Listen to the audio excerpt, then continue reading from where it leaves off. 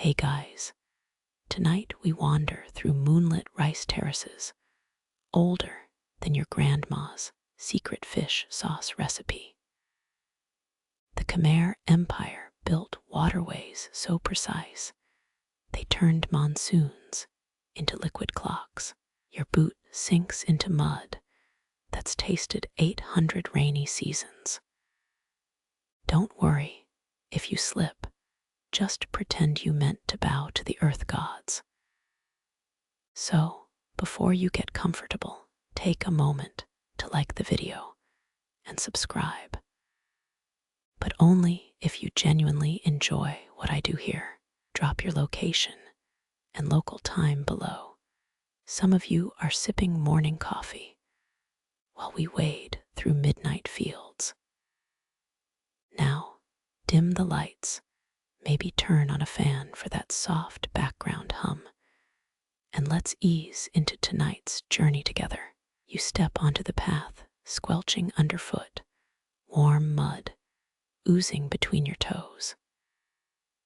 Dusk bleeds violet across the patties, turning water into shimmering oil paintings.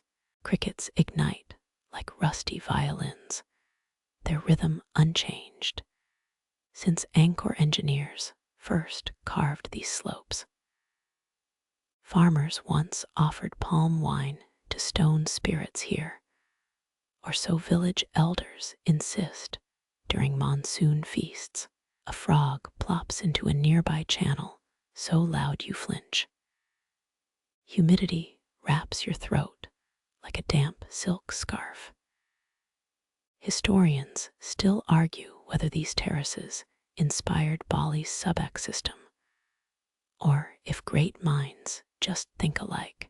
Either way, you're walking across Southeast Asia's oldest agricultural blueprint.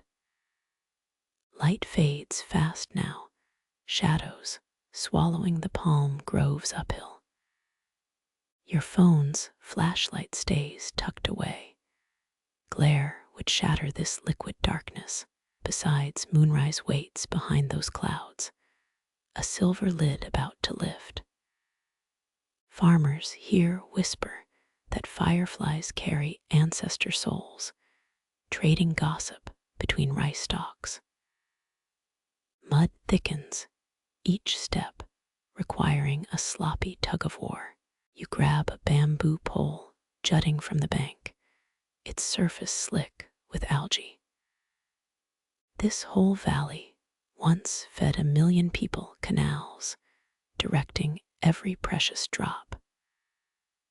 Try explaining that hustle to your houseplants back home. Bats stitch through the twilight, their wings clipping the air near your left ear. You freeze, not because they're scary, but because city living stole your stillness. Water trickles through bamboo pipes, an ancient playlist still slapping.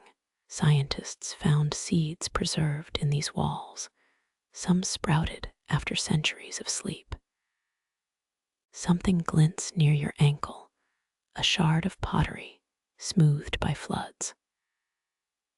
Maybe a cook once stirred lemongrass shrimp broth in this very clay. Locals insist night walks reveal more shards. Daylight makes them shy. Your calf muscle twinges. That's what you get for skipping yoga. A fish flips in the flooded paddy, its splash echoing off the terraced steps. Stars begin puncturing the purple haze. Orion's belt slung low like a careless diamond necklace. That cluster over there, Cambodian astronomers called it the plow, long before Greece named constellations. Your shirt sticks to your spine. Monsoon country doesn't believe in personal space. Lightning flickers over distant hills, too far for thunder. 3 fireflies blink their neon codes, touting discounts on midnight magic. Historians still debate if Khmer kings walked these paths, or just sent tax collectors. Rice heads brush your hip, each stalk heavy with plump grains. You avoid crushing them, knowing farmers hand-planted every single one. On harvest days, they beat drums to scare off jealous spirits, not that city supermarkets care. Coolness climbs your legs as water seeps over the path's edge. It carries the scent of rotting mangoes and fresh silt. A perfume department would go bankrupt trying to bottle this. Back home, you'd complain about wet socks. Here, it feels like the land claiming you. Moonlight finally spills across the highest terrace, transforming water into mercury. Your shadow stretches long and thin, a Giacometti statue striding through liquid silver. That ditch digger 8 centuries ago, did his shadow look just like yours? Crickets swell to a fever pitch, throbbing inside your skull. Frogs croak bass notes beneath their chaos, a biophony older than language. Your breath sinks to it, in, out, in, like the land is breathing through you. Mud sucks at your heel, impatient for your next move. You're just borrowing this night. The terraces outlast everyone. Tomorrow's tourists will march here, selfie sticks raised like scepters. But right now, the dark belongs to you and the frogs, and the ghosts of forgotten farmers. Your toe nudges a stone step, smoothed by 8 generations of bare feet. This whole valley once glittered with enough rice to tempt kings into wars. Now it whispers tales through mosquito symphonies and waters endless gossip. Clouds swallow the moon again, dropping a velvet curtain over the fields. Fireflies wink off one by one their shift, ending at some invisible bell. Even the rice seems to sigh, settling into deepest night. Your fingers find the reassuring lump of your phone, untouched, unneeded in this breathing darkness. Moonlight bleeds back, spilling like cream across the terraces, before vanishing once more. You turn from the violet fields, their edges now dissolving into night.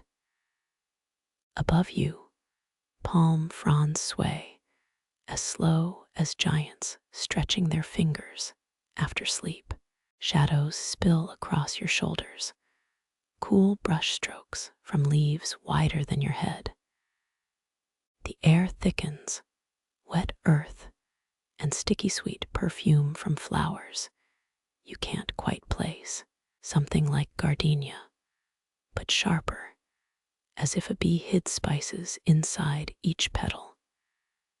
These palms held power, once anchors of survival in ancient Khmer life.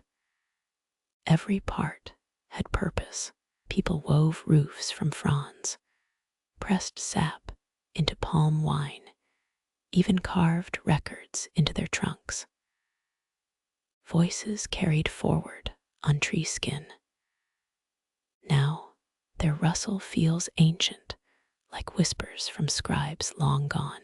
One sharp leaf grazes your arm, startling you with its paper-cut edge. Fronds this big should creak, you think, yet they move quieter than cats. Down low digits of roots grip the ground, snake-like, refusing to let go. It said some Cambodian elders still tie charms to them, asking for strong harvests, or keeping away hungry spirits. You touch a root knot, hoping not to feel the whisper of wishes pressed beneath bark. A blossom drifts down, white as milk, landing in your hair. You pluck it, Hold it close, but the name still dances out of reach. If your grandmother were here, she'd know. She'd hum as she tucked it behind your ear, her rough fingers warm as sunlight. The scent clings, turning your slow breath into something sacred. Half-buried stones line the path, a failed wall swallowed by time and moss. You kick one gently, wondering if farmers cursed it 80 years back, stubbing toes after monsoon rains. Historians still argue whether these terraces were shaped by slaves or built village by village, hands sharing the weight across generations. The moon silvers a puddle ahead, water left by evening storms. Tiny bubbles rise, some breathing insects, nightly ritual.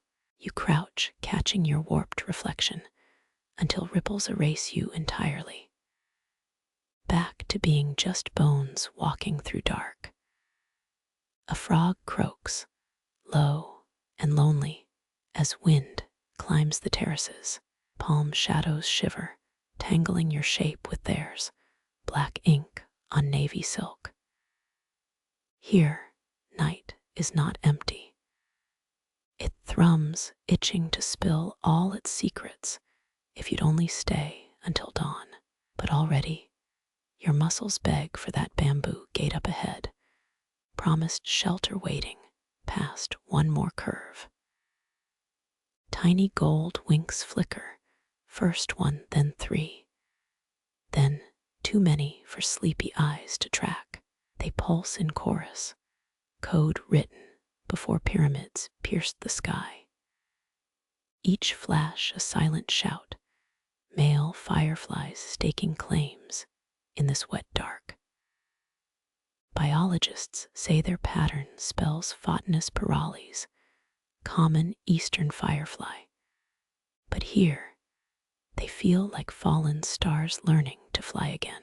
One lands on your thumb, its belly cool as moonlight. It trusts your stillness, igniting its tiny lamp against your skin. 2 heartbeats pass before it wears off, joining comrades weaving through rice stalks. Scientists mapped their flashes, each species a dialect in light.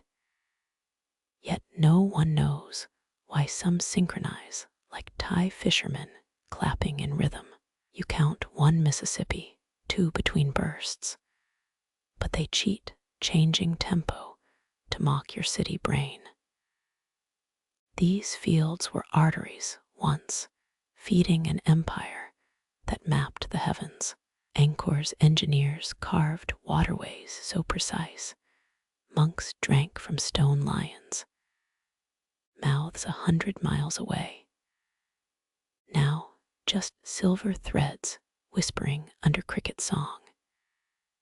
Historians still argue whether kings walked these terraces, or if rice farmers alone shaped this land-scarred hymn.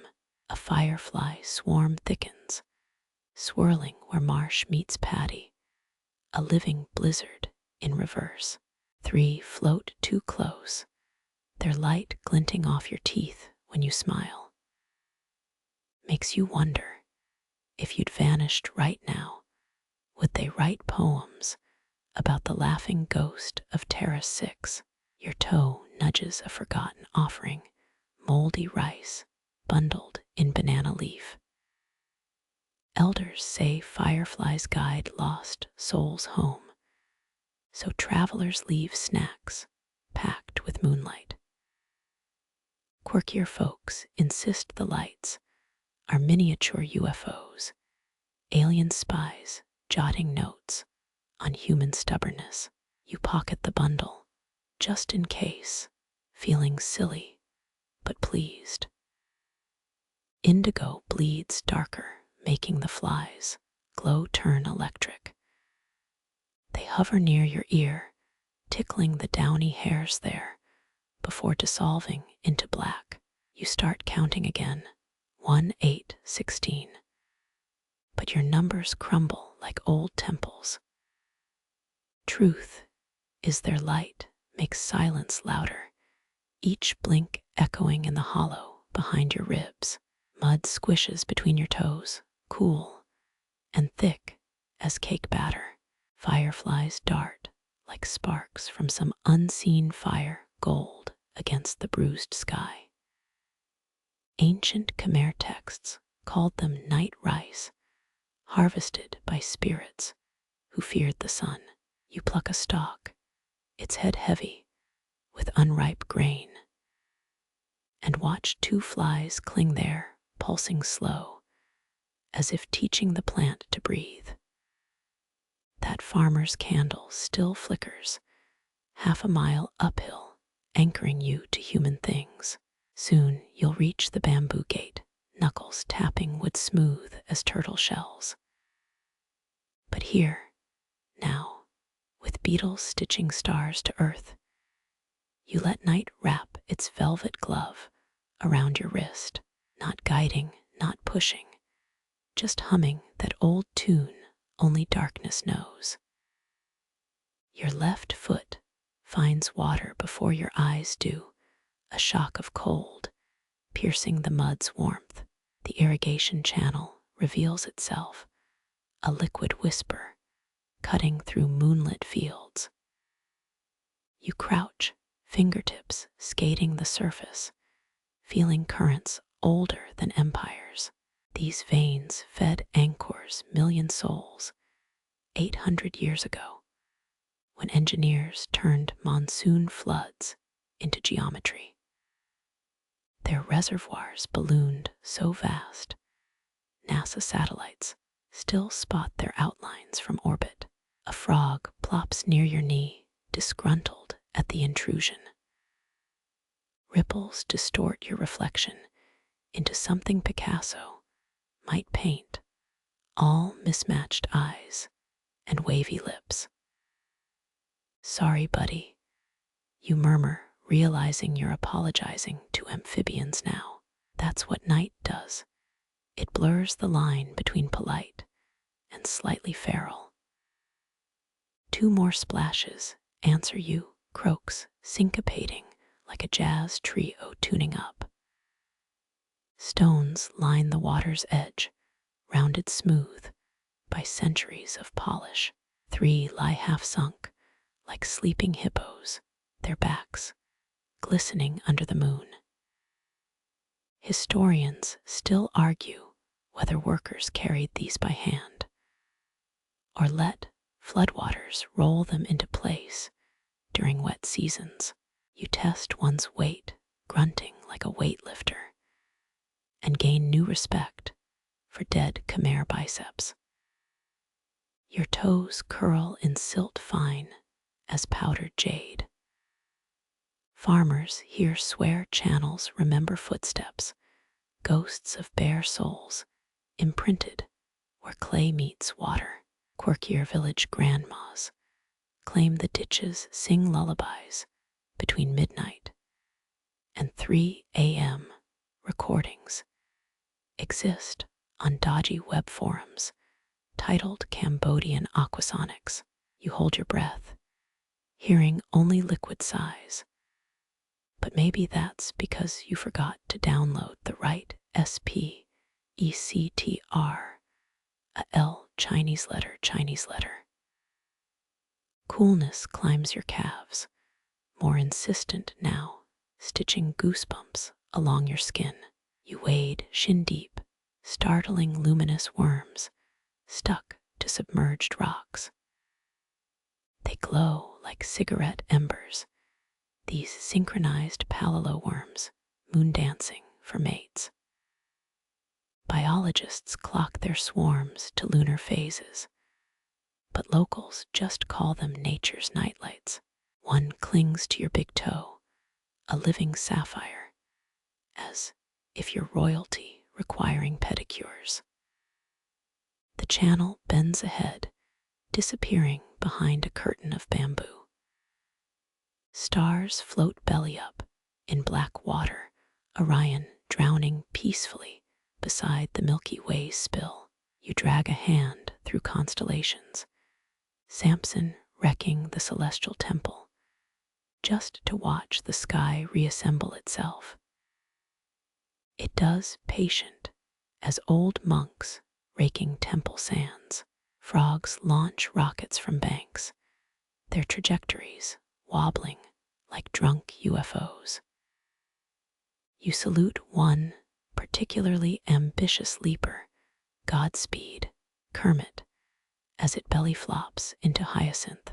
Night does things to your brain, morphing you into the weird cousin at nature's family reunion.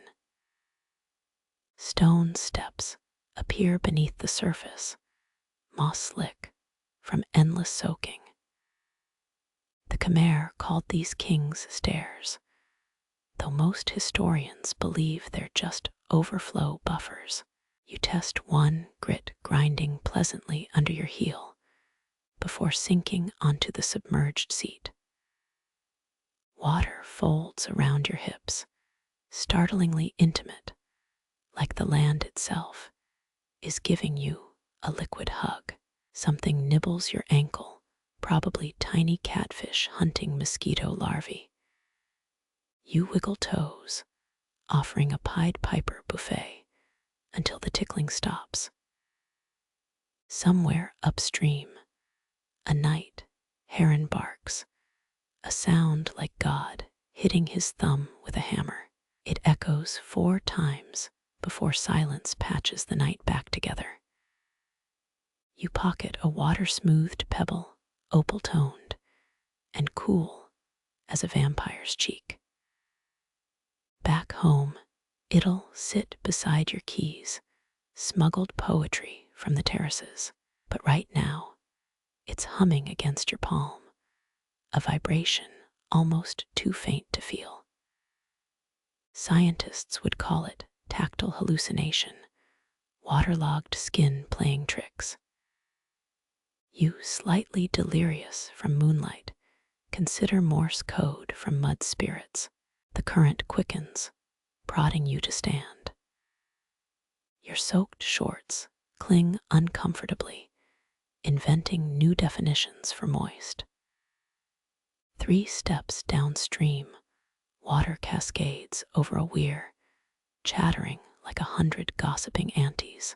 Angkor engineers perfected these drop structures, calculating angles so water never chewed through earth.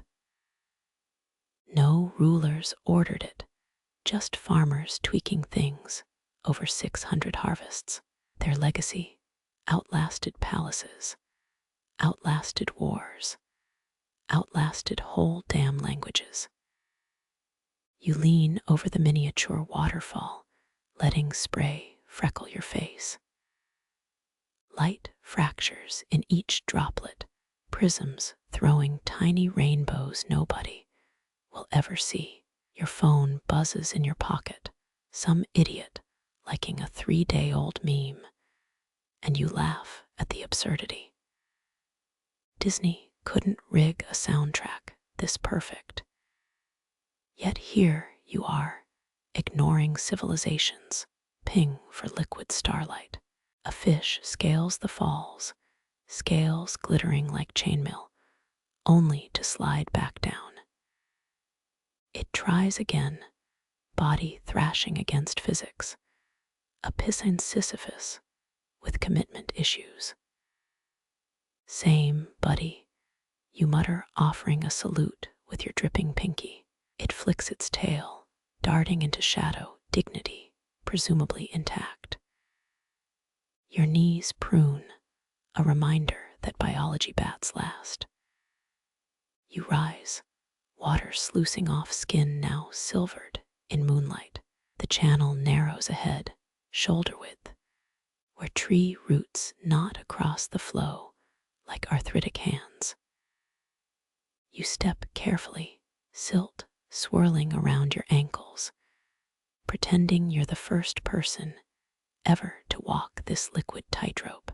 Ferns drip onto your shoulders, each drop precise as a metronome tick. They've drunk from these waters, since dinosaurs coughed their last. You pluck one frond, stroking velvet undersides, until its spores powder your thumb with ancestral dust. It smells of wet stone and stubbornness, a fragrance no Paris perfumer could ever trap. The water's whisper deepens, a bass note threading under cricket static. You freeze, half expecting some river deity to rise, all weeds and wrath. But no, it's just 3 bullfrogs inflating their throat sacs in unison. Their croaks shiver the surface, making stars dance in dizzy circles. You join them, humming low, until the frogs fall silent. Judges' scorecards would dunked you hard. Mist lifts off the water now, threading through your hair like phantom fingers. Dawn's leaking somewhere, still hours off, but night's already packing its bags. You fish out that soggy pebble, kiss its cool face, and slip it back where the current frets over stones. Maybe some kid will find it in 2124, puzzling over its too smooth edges, his own toes wriggling in ancient mud. Light bleeds first as peach, then tangerine, where water meets distant hills. Channels glint like discarded foil, gold seems stitching earth to sky. You walk until cold numbs your feet, until moss paints your soul's emerald, until your heartbeat sinks to liquid murmurs, older than bone. Funny how something made to carry life ends up carrying you instead. Orion leans low tonight, his belt sagging like a drunkard's suspenders. Humidity smears his stars, turning them into celestial fireflies trapped in jam. You squint, counting the 3 dimmest ones, until your eyes ache from cosmic homework. That middle star's Betelgeuse, a red supergiant overdue to explode. Don't worry, it won't pop before breakfast. Probably Egyptian kings linked Orion to Osiris, their god of death, and barley or something. Makes sense.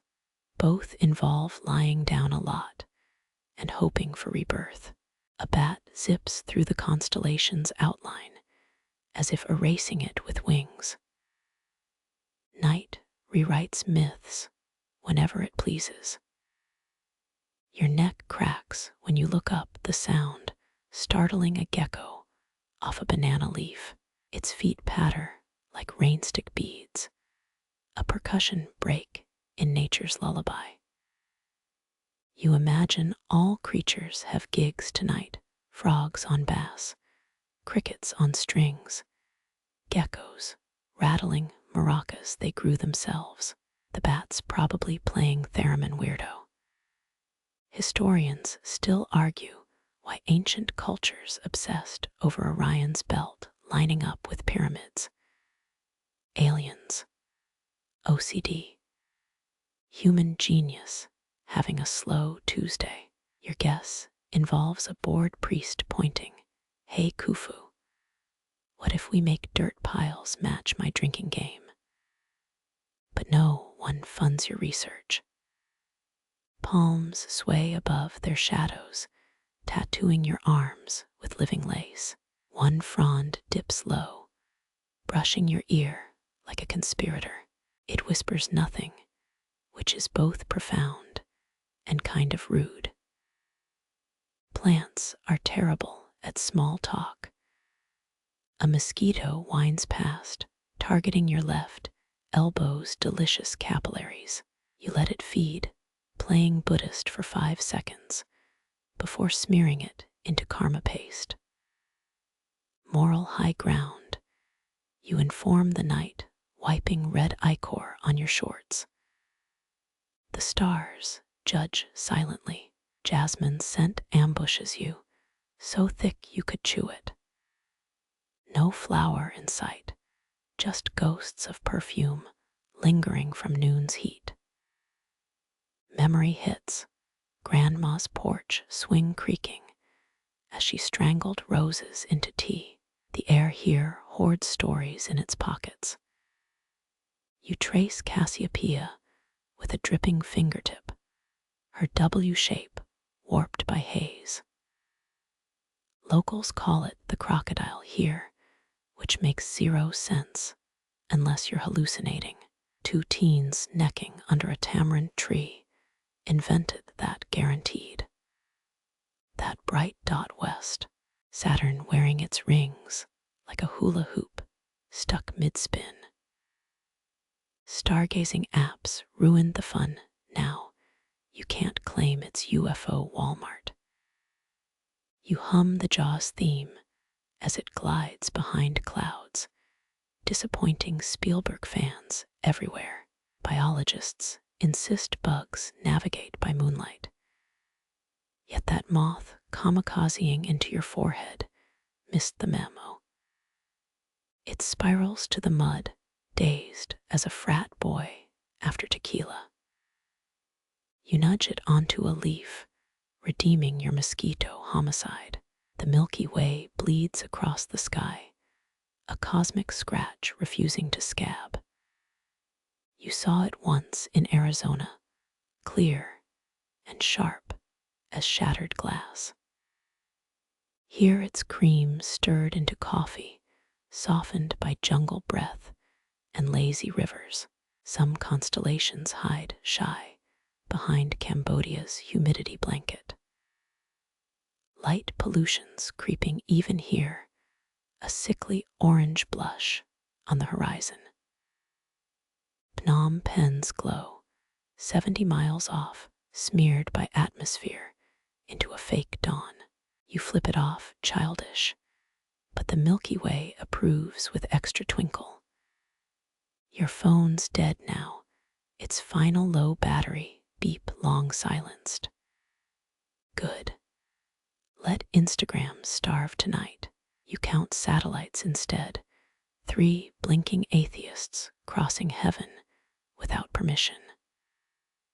One winks, probably Elon's ego made visible.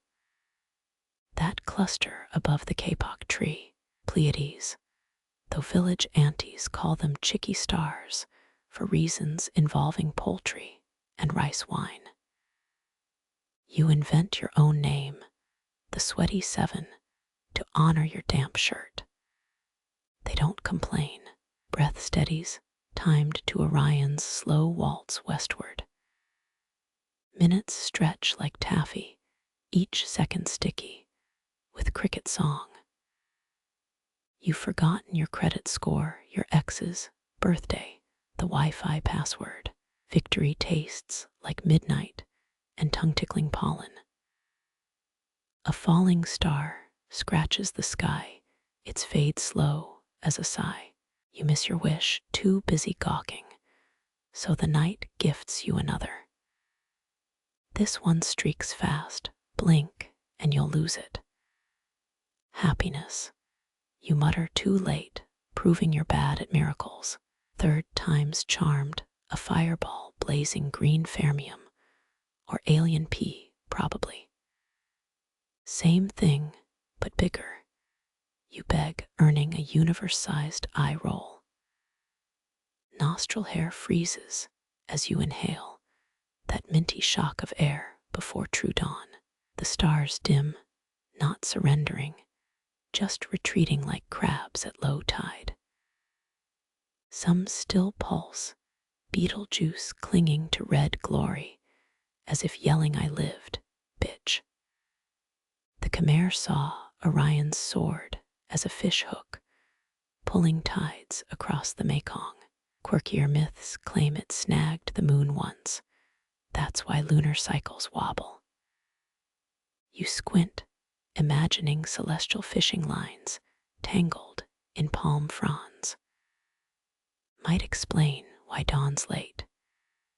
Your right foot's numb, pins and needles swarming your toes. Alive yet, you ask it, wiggling proof of life. Nerve endings scream back tiny violins scoring your pain. Note to self, stop meditating on rocks. Orion's knees vanish first, swallowed by horizon haze. His belt lingers, 3 drunk stars staggering into day shift. You salute them, grateful for company, before turning toward rice terraces, now gleaming like fractured mirrors. That warmth under your ribs, not heartburn, just night's quiet settling in a velveteen weight you'll carry until tomorrow's walk. Moss squelches between your toes, each step sucking like nature's Velcro. The stones tilt, polished by 80 rainy seasons, and countless farmers hauling baskets. Your heel slips once, enough to throw arms wide like a bad tightrope act.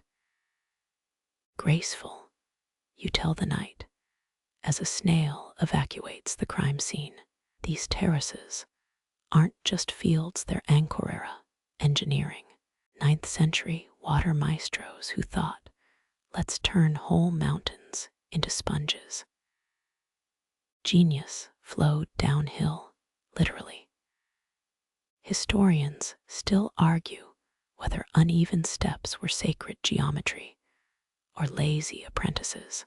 The third rock wobbles your votes clear. Bare feet feel every groove, wrinkles in time's own skin. Your pinky toe jams against a bump, some ancient chisel mark refusing erasure. Pain flickers, then fades into the general murmur of walking. Toes map history smoother than any museum plaque. That green-black slime, perfume of patience, winning against granite. One, stones warmer, still hoarding sunset's leftover heat. You linger, letting souls toast like marshmallows. Local tale claims this slab cradled a queen's foot, once her toenails painted with crushed rubies. Probably bullshit, but rub your arch anyway for royal luck. Nothing happens. My kingdom for Wi-Fi, you mutter. Rain-gouged fissures in the next step, miniature canyons, housing beetle empires. You peer close, spotting armored citizens hauling pollen cargo. One waves antennae like move along, nothing to see. You obey, untangling toes from a root's knuckle. Slope sharpens, steps narrowing, until foot lands half on emptiness. Thighs burn, reminding you gym memberships expire, but gravity doesn't. A gecko sprints across damp stone, emergency braking before cliff edges. Show off. You pant, while clinging vines judge your cardio. Moonlight puddles on the smoothest stones, liquid silver staining moss. You crouch pressing a palm where generations pressed baskets, or children, or grief. The rock whispers nothing useful, just the usual endure, endure, endure in mineral code. Modern problems feel flimsy here, like shadows scared of sunrise. 3 steps bear carved chips, maybe ritual symbols, maybe bored teens with chisels. Archaeologists found similar marks at Sambar Pray Kuk temples, proof that dumb doodles transcend eras. You trace a squiggle, channeling your inner 7th century rebel. Tags fade, but rebellion. Timeless, the quirkiest rock tilts left, as if dodging wind. Villagers once left turmeric rice here, appeasing the limping stone spirit, blamed for sprained ankles. Some still tuck jasmine buds into cracks, insurance against toe-stubbing karma. You add a pebble hedging bets. Coolness seeps upward now, Earth's chill climbing from deep drainage channels. Ankle hairs prickle the same zap as fridge air hitting bare legs. Ghost breath from underground rivers, still following Angkor plumbing blueprints. Your heel finds a perfect dip, worn by someone your height, but born when plagues were trendy. Halt midway, balancing on one foot like a deranged flamingo. Reason, ant highway crossing step 8. Workers lug aphid eggs, tiny moving pearls, while soldiers headbutt intruders. You're towering over their Viet Godzilla. Wait politely, earning 0 gratitude. Welcome to humility, you tell your bladder. Light shifts, a cloud unchoking the moon. Suddenly, every scratch on stone fluoresces, scars turned to silver lace. Erosion never looked so glamorous. Historians still argue if Khmer architects used cosmic alignments or just awesome trial and error. Right now, who cares? Stars grease history's hinges either way. One rock feels wrong gritty when others gleam. Flip it with toes, revealing a modern horror beneath. Bubblegum, pink and petrified, probably left by some zodiac sign-blind tourist. Scrape it off nail, collecting 3 kinds of gross. Nature's revenge for paved sidewalks back home. Digging toes into a crevice, you strike something hard, fumble blindly, pulling up a rusted hoe fragment. Metal whispers of 1940s French-colonial taxes, rice tithes that starved villages. Flip it, watch moonlight slide off corrosion like oil. Tuck it back, let sleeping ghosts lie. Higher now, terraces stacking like green wedding cakes below. You hug knees, suddenly aware of being a speck on an infinite staircase. The stones don't care. They've held emperors, refugees, NASA drones in monk disguises. Pressure's off. Just don't block the view. Rain threatens, each step sucking louder, clay locking around arches like needy handshakes. Remember that foot massage place in Siem Reap. They'd weep seeing your souls now, a Jackson Pollock of mud and resilience. Charge extra for historic patina. The last step, a broad plateau beckoning like a stone mattress. Collapse onto it, sprawling, as ants reconnoiter your elbow. Back soaks up cold stored since the Bronze Age. Spine aligns with some long-dead mason's chisel groove. Perfection hurts exactly right. Fingers find pits in the rock. Cup marks villagers claim held oracle bones. Probably just eroded spots where grandmas pounded lemongrass. You drop a pebble in, listen for prophecies. Hear only wind tuning up for dawn. Predict lottery numbers or you're fired. You tell the hollow. Laughter echoes yours, startling a nightjar into croaking protest. Sound bounces off steps, amplified into a phantom audience. Stand-up career found if crowds enjoy jokes about blisters and ant etiquette. Encore. The gecko's not clapping. Check your heel, surprised by 0 blood. These stones sand skin gentle, unlike city pavement, chewing through sneakers. Toe prints left behind fill instantly with water, miniature worlds for mosquito dynasties. Your mark erased before dawn's first gulp, you creep down a twisting palace hall, only the flicker of torches lighting your way. Moonlight spills across the stones, each step colder than the last. Shadows twist into shapes that dart just beyond sight, keeping pace with your ragged breath. A sudden whisper brushes your neck, lighter than cobweb, as something glides past your left ear. You freeze, not in fear, but astonishment. Wings wider than your hands stretch for an instant, black silk against torch glow before vanishing into the gloom. No bird flies this silently, no insect carries such weight. This night belongs to bats. Their velvet flight carves the air you can't even see. Scientists claim they navigate through clicks, building castles of sound humans can't perceive. Tonight, you believe them. Every few breaths, another sigh-winged shape slips past, never grazing you, barely stirring the stale air. One hangs upside down from a ceiling arch as you pass. It might be Pipistrellus pygmaeus, one of Europe's smallest, yet utterly unbothered by your intrusion.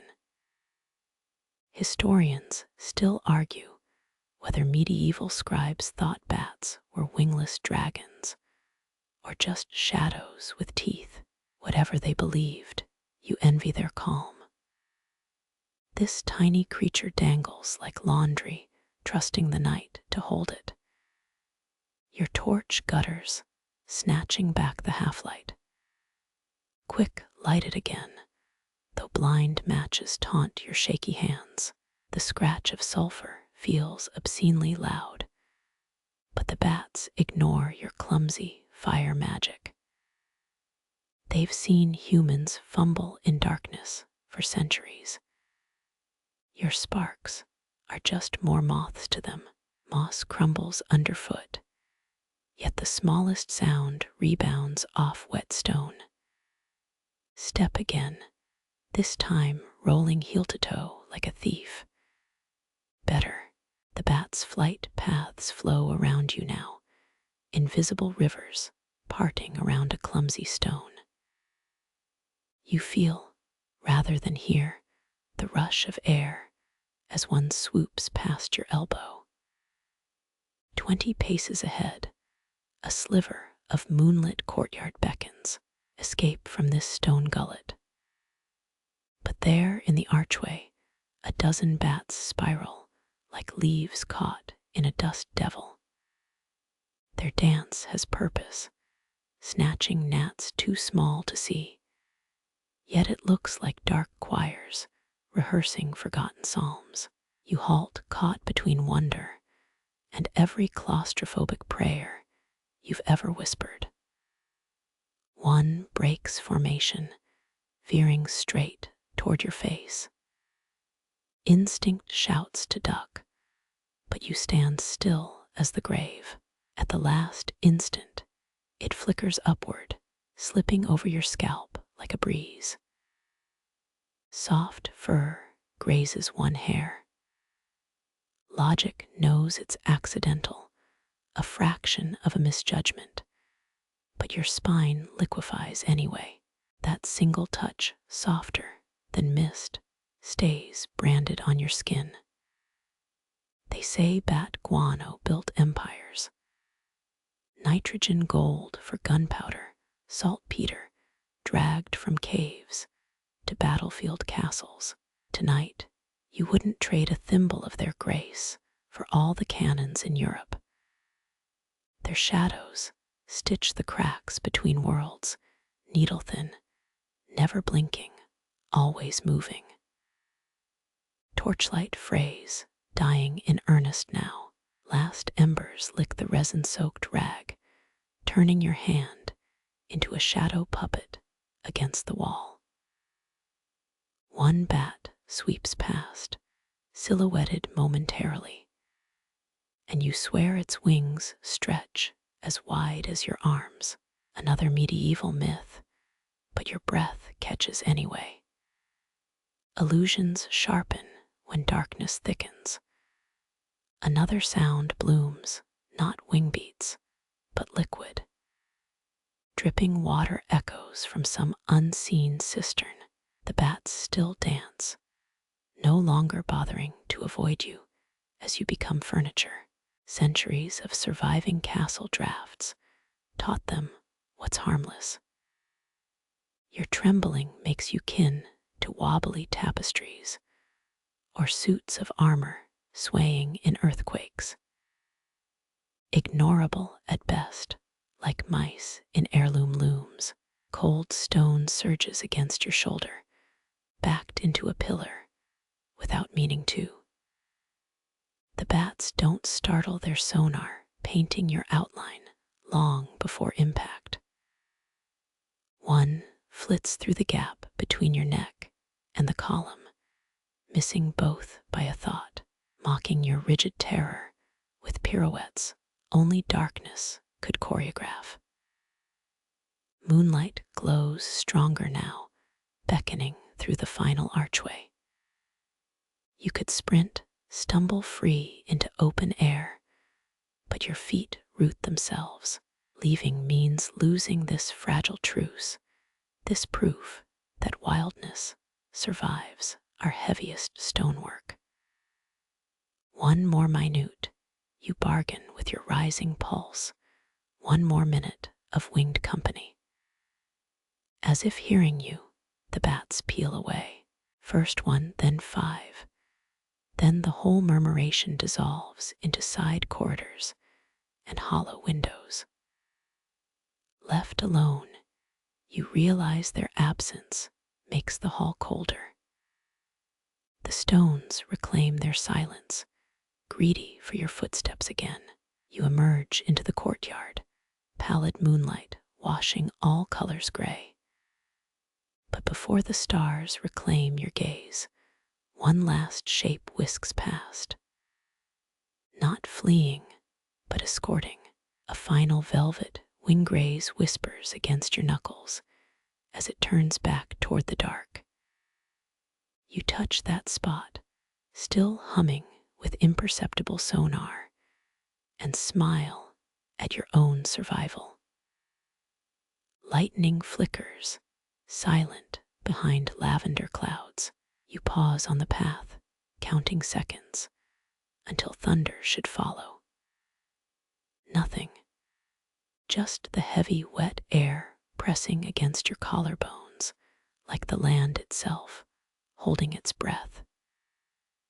400 years ago, Khmer engineers carved these terraces to dance with monsoon rains. Historians still argue whether they predicted droughts or just prayed louder than most. A breeze kicks up, carrying the sharp green scent of rain-soaked neem leaves. You taste metal on your tongue, that odd pre-storm zing scientists blame on ozone. Some farmers swear they can smell lightning, though experts dismiss it as folk nonsense. Tonight, you believe the farmers.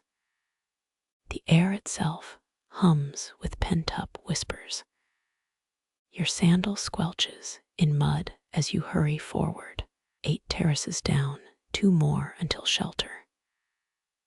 The rice stalks rustle like anxious children, their heavy heads bobbing in agreement. 30 paces ahead, wild lemongrass grows tangled by the path. Crush a stalk as you pass, rubbing the citrus oil between thumb and finger.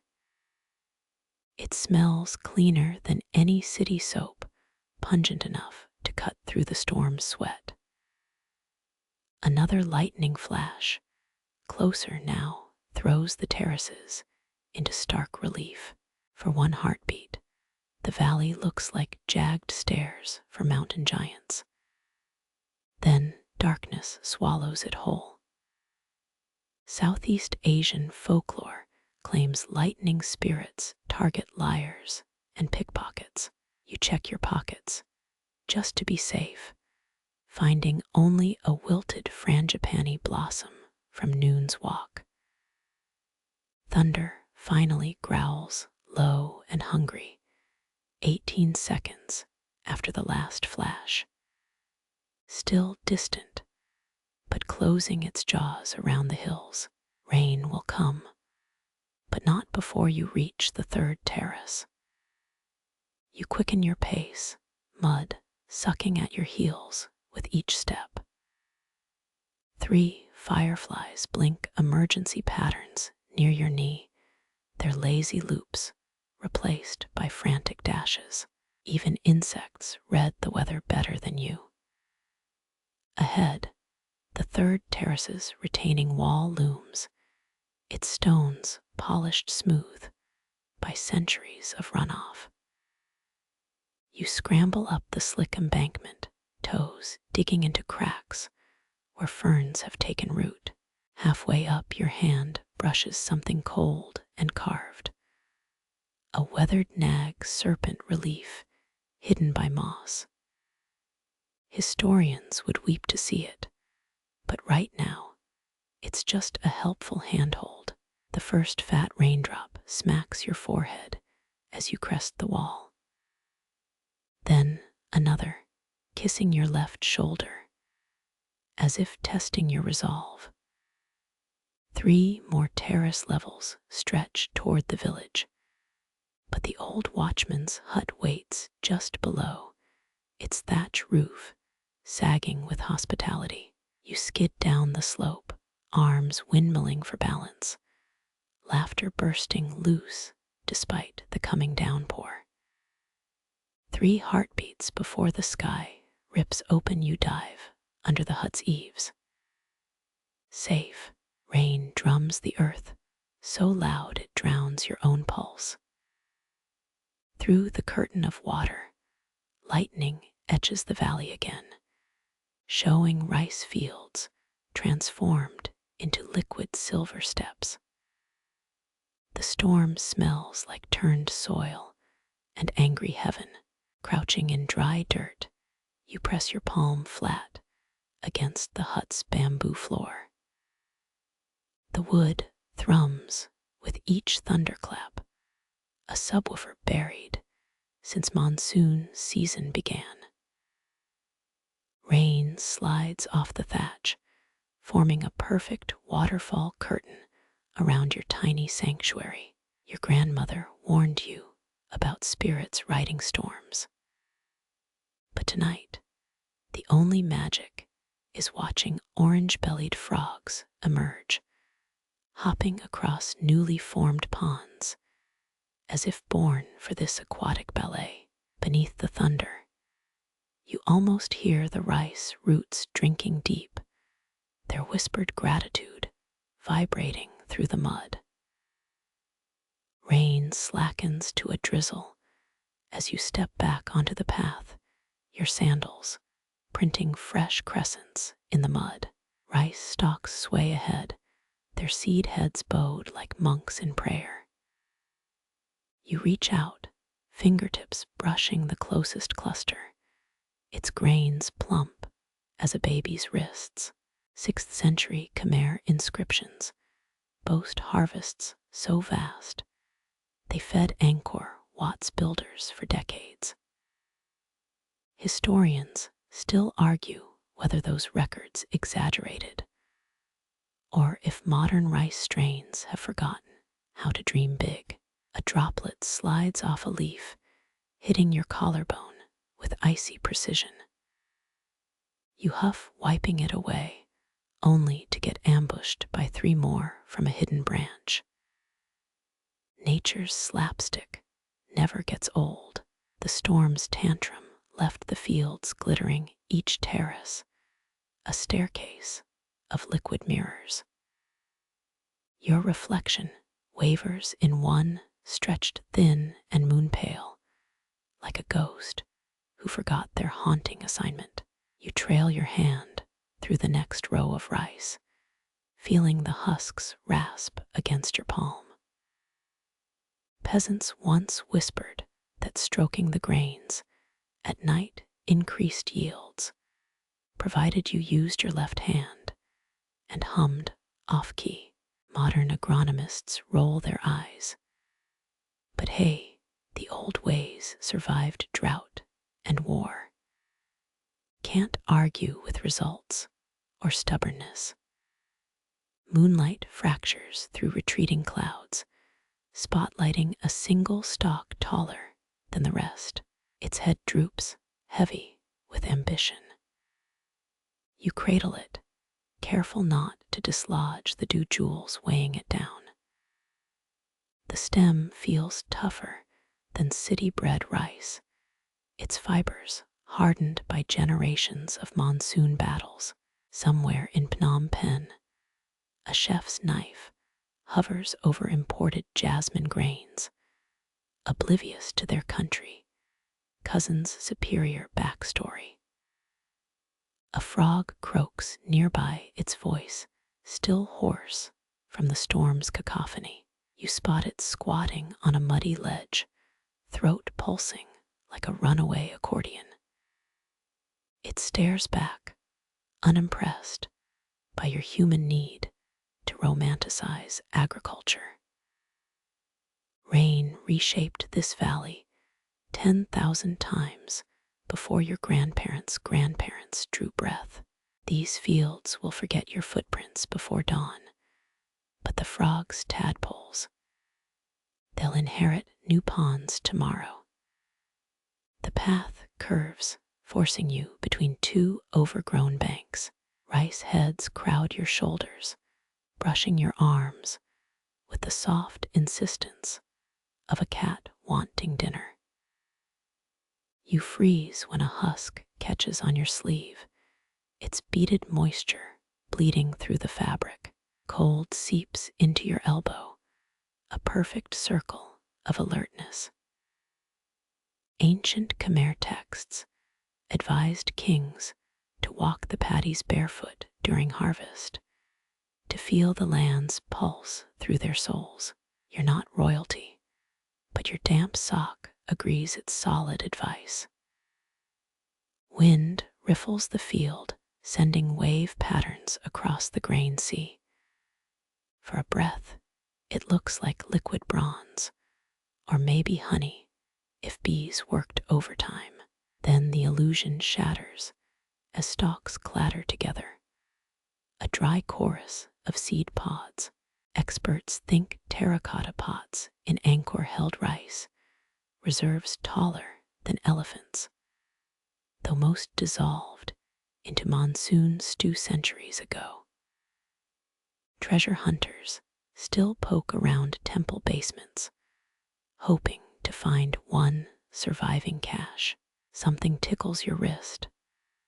A spider's silk bridge stretched between rice heads, strung while you weren't looking. You snap the thread by accident, a guilty flinch tightening your shoulders. The eight-legged engineer probably cursed you from the shadows. Urban legend of temples woven from spider silk, suddenly making pragmatic sense. A rice head bumps your earlobe, making you swat at nothing like a startled horse. Laughter bubbles up, echoing too loud in the post-storm hush. The valley absorbs the sound, greedy for new noises after hours of rain's monotony. Your grandmother claimed night-walking farmers sometimes heard phantom sickles slicing air, ghosts reaping harvests they never got to finish. You glance around, half expecting spectral laughter to answer yours. But only the frog seems amused. Another cluster brushes your hip, spilling cold droplets down your thigh. The grains feel warmer than you expected, sun heat lingering in their cores, despite the drenching.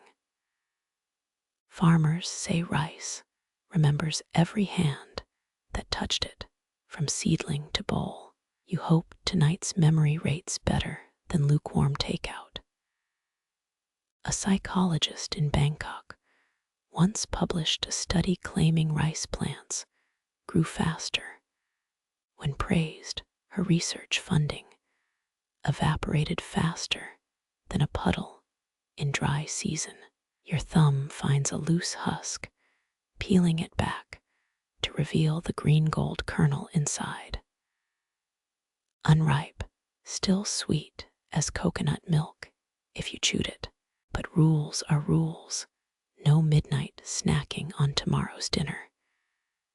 You press the husk shut, apologizing under your breath. Somewhere, a grandmother you've never met nods approval. Light flares west, a motorbike's headlight cutting through distant trees, civilization's impatient blink. You turn away, focusing on the rice heads dripping moonlight instead. They'll be cut by blades in weeks, boiled in pots, forgotten by mouths they nourish. But tonight, they're monarchs of the mud, bowing to no one but the wind. You bow back because dignity's free, and frogs judge rudeness. The path spills you onto an open dike, free from the crowded stalks. Cool air licks your damp neck, raising goosebumps. Behind you, the rice resumes its whispering, already erasing your passage from its damp green dreams. The path's mud thickens, gripping your soles like hands tugging from below. You pause, wiping sweatless dirt from your heel, and realize these aren't just terraces. Every curve holds bones compacted into silt, generations who shaped this land with bare feet and bent backs. The mainstream record credits Khmer kings for Angkor's reservoirs, but the elbow grease belonged to farmers who moved mountains one basket at a time. Archaeologists once found a worker's leather sandal near Siem Reap, still caked in 9th century mud. Historians still argue whether terrace walls rose through communal sweat or royal whips cracking under noon sun. Cool air seeps from the soil, as if the dead breathe through earth's pores. Your toes curl, half expecting fingernails to brush your arches. No ghostly gardeners appear, just the squelch of mud, saying you weigh more than history. Down south, any self-respecting Californian would bottle this dirt as artisanal mineral therapy. Your pinky toe bumps something solid, a shard of fired clay, no bigger than a coin. Rinsing it in a puddle reveals faded ridges, once part of a spirit bowl meant to appease field ghosts. Farmers buried them at corners, filled with rice wine and betel nut. Quirkier folklore claims the bowls were mini dance floors for earth sprites who'd stomp out pests if entertained properly. Modern agribusiness pamphlets call this superstition, but tell that to a cockroach fleeing an angry pixie mosh pit. Twilight deepens, shrinking your shadow into a stub. A distant cowbell clanks, its rhythm older than GPS collars. The sound carries through time, a bovine metronome unchanged, since some clever herder first tied metal to a neck. You imagine Bronze Age cattle rolling their eyes at the noise, same as modern livestock. Fireflies pulse above a furrow, their code too ancient for human translation. You crouch, watching green pinpricks stitch the dark. One lands on the clay shard, blinking twice before zipping off. Maybe it's a relative of whoever chipped that bowl centuries back, checking on their handiwork. Mist pools in low spots, smelling of decay and tomorrow's mushrooms. Your left foot sinks deeper, sucking at the mud's reluctant release. They used oxen to compact these dikes, beasts trudging circles until their hooves bled. Bone records show some plow animals lived into their 30s, pampered retirees after decades of service. You hope they got extra mango rinds in retirement. Fingers of crabgrass brush your calf, their seed heads barbed like micro harpoons. Evolution's Velcro sticking to socks since before zippers. You pluck one off, rolling it between thumb and forefinger. In the war of weed versus waxed denim, fashion rarely wins. An amber light flickers far down the valley, someone burning stubble or brewing midnight coffee. Smoke threads the air, tinged with caramelized sap and nostalgia. Your grandmother burned rice husks to repel mosquitoes, claiming the ash made hair shine. Her mirror disagreed, but joy laughs louder than facts sometimes. You press a palm flat against the mud bank, feeling vibrations older than sidewalks. Hundreds of harvests hum beneath your skin, seasons stacked like ledger pages. Curious how dirt remembers hunger better than feasts. Wind riffles a stand of wild basil, unearthing the tang of 1,000 unfinished lunches. A lizard skitters over your footprint, its tail whipping like a metronome, set too fast. Monarchs erected temples, but this little citizen owns tonight's real estate. Moonlight pries apart clouds, silvering the nearest terrace wall. Your knuckle scrapes a rock, its edge smoothed by 80 monsoons. Touch a pothole in Brooklyn, you get curses. Touch history here, you get lunar discounts on perspective. A toe stubs against buried timber, likely part of an ancient sluice gate. Water still obeys its geometry, even when wood crumbles to sugar. You wonder if rivers miss their old collaborators, stone and timber being kinder dance partners than concrete. Something glints half buried, a porcelain fragment painted with cobalt vines. Qing Dynasty trade goods flooded Cambodia. Once porcelains traded for pepper and parrot feathers. This chip probably outlasted the ship that carried it and the sailor who dropped it. Your pocket stays empty.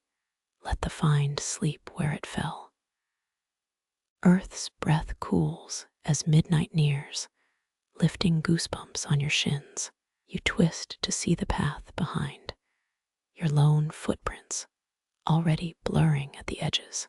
Tomorrow's rain will erase them completely, a kindness to whoever walks here next. Clouds swallow the moon again, but darkness feels softer now, like worn cotton.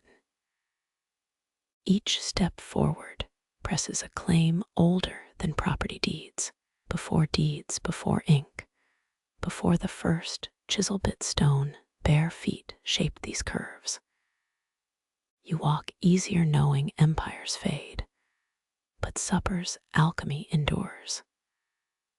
Soil shifts beneath you, adjusting its weight like a napping giant.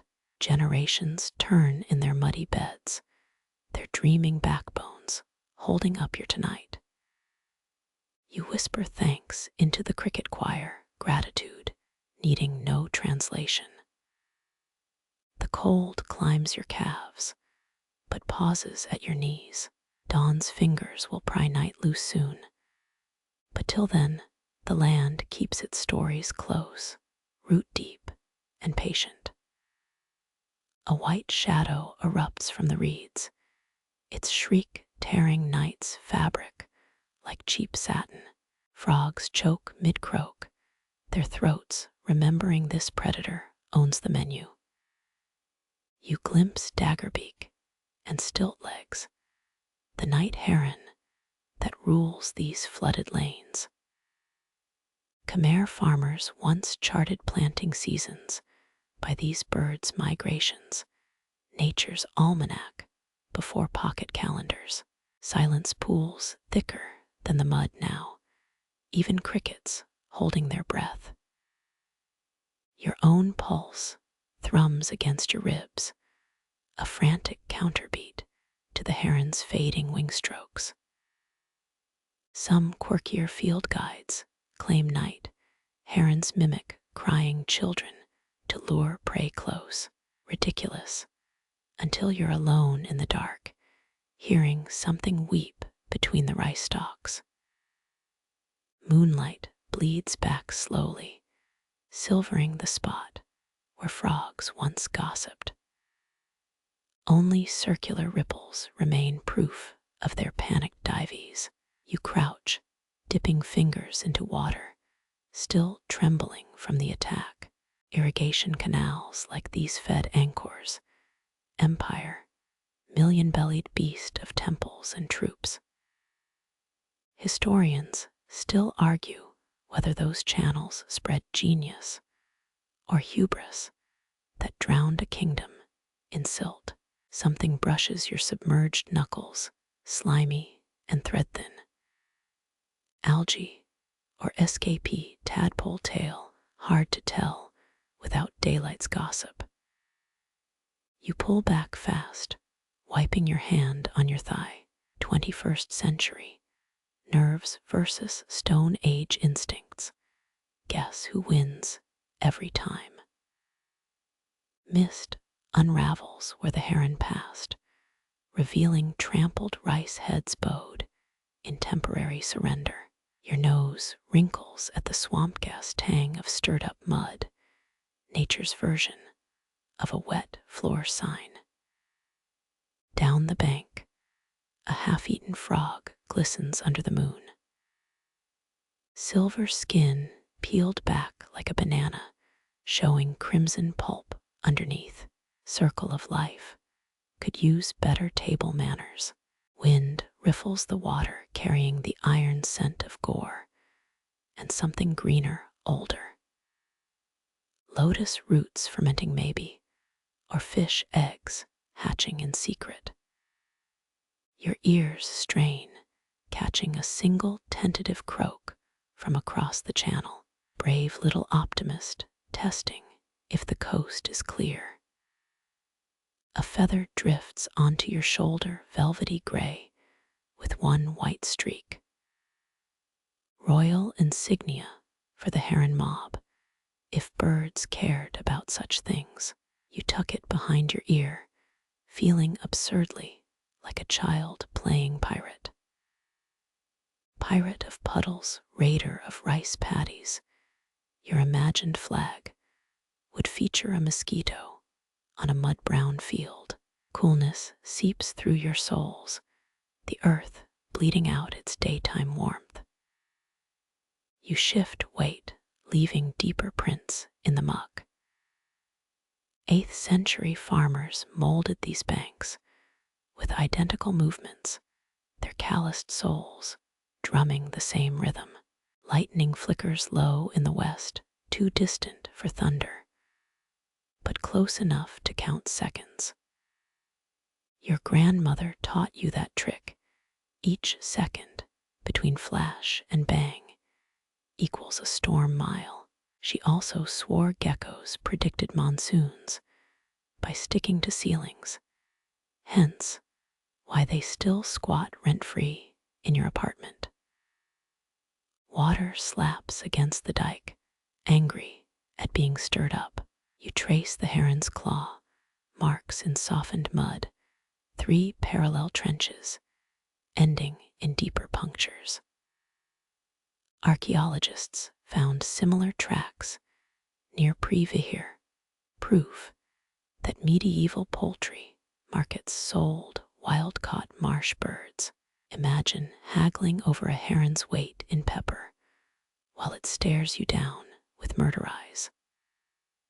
Frogs resume their songs, first one brave tenor, then the whole amphibian choir. Their lyrics haven't changed since dinosaurs munched on their great-great-great-great-grand tadpoles. Moon ducks behind clouds again, herding shadows across the water. The heron's cry echoes once more, far upstream now, a fading siren promising other hungers. You stand knees popping like misfiring cap guns and turn back toward the path. Your feather trophy tickles your earlobe, absurd reminder of this small violence. Tomorrow it'll wilt in the heat, a soggy curl in your pocket. Tonight, though, it's a heron's autograph on your skin. Heat rises through mud, lingering long after sunset kissed the fields goodbye. Your heels sink into daytime's leftover warmth, like stepping onto bread fresh from the oven. Rotting leaves perfume the air sugar and decay, tangoing under your nose.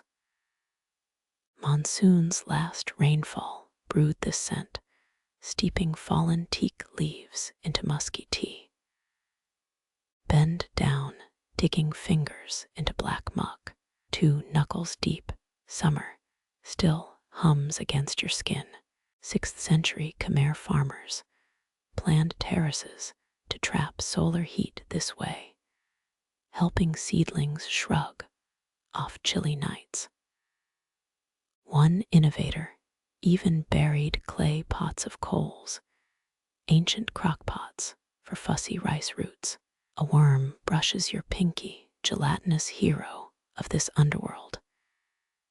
It retreats faster than a pickpocket in daylight, annoyed by your uninvited excavation. Night crawlers reportedly flee earthquakes 3 days early. Not that you trust their judgment over your weather app. Mushrooms glow faintly nearby, fairy lamps wired to decomposing logs. Their greenish phosphorescence winks as you pass, nature's version of runway lights for tipsy beetles. You crouch, blowing gently on their caps. The glow dims, as if annoyed by your breath. Sorry, didn't mean to extinguish your party. Leaf skeletons crunch underfoot, persistent even in death. Their veins cling like lace, refusing to surrender shape until microbes win. Historians still argue whether anchors, compost pits fertilized crops, or just bred plagues of biting flies. Wind hiccups carrying the village's dinner smoke across the fields. Charred fish and lemongrass tease your empty stomach. Someone's grandmother is definitely scowling at a stubborn fire, her curses bouncing off clay pots. Peel off your sandal, feeling mud ooze between toes. The muck claims your footwear like quicksand, swallowing a toy soldier. You grimace, tugging hard enough to risk launching it toward the stars. Mud relinquishes its prize with a wet gasp, leaving your soul decorated with pebbles and shame. A tree frog plops into nearby water, its splash echoing like a dropped melon. Rings spread, distorting the moon's reflection into molten silver. You count 12 ripples before stillness returns, proof that math exists even in puddles. Cicadas throttle their buzzsaw song louder now the heron's gone. Their noise drills into your temples, an asphalt roller serenade for the damned. Evolution failed us by not equipping humans with earlids. Your scarf droops, sodden with sweat and mist. It clings like a dead jellyfish draped over your shoulders. Unwrap it, letting night air lick your collarbones. Skin sighs, grateful for the reprieve from damp fabric's chokehold. A crumbling dike spills warm water over your ankle. Goosebumps rise, betraying your body's thermostat confusion. Heat below, chill above, like tasting soup, while ice cream melts in your other hand. Moonlight picks out paw prints along the bank, jungle cat, or just an ambitious house pet. The marks curve into the dark, telling stories you're not fluent enough to unravel. Maybe it stalked the heron, or just chased fireflies for sport. Dig your heel deeper, savoring that subcutaneous glow against your blister. Each step squeezes warmth upward, an underground hot water bottle refilled by the sun's long shift. Termites perfected this insulation trick millennia ago, building mounds that breathe like living lungs. Sniff a fistful of soil. It smells like secrets and dead things. Fertility has a scent sharp as copper coins and thick as wet wool. Some esoteric gardening manuals claim moonlight multiplies earthworms, hence why they party nightly under your tomatoes. Your blistered heel protests, breaking the spell. Leather straps gnaw fresh wounds with every squelching step. Note to self, fashion meets function, loses 9 times out of 10 in rice country. Lightning flickers again, closer now. No counting seconds, yet just silent flares behind bruised clouds. Rain's coming, but these fields have gulped down worse. The 1638 monsoon drowned 9 villages, yet these terraces drank the flood and asked for seconds. Turn face up, letting cool air rinse your eyelids. Stars smear across vision, blurred by fatigue or impending storm humidity. You imagine the sky's reflection trapped underground, liquid constellations warming your footsteps from below. Blink focusing on Scorpius dangling upside down. Its tail stinger nearly brushes the horizon, threatening to inject darkness into day too soon. You mirror its curve, arching your aching back, until vertebrae crackle like cheap bubble wrap. The mud beneath you shifts, alive with worms, avoiding your weight. Their silent wriggling writes braille messages against your soles. Wish they'd include subtitles for the clueless giants stomping through their world. Roots hum beneath the soil, sucking up yesterday's rain like green vampires. Their thirst made these terraces necessary, humanity bargaining with gravity for every drop. Step back, admitting defeat to the blisters, and gathering dark. Tomorrow's wanderers will inherit this warmth, along with your abandoned sandal indentations. Moon slips behind clouds, signaling bedtime for mortals and mushrooms alike. Moon's hiding leaves you squinting at shapes that weren't here this afternoon. Ahead, a sway-backed arch of bamboo splices the path, like a giant's slingshot abandoned mid-draw. Its ropes whimper with every breeze, hairy with age and distrust. You inch closer, half expecting it to groan like the elderly relative who judges your posture. Brittle creaks greet your approach, wood protesting even this ghost-light touch. Khmer farmers built these arches tall, letting ox carts pass beneath, their wheel hubs packed with monsoon mud. Modern enthusiasts insist bamboo famine gates saved whole villages when rice harvests failed, though receipts from Angkor times are notoriously scarce. Fingers trace a rope's frayed lip. It feels like petting a moth-eaten beard. The knots look older than your passport photo, each twist fossilizing decades of wet and dry seasons. Local legends claim such gates trap wandering ghosts if the cords stay red. These ropes bleached white as bone ages back, so maybe the neighborhood phantoms get free parking tonight. Duck under your scalp, missing the lowest pole by less than a prayer.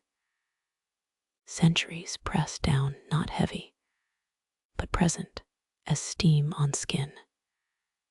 Historians still argue whether these arches marked crop boundaries or served as spirit filters for superstitious plowmen. Your spine tingles anyway, whether from history's breath or just overdue for a chiropractor. The gate exhales as you clear it, a woody sigh of relief. Behind you, its silhouette shrinks against star-punched sky, still knitting night's fabric where you tore through. Ahead, older terraces slope downward, their retaining walls patched with stones like broken teeth. Mud sucks at your toes, sudsier here oxygen-starved and burping methane bubbles. Each step squelches like walking on sleeping frogs. 8-legged sheet-web spiders flee your ankles, their silk hammocks demolished by your clodhopper feet. Apologies, little weavers, but your airman lists sunrise checkout. Wind shoulders past, snagging a bamboo splinter in your sleeve. When you twist to free it, the whole arch shivers, rattling like a cupboard full of disapproving skeletons. Note to self, ungentlemanly, to steal souvenirs from elderly architecture. To your left, an offering niche gapes black in the dike wall. Bare stone shelves collect more shadows than gifts these days, though 3 incense sticks jut sideways, faded red paint clinging to their necks. You imagine hands placing them, calloused fingertips brushing dust off devotion. A gecko chirps from the archtop, its pitch perfect for mocking human indecision. Your phone's flashlight stays dormant, a truce with the night's fragile theatrics. The dark rewards patience, unfurling shapes your daylight eyes would trample. Nostrils flare at a new scent, wet limestone and something feral. The 15th century caretakers probably smelled this too, minus the synthetic bug spray now vaporizing off your neck. Science hasn't determined if mosquitoes respect historical ambience. Evidence suggests they don't. One bamboo pole wears carved initials V, S plus LK. Inside a lopsided heart, teenage love, or a farmer marking his favorite ox. Either way, their story sank into the soil with last century's rains. Your elbow bumps the gate, triggering a landslide of hollow knocks. Wincing, you freeze, letting silence reassemble itself stick by stick. Somewhere, a rice paddy frog croaks the amphibian equivalent of clumsy oaf with perfect justification. Warmth persists underfoot, geothermal cuddles from the terrace's deep belly. Storms could drown the world tomorrow, but this mud holds yesterday's sun hostage, radiating comfort like a smug cat on your pillow. Light bleeds eastward now, liquid hematite seeping through indigo. The gate shrinks in your peripheral vision, still humming the tune of your passage. Dawn's first birds begin rehearsals, their scales sharper than last night's cricket lullabies. Your pocket cradles a pebble from the dike, its edges softened by 80 harvest floods. Tomorrow, it will anchor grocery lists on your kitchen counter, pretending it never knew moonlight or spider silk. Tonight, it thrums with Khmer dirt and gateway secrets, nestled against car keys like a smuggled sunrise. Moonlit mud squishes between your toes, leading you downward, where terraces flatten into liquid shadow. The scent shifts, wet green now, with an undertone of something like bruised almonds. Lotus leaves sprawl ahead, black saucers catching starlight, each rim tipped silver, like fine china awaiting ghosts. Your heel sinks, sudden startling a frog, whose leap cracks the water's skin. Ripples race toward the pond's heart, silver wrinkles spreading, then dissolving against lily pads. Scientists say lotus leaves self-clean, their microscopic bumps rolling off dirt and water alike. Tonight, they look content, hosting moonlight and your clumsy human interruption. Kneeling at the bank, your knees meet mud, willing as wet clay. Is that a carp's back breaching, or just the moon shivering? Fish here grow fat on temple offerings, pilfering rice grains dropped for river spirits.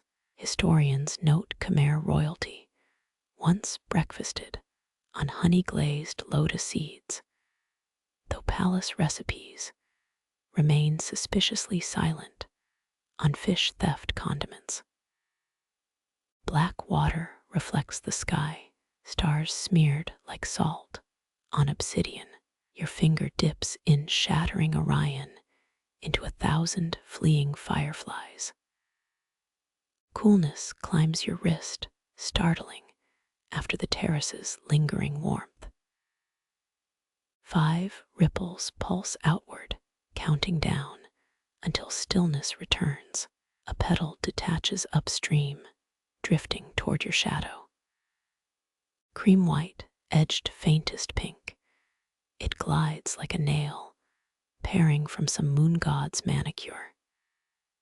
You let it pass, knowing plucking lotus flowers curses the picker with 7 nights of hiccups. Or was that an old wives' tale invented by lazy gardeners? Either way, you keep hands pocketed. Bubbles erupt near the bank, methane or aquatic life belching hello. The mud here remembers 800 years back when this pond fed Angkor's workers. Modern debate rages whether lotuses held ritual meaning or just predified royal constipation remedies. Best not dwell on that while knee-deep in their descendants. Something scrapes your submerged knuckles, slimy, then gone. You yank back, heart galloping, only to see a catfish whisker break surface. Its mouth works the shallows, vacuuming insect eggs off roots. Local lore claims catfish sing underwater if you press your ear to midnight mud. Your ear stays dry, prudence outweighing curiosity. Wind combs through lotus stalks, their hollow stems rattling like bamboo wind chimes. 3 heads bob in agreement, seed pods heavy as shakers in some swampy jazz band. Historians still argue whether temple ponds doubled as moon calendar devices their blooms, marking lunar phases. Tonight, they simply mark where mosquitoes plot your downfall. Your pebble stolen from the dike feels sudden heavy in your pocket. Guilt? Probably not. Khmer dirt weighs more after midnight, every granule hoarding secrets. You roll it between fingers, then flick it gentle toward open water. Plunk. Ripples collide with a rising fish's splash, patterns tangling like quarrelsome lace. The stone sinks fast, too humble for bottom silt treasure chests. Maybe some eel will use it as a doorstep, polishing it smoother with belly scales each dawn. Lantern bugs skim the surface, their tiny bodies trailing gold threads of light. Each touch sparks a micro constellation, here then gone. You count 11 before mist blurs your vision. Or is that sleep crust sabotaging the senses? The moon climbs higher, bleaching color from petals. What were blush pink at dusk now glow bone pale, their curves holding moonlight like liquid in cupped hands. Your grandmother called lotuses bargain bin suns, cheaper than daylight, but just as bright if you squint right. Leaning closer, you catch your reflection. A smudge-eyed stranger crowned with cowlicks. Water warps your nose, Giacometti-like, into something a catfish might court. Flattering, not quite, honest, as mud. Frogs begin belching chorus from the far bank, their gulps syncopated, yet somehow harmonious. One brave tenor hops onto a lily pad, its weight barely denting the leaf. Amphibious opera, and you've got front row sludge seats. Dawn's first blush tints the east, peach stealing into indigo. The lotuses seem to turn, petals angling toward the coming light. Night bloomers they're not, but maybe they sense change, like cattle feel thunder miles off. Your toes have numbed, mud's chill seeping into joints. Rising feels like peeling tape off sunburn, slow, regretful. The pond clings to your ankles, reluctant to release its latest curiosity. As you retreat, water drips dark circles on the path. Each drop glints before sinking into dirt. Little offerings return to earth. Behind you, the pond stitches closed where you knelt, silver ripples dissolving into black. Gecko chirps resume, day shift workers clocking in. Lotus leaves shiver off your disturbance, readying for dragonflies and proper sunshine. Your pocket feels lighter without the pebble, though something of the pond's quiet still nests there, cool against your thigh. Moon bleeds pale as your steps carry you uphill, leaving water darkness behind. One final glance back, the lotuses already forgetting you, petals lifting toward true dawn's gold. Their roots stay tangled in histories deeper than kings, or hiccup curses, or stolen stones. Mud dries gritty between your toes, each grain whispering terraces. Sleep now. Day comes. You walk easier, some unnamable thirst quenched by black water and floating flowers. The day's first wasp buzzes past, bumbling toward mango blossoms, as somewhere below your pebble settles among forgotten temple coins and fish bones. The night's last chill lifts, giving way to air thick as Grandma's rice porridge left simmering too long. Damp straw scent washes over you sharp as snapped twigs, braided with the wet dog musk of pond mud. Frogs thrum a bass line you know deeper than your own name. Music older than Angkor's fallen towers. Your souls recognize this mud too stickier, here more clay than grit, clutching at your heel like a child begging for 5 more minutes awake. Grandmother's village smelled exactly like this. After monsoon rains soaked the thatch, you'd help her bundle rotted straw, wrists itching from fibers, carting armloads to feed stubborn water buffalo. Khmer farmhouses breathed through their rooftops back, then woven palm letting steam and gossip slip out sideways. Hers always stewed tamarind pork, left bubbling, while she patched your torn school shirt with lotus stem thread. Some say Vietnamese builders taught Cambodians elevated house designs, though your grandma swore her stilt home was built by giants who napped under mountain peaks. A cricket lands on your forearm, its feet static tickling your skin. You shake it off, gently recalling how she'd scold you for squashing them. House guardians, she called them, while sweeping their droppings off the bamboo floor. Scientists recently proved cricket chirps sync with human heartbeats if you're patient enough to listen. Grandma knew this 60 years back, whispering they sing our blood's rhythm when monsoons drowned out the radio. Your toe kicks buried pottery, clinking against a hidden brick. No surprise, this valley yielded Ming Dynasty teacups alongside ox plows. Historians still argue whether Chinese traders swapped ceramics for rice, or just dumped broken dishes like yesterday's litter. Grandma repurposed every shard, glazing their edges smooth to scrape stubborn coconut flesh from the shell.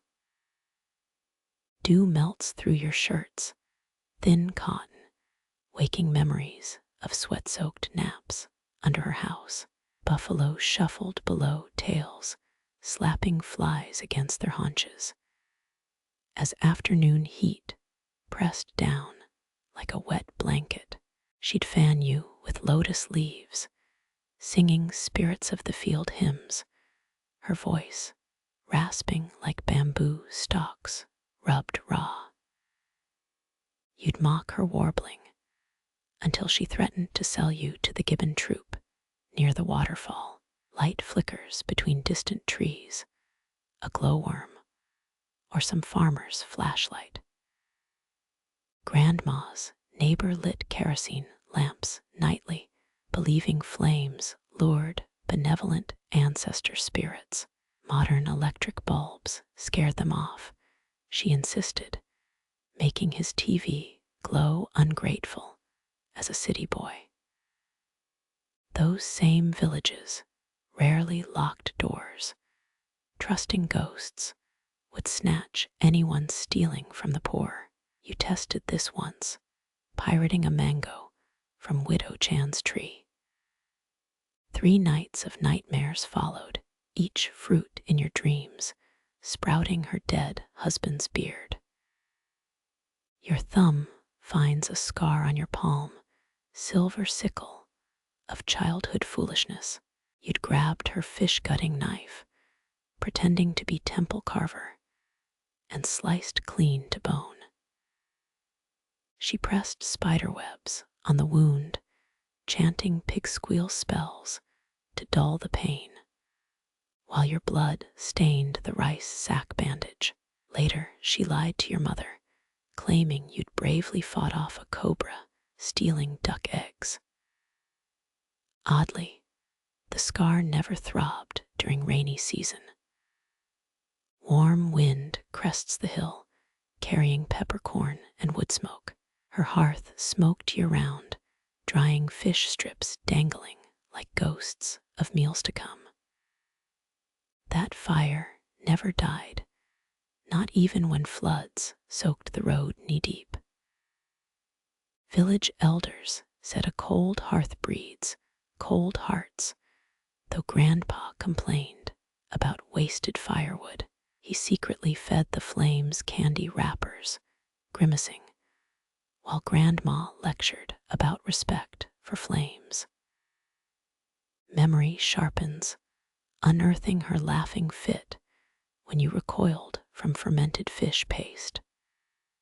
Smells like victory, she'd cackle, explaining how Khmer soldiers survived on this during jungle marches.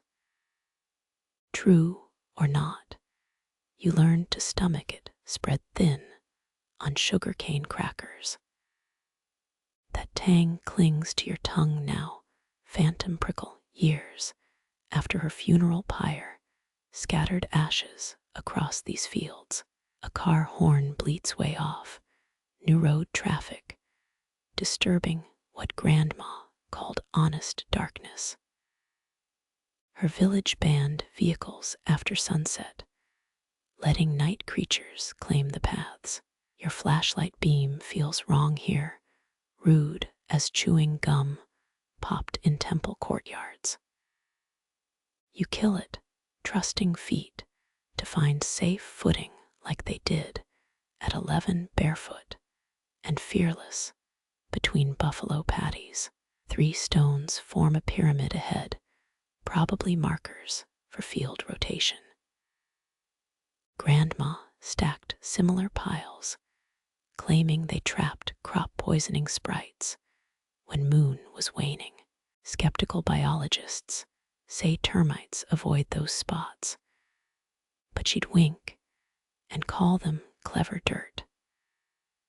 Starlight pales above, muted by the first blue hints of dawn.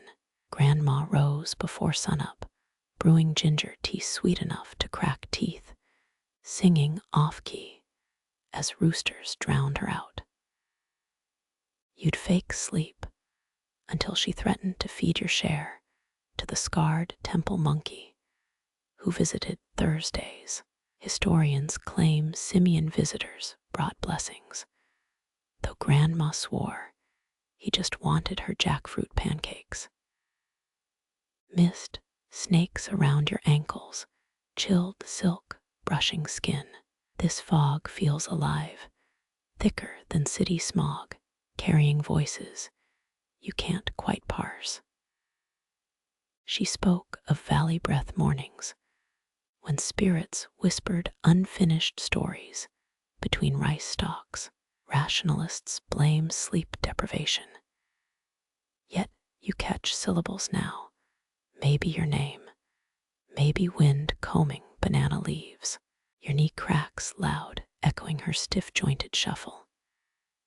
Age shriveled Grandma, but hands stayed strong, kneading dough or wringing wet sarongs.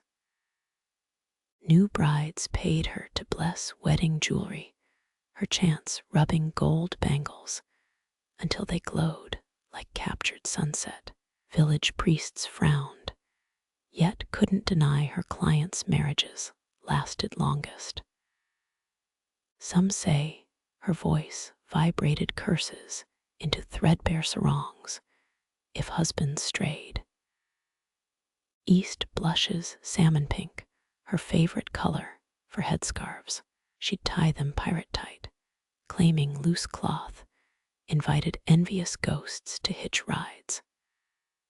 When monsoon winds stole one scarf, she spent days sour-mouthed, blaming every stubbed toe, and curdled milk on that ungrateful sky spirit, breathing steadies, lungs sinking with remembered rhythms. Her village slept early, woke early, lived woven into harvest cycles broken tractors can't mend. You inhale deep mouth, filling with night's last coolness, as morning's first sweat beads behind your ears.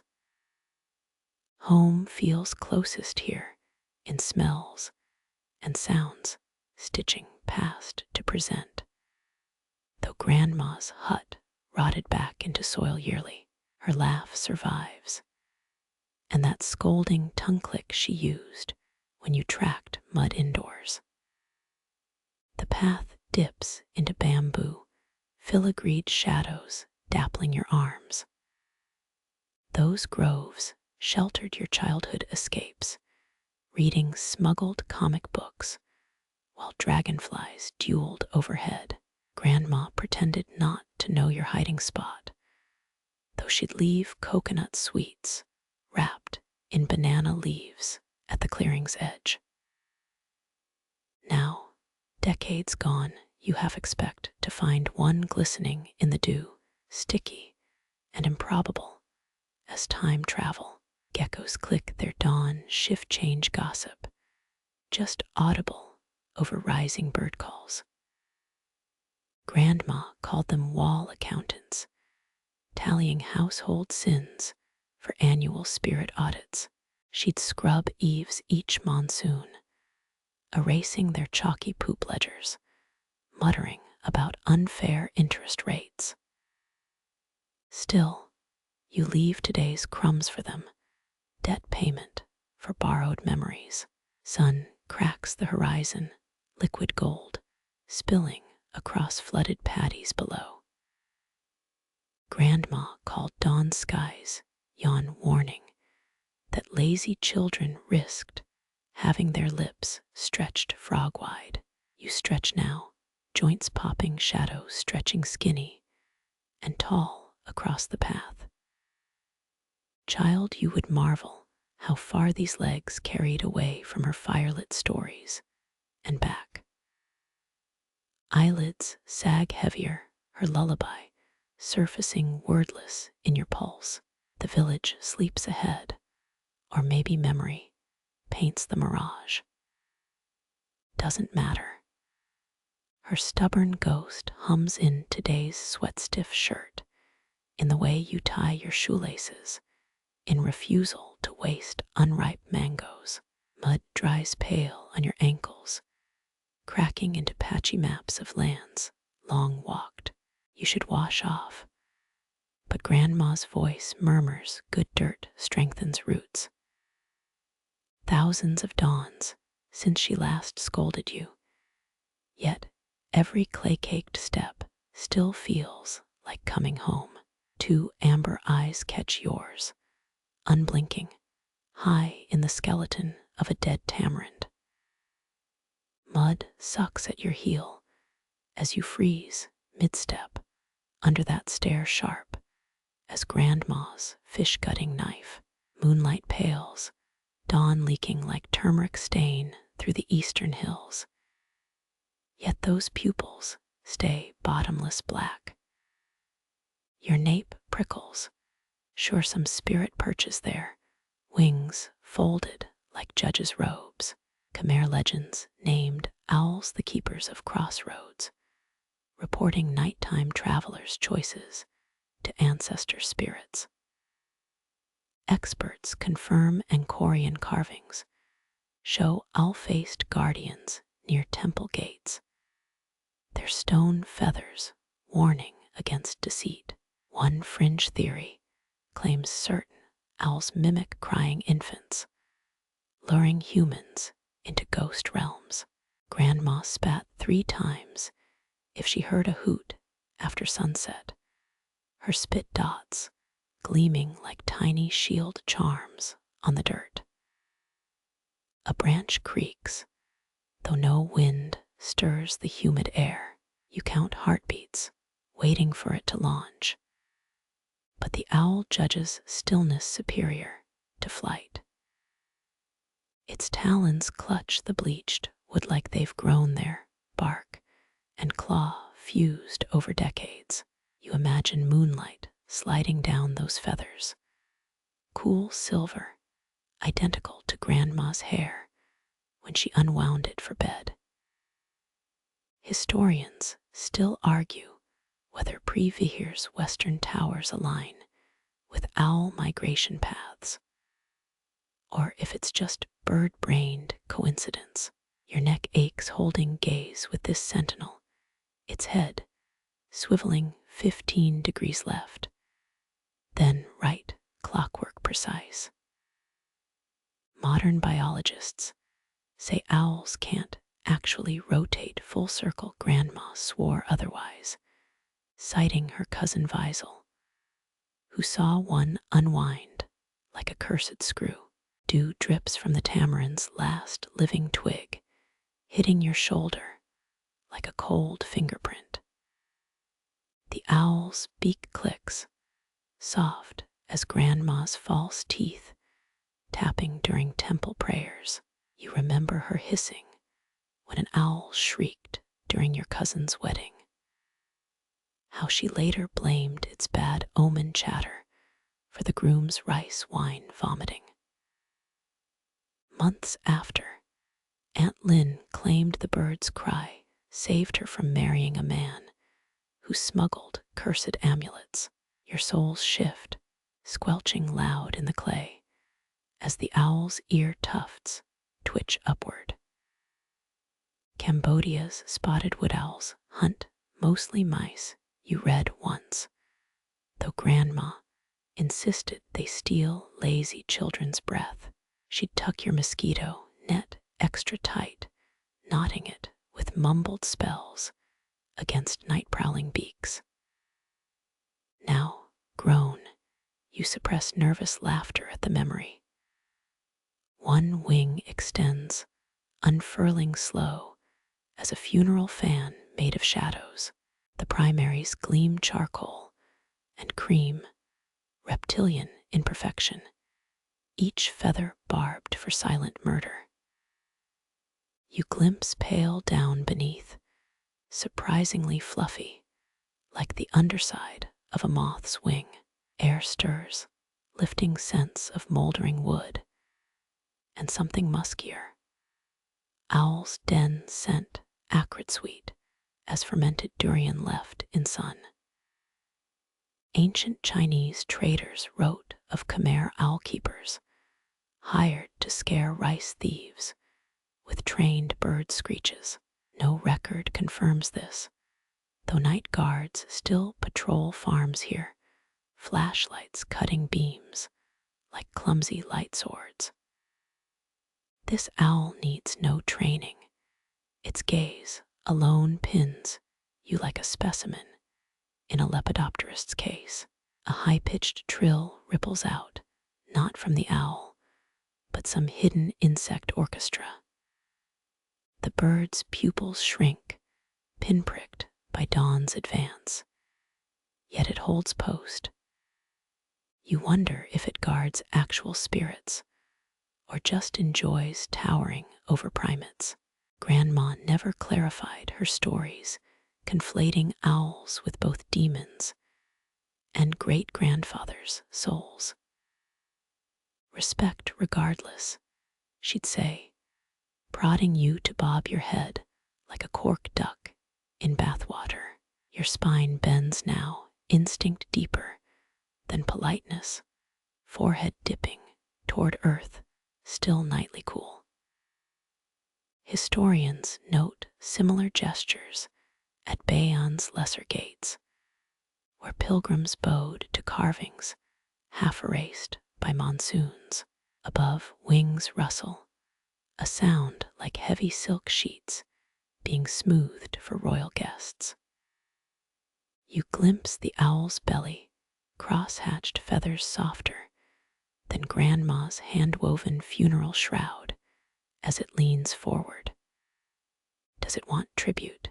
Your pockets hold only lint and a half-melted cough drop. Grandma tossed rice grains when encountering spirit animals, her sing-song voice promising ghosts need snacks too. You fumble for the candy, wrapping crackling loud as fireworks in the hush, and toss it weakly upward. The owl doesn't flinch, amber eyes tracking the arc, like a bored emperor watching jester's antics. The cough drop plops into mud, unnoticed by all but a neon green tree frog. Mist thins, revealing rice paddies below, silvered water reflecting peach-colored sky. Still, the owl delays departure, perhaps savoring your discomfort. You recall Grandma scolding village boys who pelted a nesting barn owl with guavas, how they limped for weeks with owl-curse cramps. Modern science blames tetanus, but try telling her that. Cicadas rev their engines, day shift, reclaiming the fields. At last, the owl spreads wings spanning longer than your rain poncho back home. No hoot announces its leave-taking, just the whip thrum of one downstroke, lifting it gracefully like a child's kite caught by sudden breeze. You track its silhouette, crooked tamarind branch still swaying as it glides toward standing stones on the nearest ridge. Blinking, you notice 3 smaller owls perched lower on the tree, hidden till now in the gloom. Observers or understudies, their wide eyes gleam less gold, more obsidian, before they peel away into the brightening sky. Grandma once claimed owls vote at midnight councils, bobbing heads to decide humans' fates. Today's verdict remains mercifully unclear. Sun crests the hill, scorching away night's last ambiguities. Your neck unkinks, breath loosening, as ordinary birdsong erupts from mango trees. The owl's branch lies empty, save for one crooked feather snagged on bark. You resist the urge to pocket it, superstition warning against collecting spirit guide souvenirs. Grandma wore a hornbill talon necklace, but only after 3 monks blessed it in temple smoke. Dawn light shows the tamarind's truth, not haunted, just rotted through by termites and monsoon rot. Yet memory drapes the scene again in all silhouette majesty, truth bending like light through fish pond water. You turn downhill, sweat already pooling at your collarbone, carrying the weight of that watchful gaze like a pebble in your shoe. Next time you spot amber eyes in darkness, you'll bow quicker and bring better candy. Your sandal scuffs, the tossed cough drop, embedding it deeper in clay, where future rains might dissolve it. Let some lucky frog find sweetness there after the owl curse lifts at sunrise. Grandma would approve her thrifty ghost, still frowning at wasted sugar. As the path steepens, you glance back, finding only empty branches, fingering the morning haze. A bee buzzes near your ear, its drone mundane and reassuringly alive. You swat it away, grateful for daylight's honest pests, unburdened by spirit audits or ancient judgments. The owl's territory fades behind, marked by the tamarind's jagged silhouette against orange sky. Ahead, the valley yawns awake, steam rising from paddies like the land's own breath. That's the thing about Cambodia's thresholds, animal or stone, they guard passage between worlds as casually as Grandma guarded her jackfruit stash. You slip a hand into your pocket, fingering lint that could be owl down or just dryer debris from a rushed laundry day. Either way, you walk lighter now, dawn's heat melting the night's uncanny chill from your shoulders. Rustling in roadside grass proves to be chickens, not owl-dropped messages. Their owner chases them with a dented tin pail, squawking about foxes. You envy his clarity, foxes steal chickens, owls steal peace of mind. Your stomach rumbles, demanding breakfast, grounding you in the now of fish paste and rice cravings.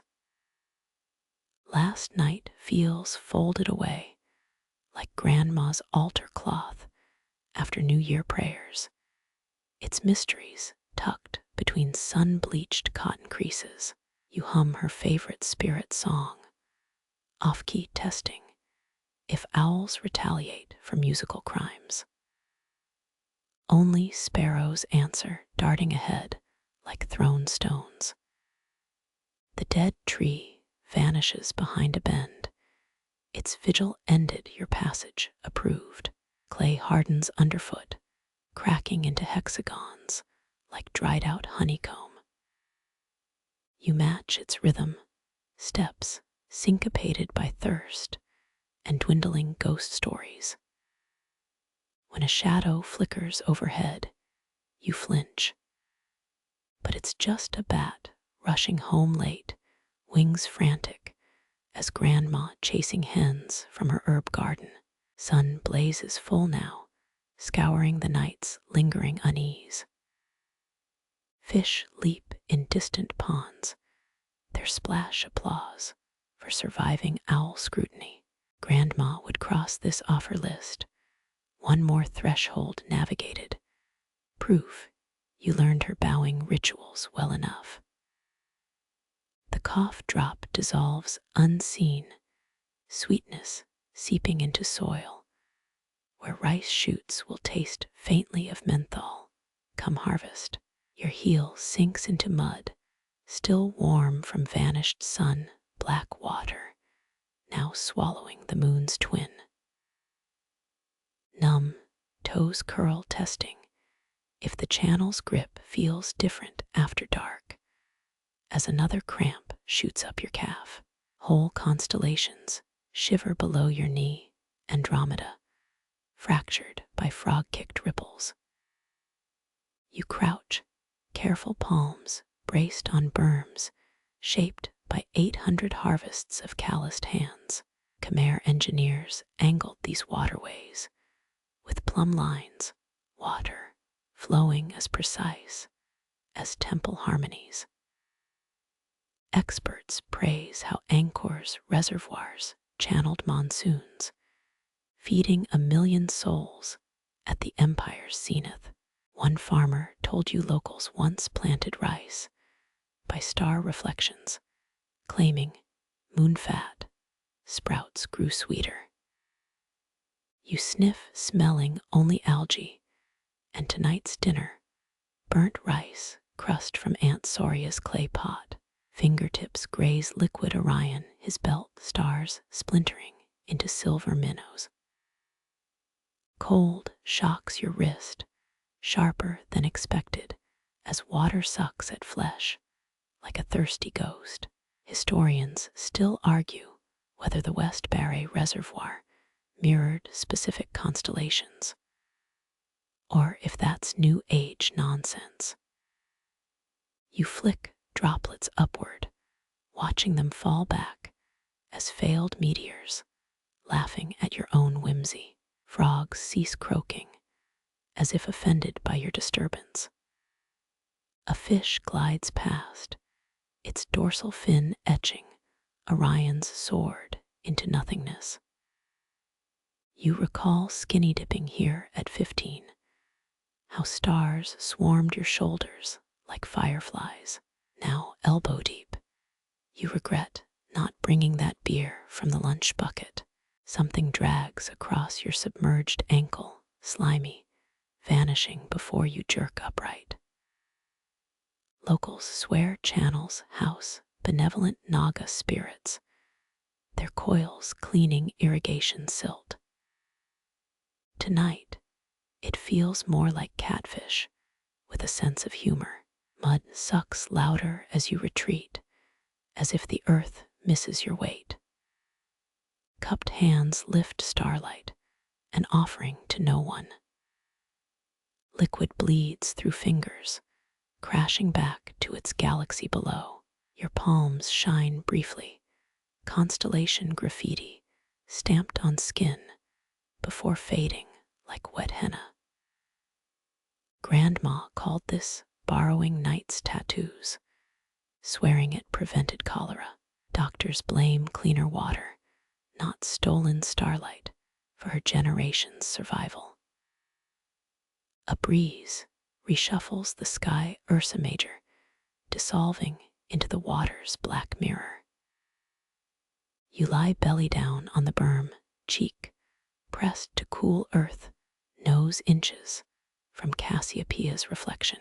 Her W bends, becoming a farmer's hunched shoulders, dipping to drink from his own creation.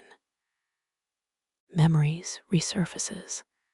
9th grade astronomy camp, those plastic planispheres warping in Bangkok humidity. Mr.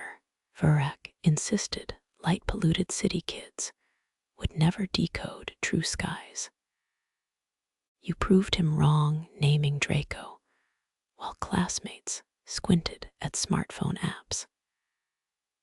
Now Draco's tail smears across the water, drowned by your own breath's heat, fogging the surface. One rogue wave slaps the bank, triggered by unseen life below.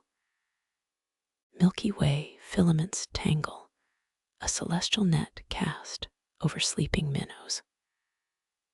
Farmers repaired these channels after the Khmer Rouge era, digging with hands and stubborn hope. You trace a repaired section, mortared with palm fiber, still holding after 40 monsoon seasons. Your pinky nail snags on a shard, blue-white, glassy, maybe a bottle smashed decades ago. Polished by water, it winks like a vagrant star. Grandma collected such pieces, called them Earth's fallen tears, though teenagers now hawk them as anchor quartz to gullible backpackers. Frigid numbness climbs your shins, punishment for lingering. Standing brings fireworks to your calves, blood returning like dammed creek water. Overhead, the real stars pulse, unbothered, their indifference almost comforting. This borrowed sky in the canal already rearranges itself, Cancer forming where Gemini drowned moments ago. Distant motorbike growl dissolves the spell, headlight beam raking the patties.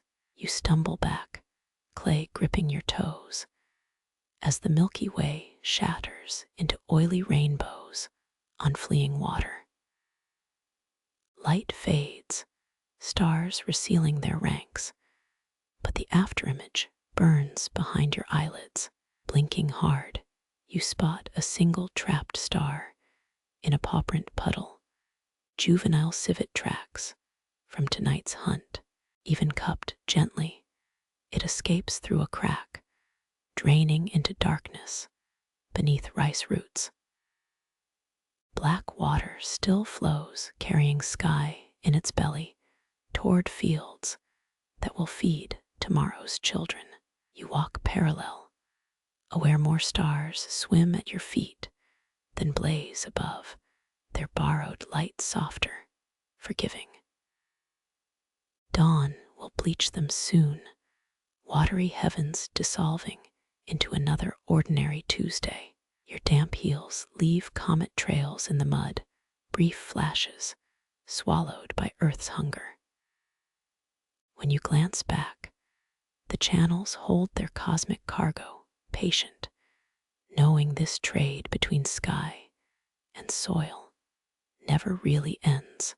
You'll miss them most, these stolen constellations, when city streetlights bleach your world to orange monotony. A bat skims the canal, shattering Sagittarius into shards, then weaving them back together mid-flight. You salute its needle teeth, envious of creatures that drink starlight nightly, while you ration these moments like imported chocolate. Half a cough drop still sticks in your pocket, menthol and lint clinging to the foil. You chuck it, watching fake star arc over real ones before plunk gurgle consummation. Let the tilapia critique its sweetness. Tonight's celestial symphony deserves an encore, even a cheap one. Toe touches water one last time, ripples erasing your reflection's face. Just as well, you prefer anonymity under this many-eyed sky. The path home glows faintly, moon leaching back into western hills, while beneath your soles, a universe still flows, unnoticed, eternal, ordinary as breath. You lick sticky air, expecting grit from the road walk, but meet green instead. Cool moisture coats your tongue, as if biting into cloud-veiled cucumber. No exhaust tang, no diesel kiss, just pure leaf breath, exhaled by 1,000 rice stalks. Farmers say night air here feeds as much as morning meals, their lungs fattening on darkness's damp gift. Downwind, someone burns citronella, the smoke curling like cursive threats to mosquitoes. It mingles with rotten jackfruit sweetness from yesterday's harvest, nature's own perfume counterpoint. You snort laugh, remembering Bangkok's pollution, apps screaming scarlet warnings, while motorcycle fumes seared your throat. Here, the worst alert would be excessive firefly mating activity, a rogue frog chorus at 3 a.m., breathing deep stings, not from acidity, but sheer abundance, flooding starved alveoli. Oxygen drunkenness hits, making you sway like that one time at Ko Phangan's full moon party. Eyes shut, you catalog flavors, young rice pollen, mud, still steaming its day heat, lotus roots, fermenting in distant ponds. Your throat prickles, freshness scouring away city tar residue. A 6-year nicotine habit, undone in 6 nighttime minutes. Historians note Siem Reap's fields once glutted Khmer palaces, their warehouses bursting with 17 rice varieties. Modern strains grow faster, but elders whisper monsoon-fed grains held subtler flavors, nutty whispers lost to engineered harvest speeds. You chew air like wine tasting, swirling phantom notes across your palate, yet detect no difference. A mosquito hums near your ear, proboscis aiming for temple sweetness. You exhale sharply, citronella breath, repelling it mid-dive. Take that, vampire minus the charisma. Locals swear eating bitter melon makes blood repellent, though you suspect it just makes everyone too miserable to bite. Wet silk slides down your windpipe, each inhale a communion with photosynthesis. Greenness pools in your belly, cool, vibrant, alive. Grandma called this swallowing night jade, believing pre-dawn air scrubbed liver ailments. Doctors blame placebo effect. Yet her cirrhosis vanished after one rice season here. Moonlight condenses on your lips, drinkable and faintly metallic. You lap it like a cat, tongue catching dew mid-fall. One droplet tastes of iron, ancient soil minerals leaching skyward. Another hints of banana flour, its creaminess diluted by darkness. Static crackles your arm hairs, pre-storm ions dancing despite clear skies. Dry season's last gasp, or mere body trickery. You sniff westward, no petrichor yet, just restless electrons and hope. Rain would wash this air's clarity away, drown its delicate gradients in blunt wetness. Saliva thickens, strange for such humidity. You realize it's rice sap, invisible mist exhaled by sleeping plants.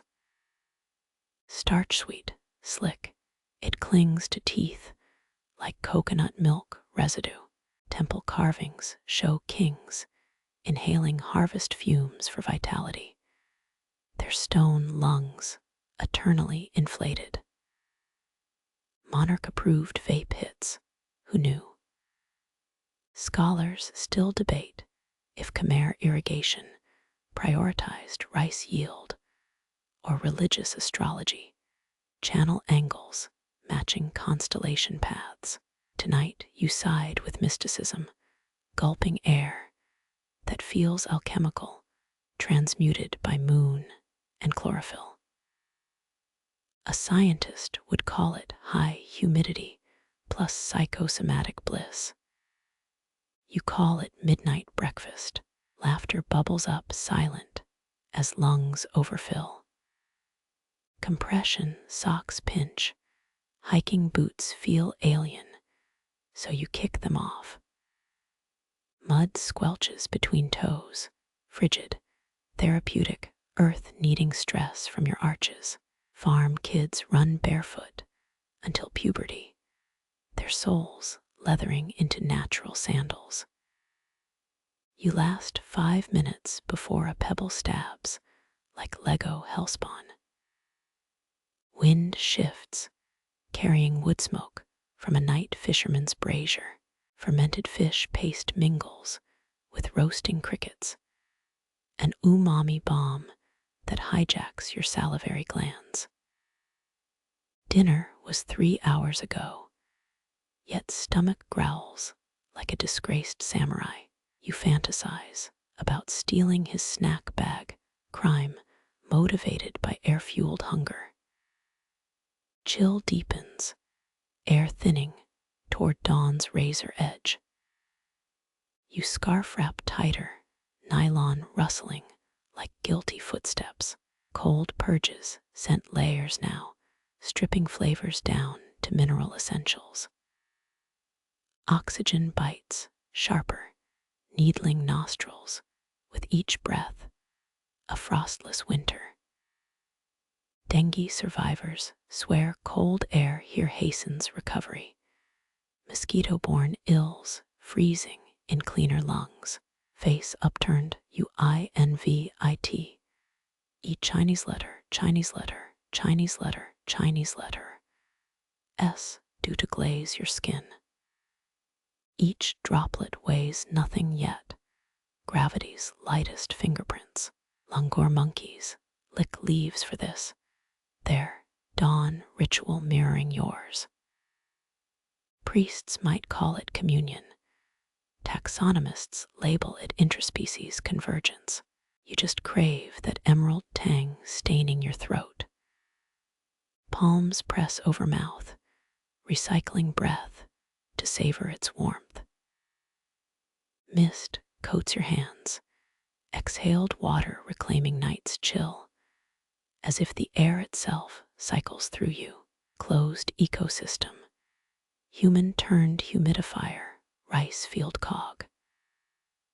A burp escapes, shockingly loud, scented with Aunt Soria's lemongrass, chicken from lunch. The night air, indignant, withdraws its freshness momentarily. Etiquette fail, even grasshoppers pause their fiddling. You apologize to the darkness, reboot respiration, wondering if air can hold grudges. Cheeks flush, not from cold, but oxygen overdose, hyperventilation's cousin, this greedy guzzling of unpolluted atmosphere. City lungs rebelling against purity, like vodka shots after years of light beer. You sit, dizzy, fingertips tingling, while the fields churn out more greenness than your body can process. Fireflies blink through mist, living embers drunk on same air. Their light seems brighter tonight, internal combustion, fueled by floral vapors. You imagine them burping tiny galaxies, phosphorescent hiccups marking bar crawls across rice stalks. Tongue probes teeth, enamel slick, with unnamed residues. No morning plaque here, night air's antibacterial bonus, or wishful thinking.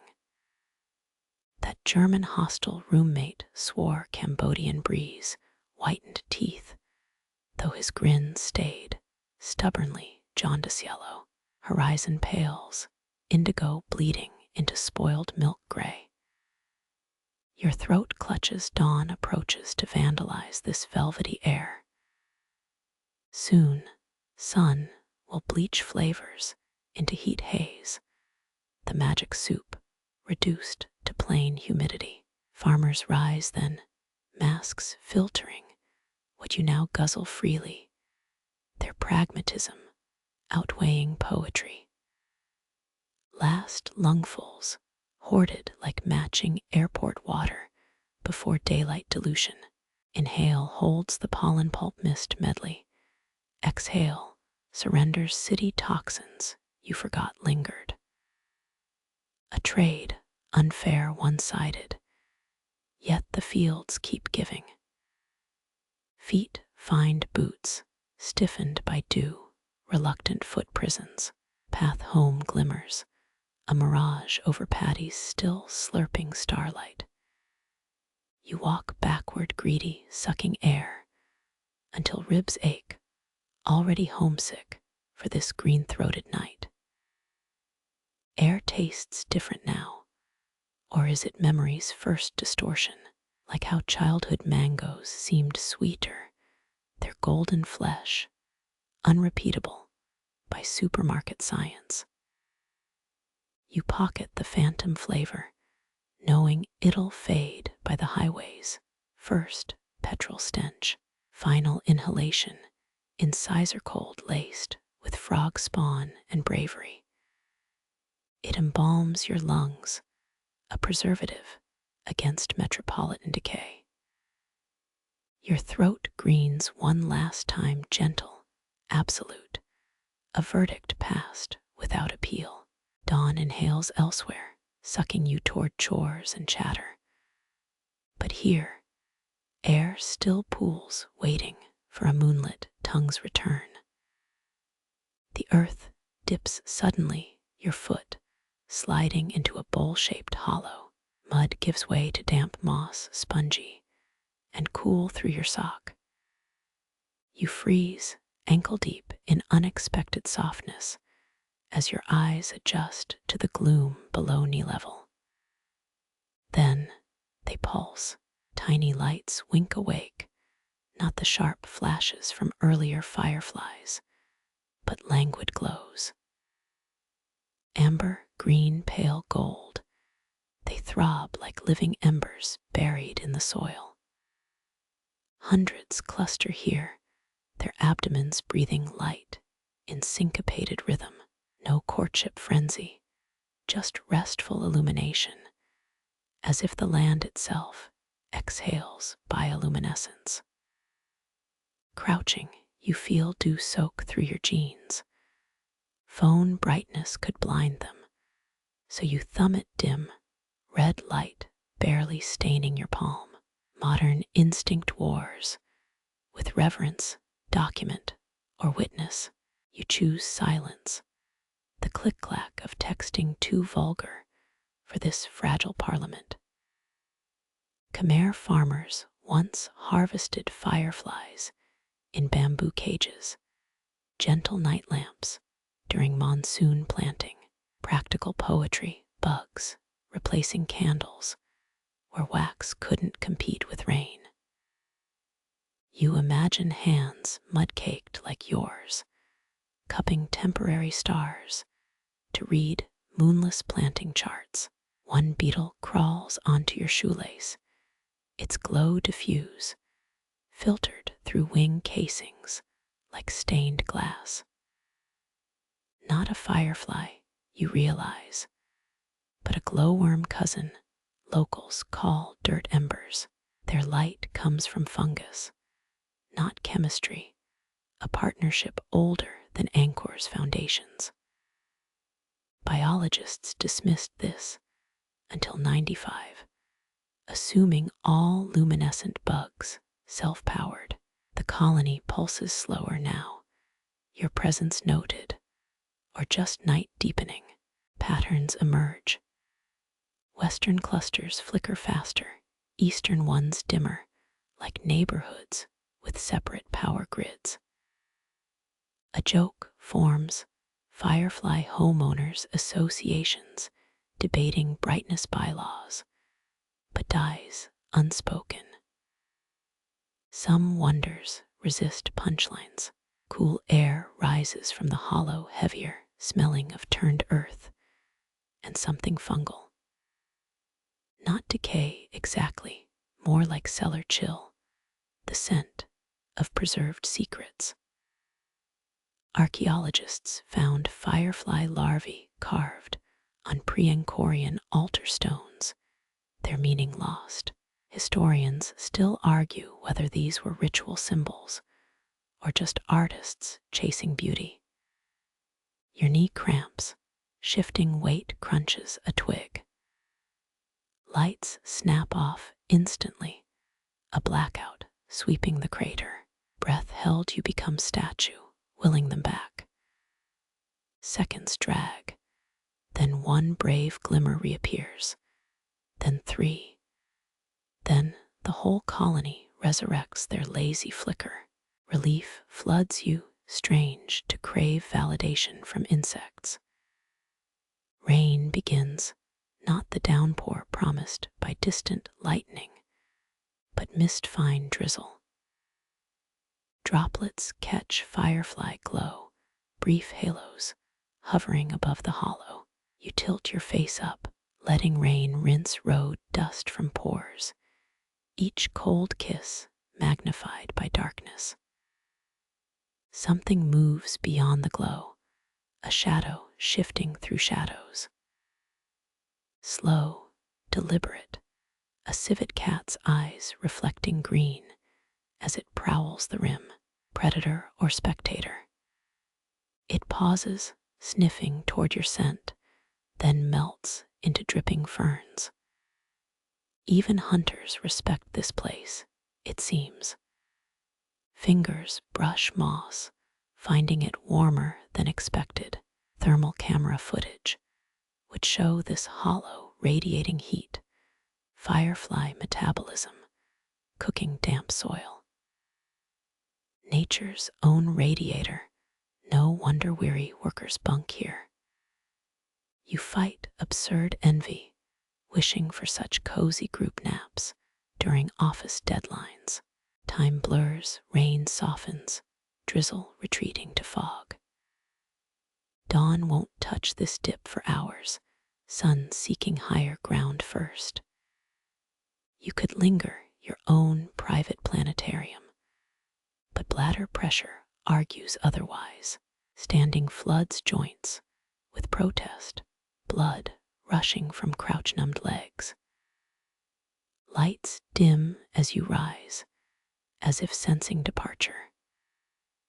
Last glance captures their slow waves, bioluminescent tide receding from shore, you whisper thanks for silent companionship. Then hike toward the path where false dawn pales the east. Mud sucks your boots, reluctant to release you, as firefly glow fades behind, but their pulse lingers in your retina, phantom flickers, haunting each blink. You know better than to check if it's real. Some gifts thrive only in peripheral vision. The village road appears, its ruts silvered by earliest light. You turn once more, but the hollow's glow has tucked itself beneath daylight's approach, a hidden hearth waiting for night's return. Footsteps crunch gravel now, city shoes reclaiming your feet, as firefly phosphorescence cools inside memory's jar. Halfway home, you realize they pulsed in time with your slowing heartbeat. Coincidence, or some moss-level conspiracy? The smirk fades when your pulse quickens, skin flickering with neuron fire no eyes can see. Wooden planks groan beneath your soles, each footfall louder than a gong in the night's cathedral. You freeze halfway across the rickety bridge that spans the heaviest irrigation canal. Moisture-warped boards creak, vibrations passing into dark water below. Something scurries in the reeds, probably a water lizard shaken from swampy dreams. Ahead, the planks disappear into blackness, swallowed by banana trees pressing close. Behind, the firefly hollow winks its last goodbyes. Stuck between glow and gloom, you breathe through your mouth, damp wood reek stinging your nostrils. 6th century Khmer engineers built walkways like this, their raised roads threading through monsoon-sodden plains. Historians still argue whether they preferred hardwood over bamboo, though termite mounds guard that secret well. Between groans, silence gathers weight, until even your eyelids seem noisy. You shift weight, inching forward, cringing as another splintery yawn erupts. Far off, a nightjar answers, mocking your tread. This wouldn't faze locals. Their bare souls whisper across bamboo floors, while tourists clump like angry water buffalo. Rain-slick moss decorates the middle planks, death-trap glitter under thin moonlight. You sidestep it, hugging the railing made of lashed bamboo poles. Touch reveals carved initials, recent loves. +1, weathered holy symbol, likely Ayatthaya era Buddhism, mixed with older earth spirits. Locals swear these ropes get retied every dry season, same as their ancestors did at Ta Prohm. But the knots look suspiciously nylon. Halfway point, the bridge shivers, an earthquake in miniature. Your grip tightens, old fibers biting into palms. No wave caused it, no truck rumbling unseen roads. Perhaps it's the grandmother croc rumored to lurk below her tail, thumping the pylons when tourists dawdle. You've heard cooks tell this tale, grinning as foreigners scoot faster toward dinner. Moonlight catches something pale between boards, gum wedged, so deep it predates smartphones. Guessing its age becomes distraction. 1980s tourist chew, early 2000s expat bubblegum. One resort manager claimed to find 750-year-old beetle nut wad beneath the planks, which you'd sooner believe than his happy hour discounts. Movement flickers left, a shadow peeling off darker shadows. Your pulse spikes before recognizing a fishing cat, low-slung and grumpy, padding along the canal bank. It pauses, golden eyes judging your bridge etiquette, then dismisses you as less interesting than frogs. The night exhales, tension draining with each ripple it leaves behind. 3 steps more, the planks give that final protest song before dumping you onto solid earth. Mud greets your boots, humble and silent. You turn, eyes adjusting, and count the bridge's teeth, 11 broken boards waiting to trip dawn's first workers. Someone will fix them, maybe, after harvest or hangover. No lizard returns to sleep, the bridge's complaint echoing down valley. Your guilt fades as cricket chorus resumes, filling the quiet you bruised. Nights seem heels stitched shut by river sighs and rustling bat wings. Ahead, a hut's tin roof glints through leaves, almost home, its hammock calling your spine by name. Road dust feels kinder now, powder soft underfoot. You glance back, half expecting rebuilt silence to crumble again, but darkness holds firm. Footsteps soften, absorbed by thirsty earth, as dawn's first birds test their throats. One lantern kindles in the distance, some mother boiling rice before heat strangles the day. Your own porch step waits, weathered teak that never sings, only accepts your weight with quiet gratitude. Keys jingle, a minor crime against the hush, then night releases you completely. Through the closing door, the bridge remains, its wounds forgotten, already dreaming of barefoot monks and their silent alms rounds at first light. Bare stone glints beneath your boot toe, not quartz, but carved laterite, catching stray moonlight. You crouch, sweeping aside sword ferns greedy for the shrine. A cracked tier reveals itself, 3 levels like a miniature Angkor Wat, thick with moss instead of gold leaf. Rainwater pools in its central basin, where jasmine garlands once floated for dead grandparents. Now, only tadpoles wriggle, claiming the holy space as their nursery. This style thrived 700 years ago, when Khmer families buried urns near rice fields, keeping ancestors close to harvests they'd cultivated.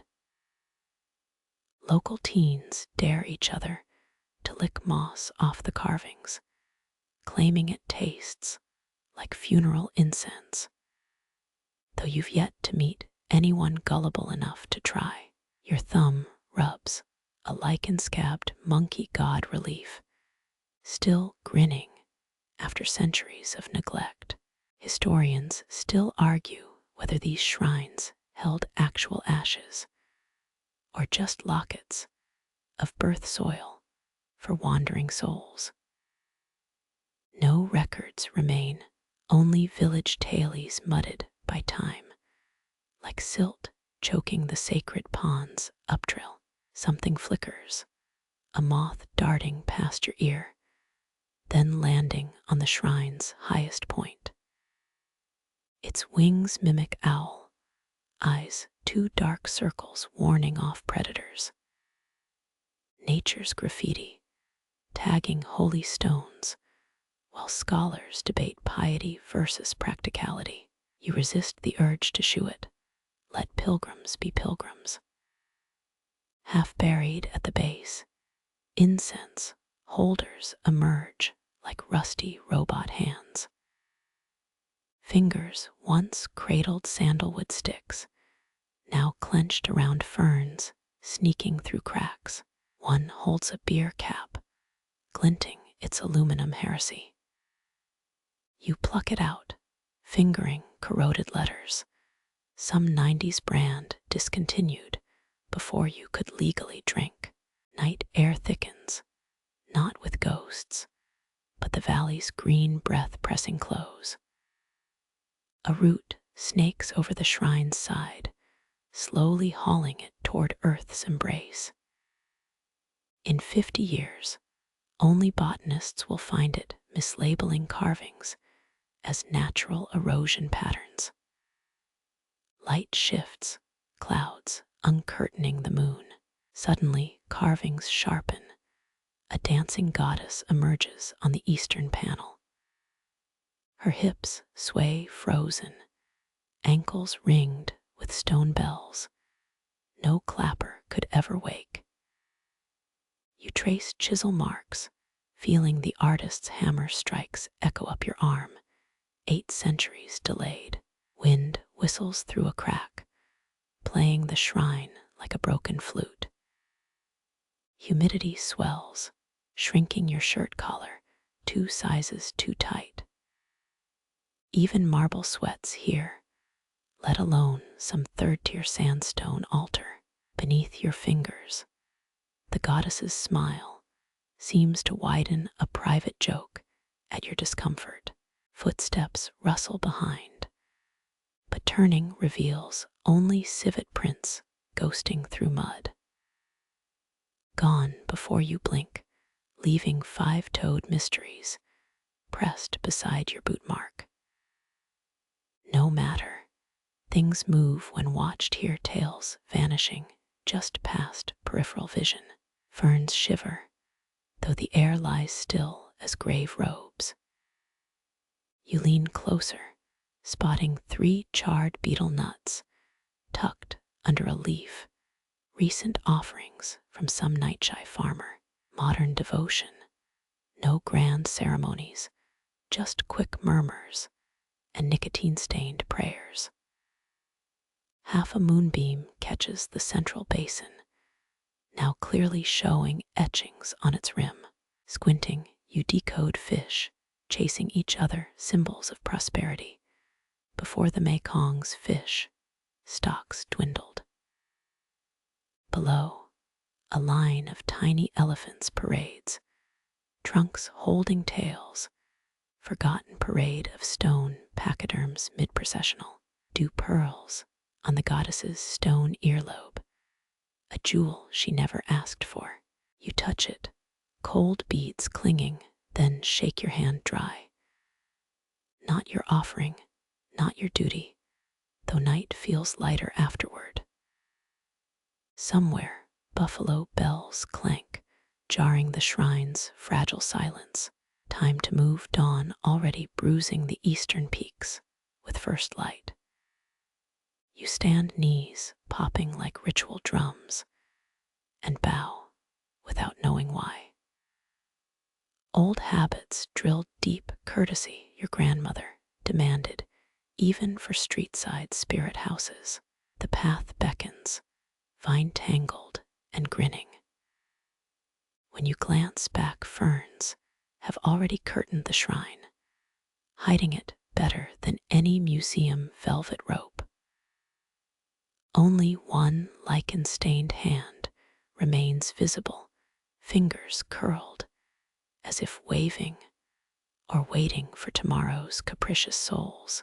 You follow the mud path upwards, gravel crunching like bread crust under each step. Mountains loom now, not distant smudges, but sheer rock walls breathing down your neck. Their shadows pool, thick as syrup, so dark you check twice for missing patches of night. This range birthed itself million years back, when India smashed into Asia like a drunk, tectonic bumper car. Everest hogged the fame, but these humble peaks cradled Khmer kings before Angkor's first brick. Locals whisper that spirits shaped their slopes, digging valleys with thumbnail claws while humans slept. A breeze funnels downslope, chilling sweat on your collarbones. Pines murmur overhead, a sound like radio static tuned to arboreal frequencies. You half expect subtitles. Cliff faces show scars from old quarries, blocks torn away for temples now buried under rainforest. Historians still argue whether workers used elephant power or pulleys, or just really persuasive chanting. The rocks keep mum, their secrets mossed over like forgotten gossip. Your calf muscle twinges, begging for flat ground. Tough luck, mountains invented incline training millennia before Peloton. Pebbles skitter as you climb, each triggering miniature landslides that shame your gracefulness. Moonlight bleeds through a saddle-shaped pass, silvering a stone marker ahead. Lichen devours its carvings, but at the base, 3 dried chili peppers lie arranged like tiny fire arrows. Modern hikers leave them warding off snakes and bad energy. You picture some city banker smuggling chilies in a Ziploc, desperate to appease peak deities between spreadsheet marathons. Height steals your breath, or rather shuffles it into shorter gasps. Air tastes cleaner here, sharp with resin and stone dust, minus the valley's frog-thick humidity. You suck it greedily, filling lungs that suddenly feel undersized. A cleft in the rock births a rivulet, water so cold your teeth ache imagining a sip. It trickles over layered stone, geological flipbook pages, showing millennia of marine muck pressed into shale. You trail fingers through the flow, shivering as it erases a day's sweat and insect repellent. Something clatters above, a disc-shaped rock rolling downhill before wedging against your boot. Scratches spiral across its surface like a vinyl record scratched by glacial nails. Pocket this, and confuse geologists forever. Call it some ritual artifact instead of nature's bored doodling. Gradient eases path, leveling onto a grassy shoulder. Ahead, a storm-twisted tree grips the cliff like arthritic fingers. Beneath it, a ring of ash scars ground circle, where shepherds burn midnight fires to scare off clouded leopards. No cat would brave those roads. Speed bumps alone shred axles. Far below, terraces curve like green tidal waves, frozen mid-crash. Human effort feels microscopic. From here, rice plots no bigger than postage stamps. Yet farmers conquered these slopes centuries before drones mapped altitudes, before contour lines were inked onto paper. Cicadas drill the silence, sound waves bouncing off rock faces until you're cocooned in noise. Cover your ears, and it's a jet engine. Uncover them, and it's nature's white noise machine set to jungle insomnia. Wind flexes again, bringing voices, not hallucinations, just snatches of Thai pop from a radio 5 valleys away. Towers boost signals where roads can't coil, teenagers slow dancing in rubber plantations, while their phones glow brighter than fireflies. Eastwards, the horizon pales, indigo lightening to dishwater blue. Your shadow stretches 10 yards ahead, a Lilliputian giant striding toward summit myths. Soon dawn will bleach these subtleties, flattening mystery into brochure vistas. A rock formation squats against the skyline, 2 boulders stacked like lumpy pancakes.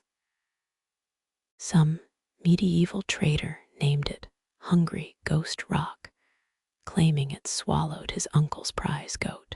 Goatless today, just ants marching between quartz sparkles, tiny miners hoarding light. You press a palm against warm granite, letting solar leftovers soak into your skin. Stone remembers sun better than you ever will, storing warmth like a battery, while you fumble with power banks. Summit fever itches, that stupid urge to conquer dirt piles. Resist. Plateaus make wiser friends than peaks. Find a moss-batted boulder, kick off sandy boots, watch. The sky trades stars for seagull-sized butterflies. First sunlight ignites the highest crags, molten gold spilling down granite. Shadows cower in crevices, shrinking from the inspection of day. You zip your hoodie against the sudden chill. Dawn's victory lap always feels colder than deepest night. Down in the world, motorbikes sputter awake. A chainsaw snarls into timber. Roosters over-dramatize sunrise. But here, silence holds out 10 seconds longer. A pocket of peace before rush hour colonizes the land. You pocket a pebble, one gray, nothing special rock. Just proof you once sat higher than most things breathing. The mountain won't miss it, already grinding new ones in its tectonic molars. Gravity tugs you downhill, each step springier than the climb. Knees sing hallelujah, while thighs mutter betrayal. Path snakes through scrub now, bushes snagging sleeves with Velcro leaves. Why is descent always comedy, while ascent feels like penance? Stone marker reappears, chili peppers vanished, maybe eaten by desperate squirrels or vindictive breezes. You salute it anyway, grateful for trails blazed by gout-ridden kings and GPS-less grandmothers. Valley warmth rises to meet you, carrying the methane promise of buffalo herds and breakfast fires. Mountain air still clings in your hair, altitude's last souvenir before flatland mundanity. Breathing deep, you hold that crispness in your lungs, one final taste of heights older than human thirst. Sun clears the ridge, flooding your shoulders with sudden butter yellow dawn. Light writes your name across the terraces for one blazing moment before morning erases all temporary things. Your scarf stirs, silken threads lifting in a breeze, still damp from the patties. It grazes your nape, cooling sweat-salty skin, where noon bullet its heat yesterday. That delicate touch feels foreign now, almost mischievous, like phantom fingers testing your pulse. Cambodian silk spins an olden tale, weavers passing down patterns since the 1st century. Indian traders brought mulberry trees, their leaves fattening caterpillars into living thread factories. You imagine royal courts flaunting these very dyes, crimson from lac beetles, gold from mango bark. Historians still argue whether peasants wore raw silk or just the blessed elites. Maybe both stole touches, a farmer's wife smuggling scraps into her apron lining. The breeze strengthens, tugging your scarf toward a bromeliad-crusted palm. You grab it, laughing at $8, worth nearly lost to capricious air. That Amazon delivery feels shoddy compared to Phnom Penh market treasures, hand-loomed over weeks. Threads shimmer, emerald fracturing into jade under the climbing sun. Sunrise stains everything peach, even your hands look dipped in nectar. Humidity's back too, gluing fabric to your spine like a damp paper label.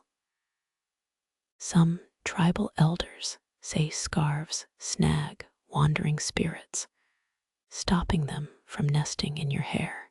Others claim dreams cling to loose weaves, escaping unless knotted tight at bedtime. You half wonder if this breeze carries yesterday's naps, stolen from hammocks across the valley. A Mina bird lands nearby, tilt-head, judging your fashion choices. Its beak opens, releasing a sound between a creaky hinge and a broken kazoo. Don't start, you mutter, adjusting silk folds like armor against avian critique. Morning activities wake across the plain, ox cart wheels whining over baked mud. School kids pedal bikes, their uniforms flapping like anxious flags. All of it softened by distance, muted as a podcast playing 3 rooms away. Your scarf ends flutter, tickling wrists with gorilla affection. It's too vibrant for camouflage, nature's neon sign saying tourist here. Locals wear neutrals, wisdom earned through mud splatter and monsoon stains. Silk moths once meant wealth here, villages guarding their caterpillars like dragon eggs. Colonial greed shattered that French demand, starving local looms into silence. Only stubborn grandmothers kept the craft alive, their shuttles clicking rebellion, until tourists rediscovered beauty. That breeze again, cool despite the sun's glare. It skims lower now, riffing your shirt hem with chilled audacity. You shiver, suddenly aware of sweat mapping escape routes down your ribs. A vendor downslope unfurls her scarves, rainbow stripes snapping like naval semaphores. Each flick sends dust, motes swirling, tiny galaxies born and dying in seconds. She doesn't hawk wares, just lets monsoon-bleached cottons flirt for attention. Smart sales tactics, silence outselling shouty touts. Your phone buzzes, ignored. Let meetings self-destruct in chat rooms. This breeze merits full attention. Charger cables can't replicate sunlight on silk, though Apple might try by autumn. Threadbare paths crisscross ahead, flattened by generations of sandal traffic. Farmers took these shortcuts before GPS grids named every acre. They memorized turns by spiderweb patterns in dew, or which boulders hid shrews' nests. Your scarf sachets sideways, playing matador with a particularly pushy gust. Pin it under your chin, feeling ridiculous but secure. Now you're a suburban mom gardening, not some terrace wanderer seeking poetry in dirt. Straggler fireflies blink, delinquents late to the day's sleep shift. They dodge your scarf, their green lights dimmed by solar superiority. Tough crowd dawn steals their thunder without apology. A motorcycle weaves through paddies, its driver balancing a ladder like some circus act. 4 roosters perch atop, feathers wind-whipped into 1980s punk hairdos. They cluck indignantly, probably cursing in Khmer about unsafe transport. Sweat reclaims your neck's silk, transforming from balm to irritant. That's fabric's fickle nature, 1 minute cooling, next chafing like bargain sunblock. You consider stuffing it in your bag, but vanity wins. Style over comfort, humanity's oldest lie. Ants scout your sandal strap, mapping this sudden leather mesa. Brush them off gently, knowing their bites retaliate with industrial strength spite.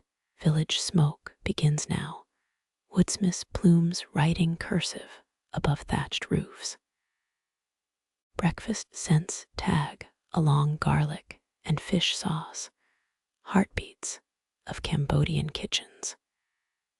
Your stomach rumbles, betraying stoic nature watcher vibes. 3 girls giggle past, backpacks bouncing like overstuffed turtles. They pause, eyeing your scarf with artistic appraisal. 1 mimes weaving motions, shuttle hands darting imaginary threads. You bow, acknowledging their ancient expertise while hiding your H and M tag. Monks chants surf the breeze, baritone waves from some hidden watt.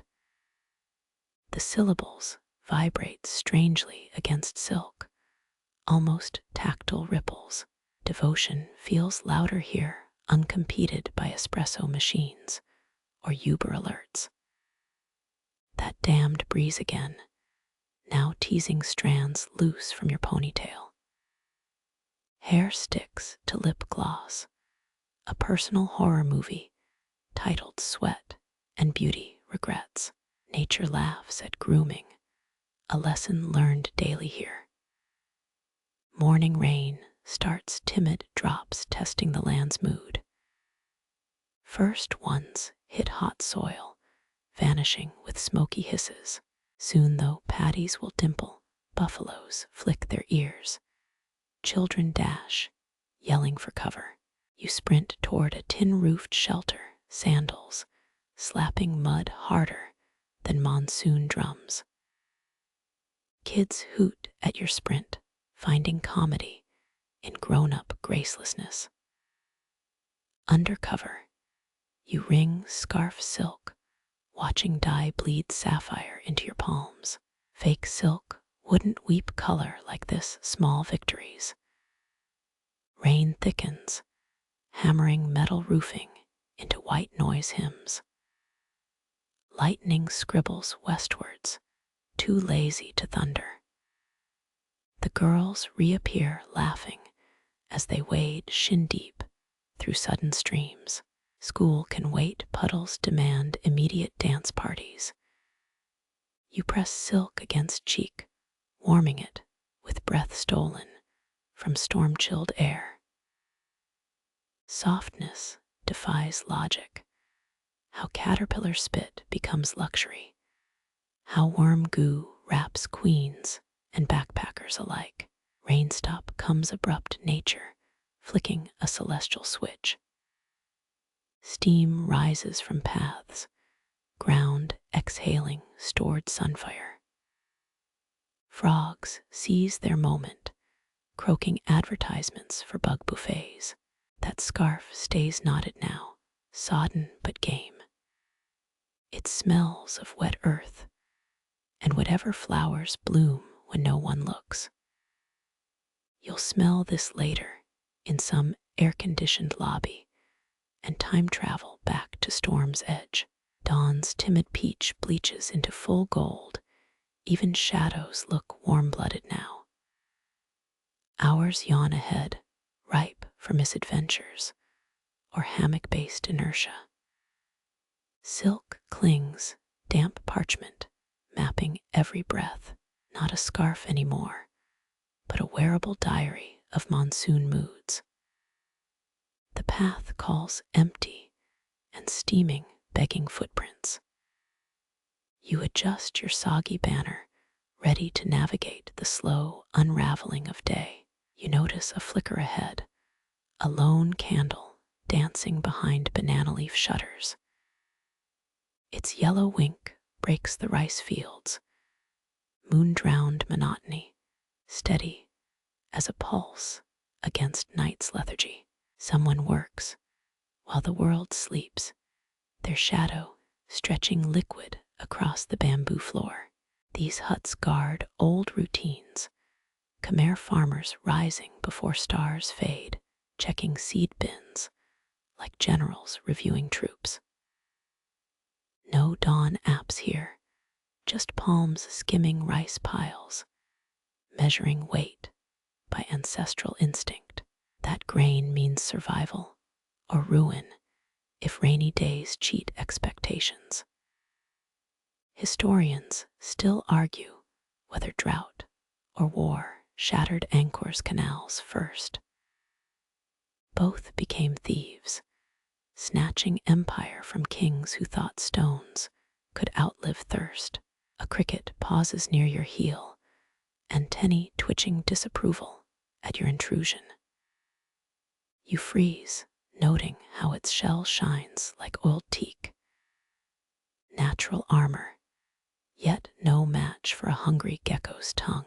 Inside, the hut metal clinks softly, a scoop dipped into ceramic jars. Seeds rattle tinier than pebbles, but louder in this silence. You imagine calloused fingers sifting them, memorizing each with touch alone. Cambodia's rice saved millions post-Khmer Rouge, farmers replanting stolen seeds from hidden pockets. Those stubborn grains fed a nation, starting over, one scarred bowl at a time.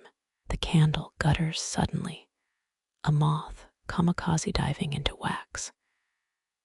Its wings fuse instantly, translucent sails frozen mid-flutter. You wince, though beauty thrives on tiny tragedies here. Scholars whisper about night planters, those who sow seeds under full moons for sweeter harvests.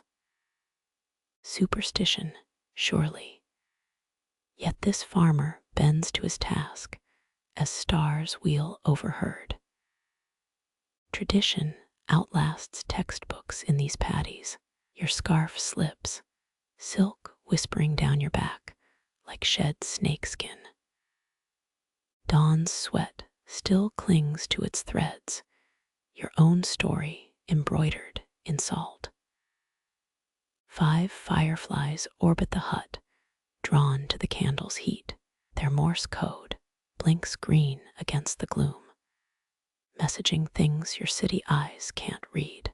Frog song swells, as if scoring that unseen labor inside.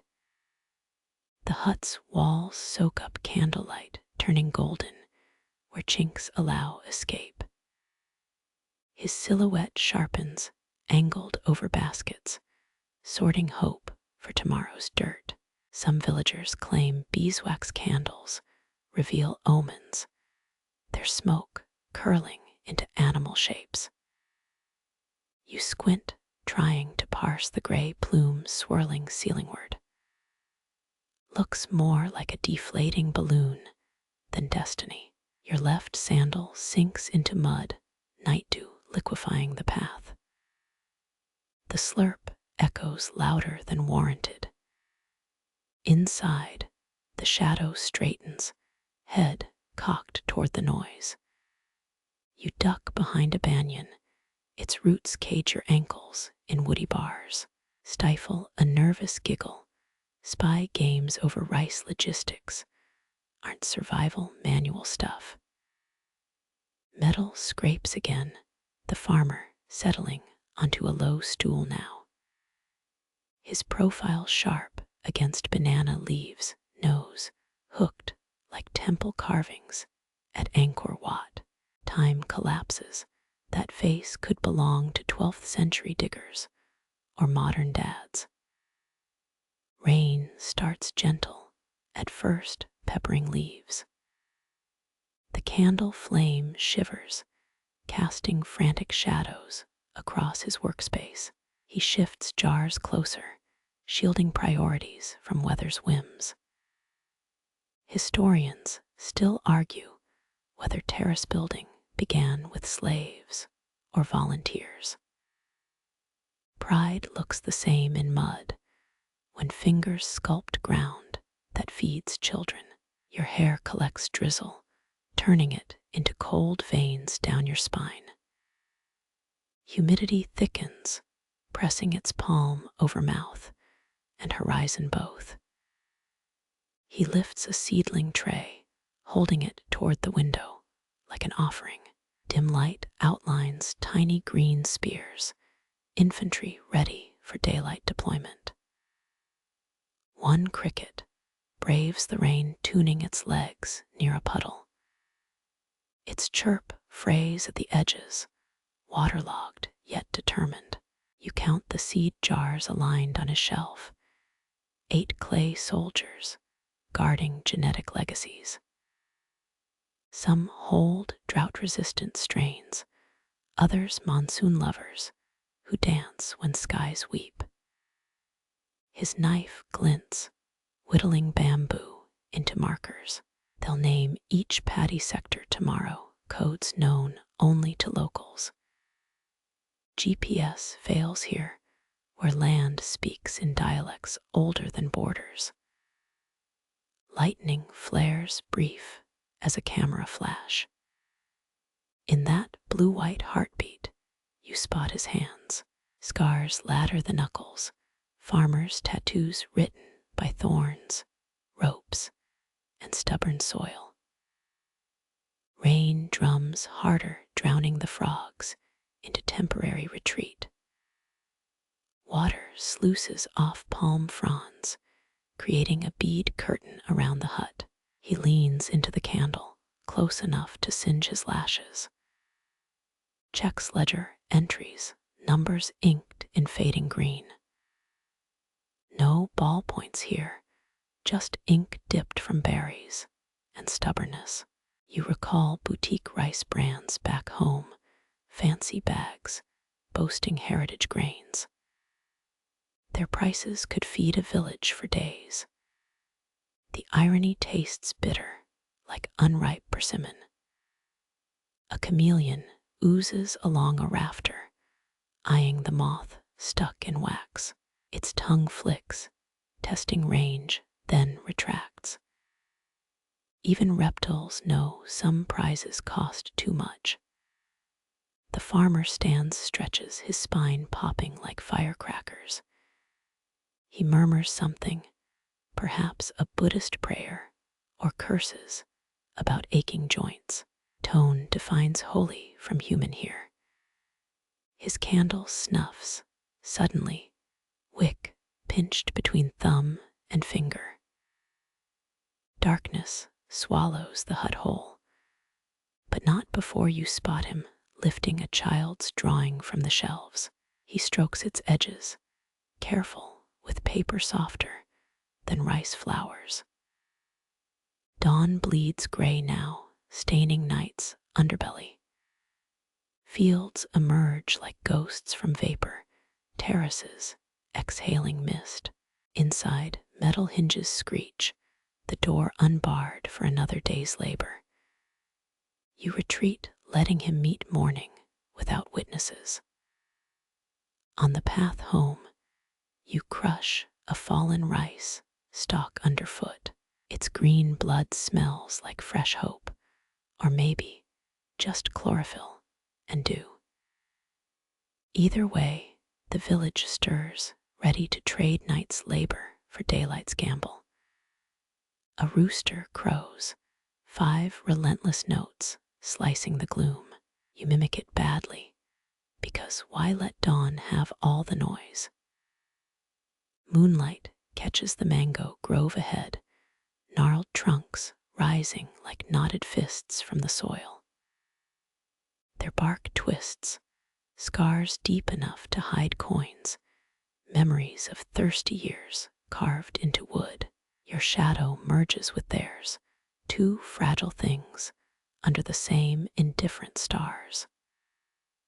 One tree leans heavily, its branches clawing westward, as if still reaching for rain that never came. You press your palm to its ribs, feeling ridges formed when emperors ruled these fields.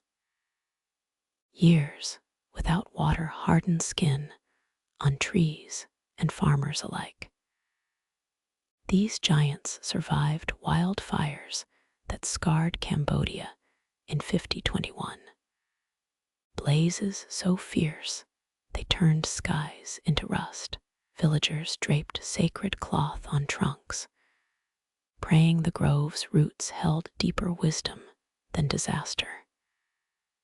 Your thumb catches on a sap bead, amber and sticky as betrayal. It clings, refusing to drop even after generations. Dawn fingers the horizon now, peach threads, unraveling night's tight weave. A bat swoops low, snatching moths drunk on last night's humidity. Its wings snap like wet laundry in wind, too loud for such a small creature. Historians still argue whether 13th century droughts starved Angkor or pride blinded their kings to dying reservoirs. Trees don't debate, they just dig deeper, anchoring in darkness when light fails. 3 fallen fruits rot near your foot, skin blackened, sweetness turned to vinegar.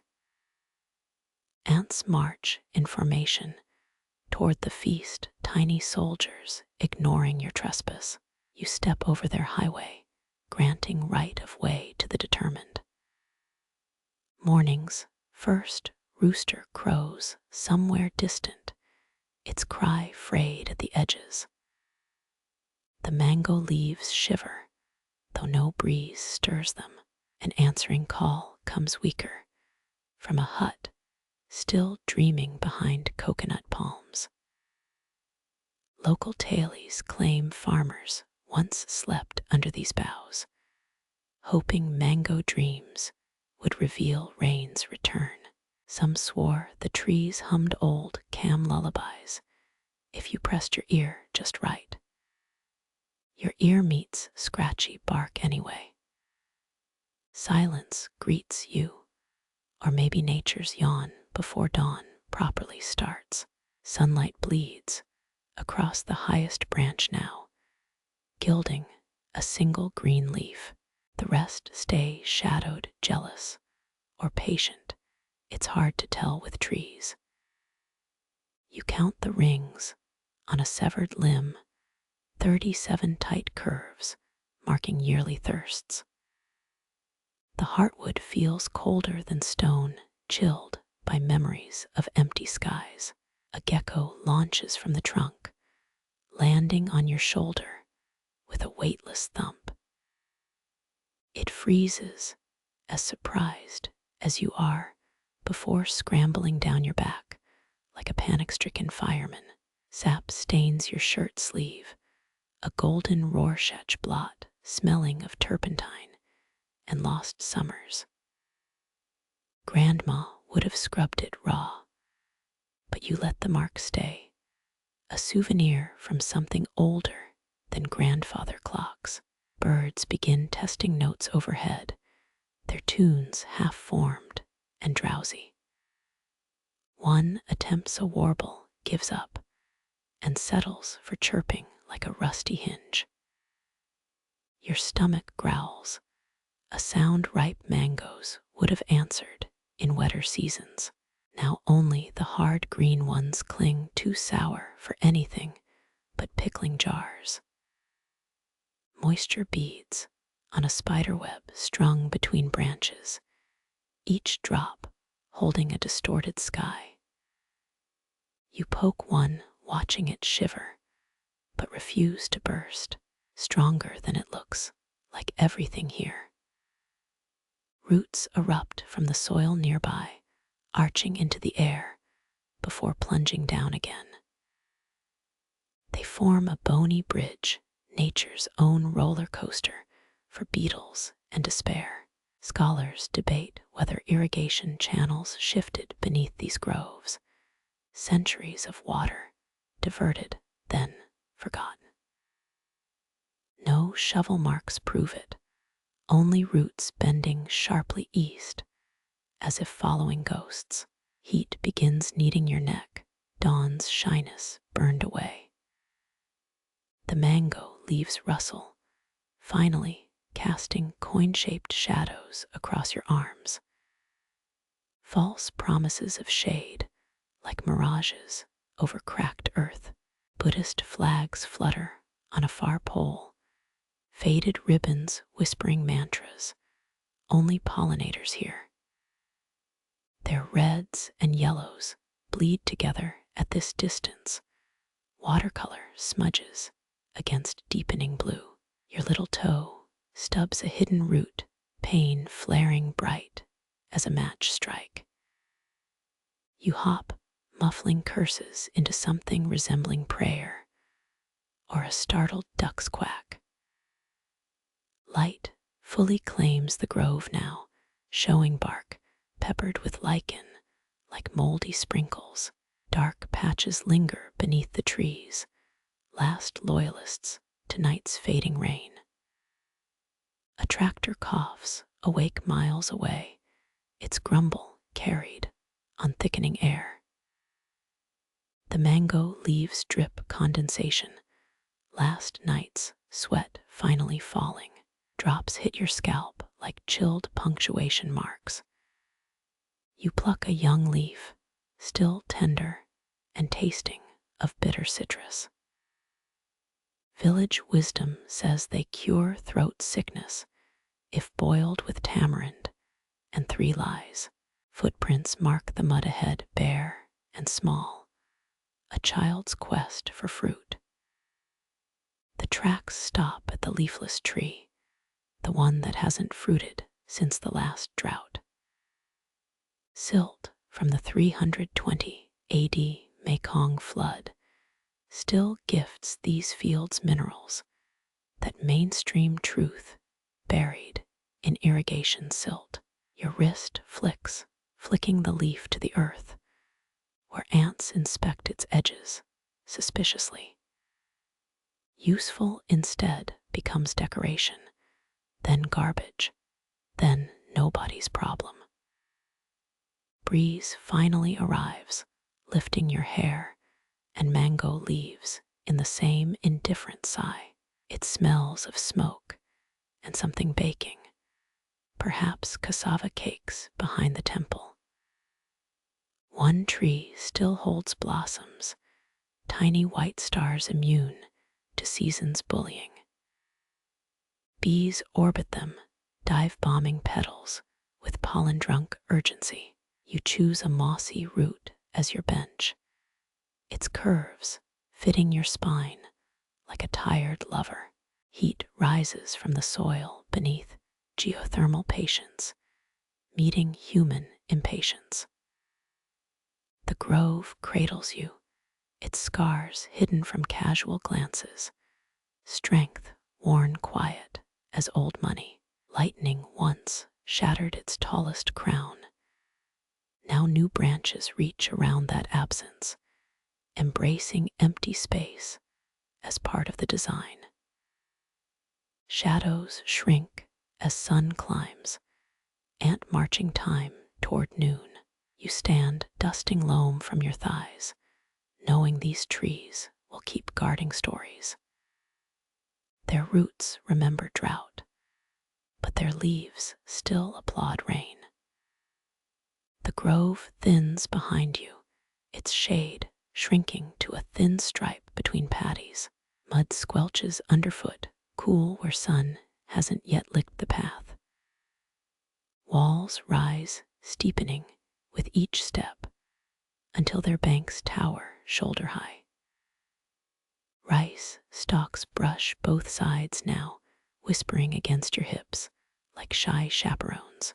Humidity thickens, air turning soup-like, as the trail narrows to single file. Footsteps slow, where dirt closes in each toe, seeking purchase on slick earth.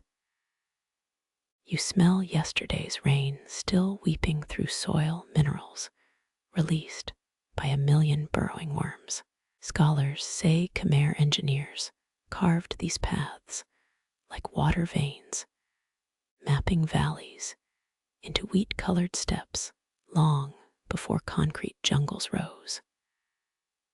Outcrops jut at odd angles, forcing you sideways like a crab.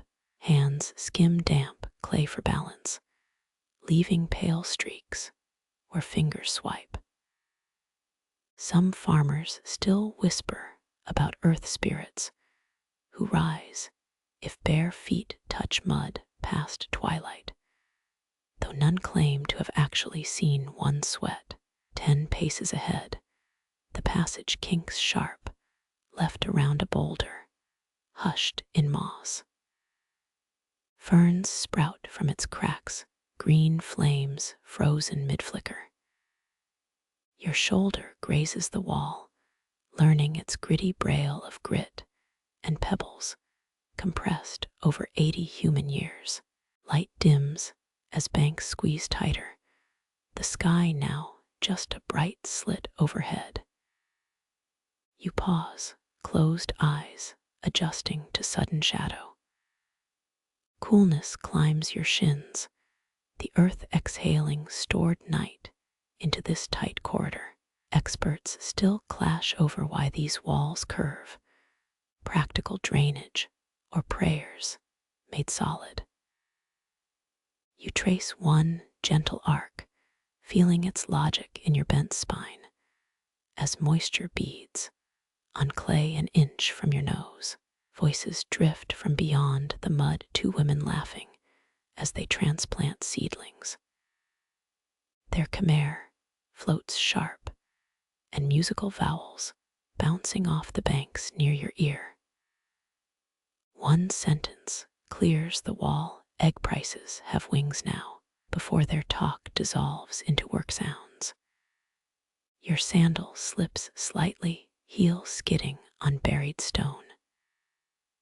Toes curl instinctively, gripping mud that's fingernail soft at the surface, but iron below. Funny, this is free skincare grandma would have envied. Clay masks included with each stumble. A dragonfly zips through the gap, above its body neon despite the shade. Wings blur sapphire, too fast for any camera phone, then vanish behind rice heads heavy as pendulums. Boulder shadows pattern the path ahead, checkerboard squares of dark and dust yellow. You step over them like hopscotch, though nobody's here to judge your form. Dew hangs on spider strands between banks, each droplet holding a warped reflection. One shivers as you pass, showing your face stretched thin, then snaps back into perfect roundness. Tiny crabs retreat into burrows at your approach, claws clicking warnings down muddy halls. Their doors seal fast, clever trapdoors of packed earth, leaving only dime-sized holes as evidence. Sun finds you again, where walls slump lower, brief gold on your neck. Black ants march a column across your path, their highway undisturbed by giants. You step over, counting 7 carrying petal bits, like pastel umbrellas. Here, the mud wears scalloped ridges from runoff, patterns flowing downhill like frozen music notes. Scientists call this rill erosion, the land writing diaries in miniature canyons. A bullfrog croaks disapproval, as your shadow falls over its puddle. Plop, it vanishes, leaving only bubbles that pop 1, 3, 5. You touch the wall, startled by its chill despite climbing heat elsewhere. Underground springs thread these banks. Or so claimed a French hydrologist in 1924, before disappearing into backcountry assumptions. Your pace slows, not from tiredness, but the path's insistence on savoring steps. Breathing sinks with some hidden pulse, maybe water seeping below, maybe your own veins humming map key to the land. Skin tingles where damp air clings, the close walls amplifying every rustle. A falling leaf sounds like a drumbeat here. A rice head's brush against fabric becomes applause. Stone paves one steep rise, carved steps worn concave by sandals 2 generations gone. Their edges blur like melted wax, testament to monsoons endured, and souls that no longer walk anywhere. You count 17 steps, same number as shrine stairs near Seam Reap, before mud reclaims the path. Humidity thickens, presses, until sweat beads where the backpack straps dig. Halfway along, a bamboo pole bridges the banks, placed by hands you'll never meet. 7 notches mar its surface, years marked by someone who cared about measuring growth in all directions. Light gilds the exit now, 30 paces ahead, where walls crumble into open fields. You pause, letting eyes adjust again, inhaling greenness rising from a million rice veins. Wind finds its way down the corridor, cool as peppermint on your damp neck. It carries cormorant cries from distant ponds, the creak of an untied boat, the in-out sigh of a sleeping valley. You glance back once, the path now a dim throat swallowing itself. Ahead, sun-washed space waits. But here, in this tight hug of earth, you exist between breaths. Arms brush both walls as you walk the final stretch, skin receiving mud's slow fingerprint. Step and drag, the rhythm older than your bones. For 30 seconds you're nothing, but a shadow slipping through the land's veins, a whisper in the valley's ear, footsteps dissolving into Cambodia's wet skin. The exit arrives too soon, light flaring white gold banks falling away like dropped curtains. You hesitate, one palm still pressed to cool clay, before emerging into the glare. Behind, the narrow path keeps its silence, waiting for the next pilgrim, or farmer, or lost thought. Your footprints fill slowly, water seeping up to heal the mud's small wounds. Sun stings your shoulders, sudden and brash, after the corridor's hushed negotiation. Birdsong rushes in, crickets tuning up, the world's volume knob cranked high again. You wipe mud from your elbow, smearing it instead of removing, becoming part of the ground's own messy story. Last night's storm waits in every pore, the path's grip still circling your ankles like a vow. 10 steps into the open, you pause. Behind, the walls curve away, seamless once more. Ahead, terrace steps descend like a green ladder, but your souls remember tight spaces. Wind combs the rice, bending, stalks eastward in waves that mimic your own passage through the mud. You touch a blade, its edge sharp enough to split skin, yet bowing easy as breath when pressed. Dragonflies return, zipping over your head, as if late for appointments in the next valley. One loops twice, maybe checking you for damage, before darting toward water you can't yet see. The corridor's chill lingers on your skin, an invisible cloak against climbing heat. You inhale deeply, tasting silt and pollen and miles, yet unwalked, before shifting weight to the next foot. Shade feels different now, less a shelter, more a borrowed pause. Clouds drift high, white smudges on blue too slow to catch anything as fleeting as you. Ants explore your sandal strap, tiny scouts, mapping this sudden mountain range. You flick them gently back to mud, their universe smaller than your smallest fingernail. A rice stalk has lodged in your hair, snagged during the tightest squeeze.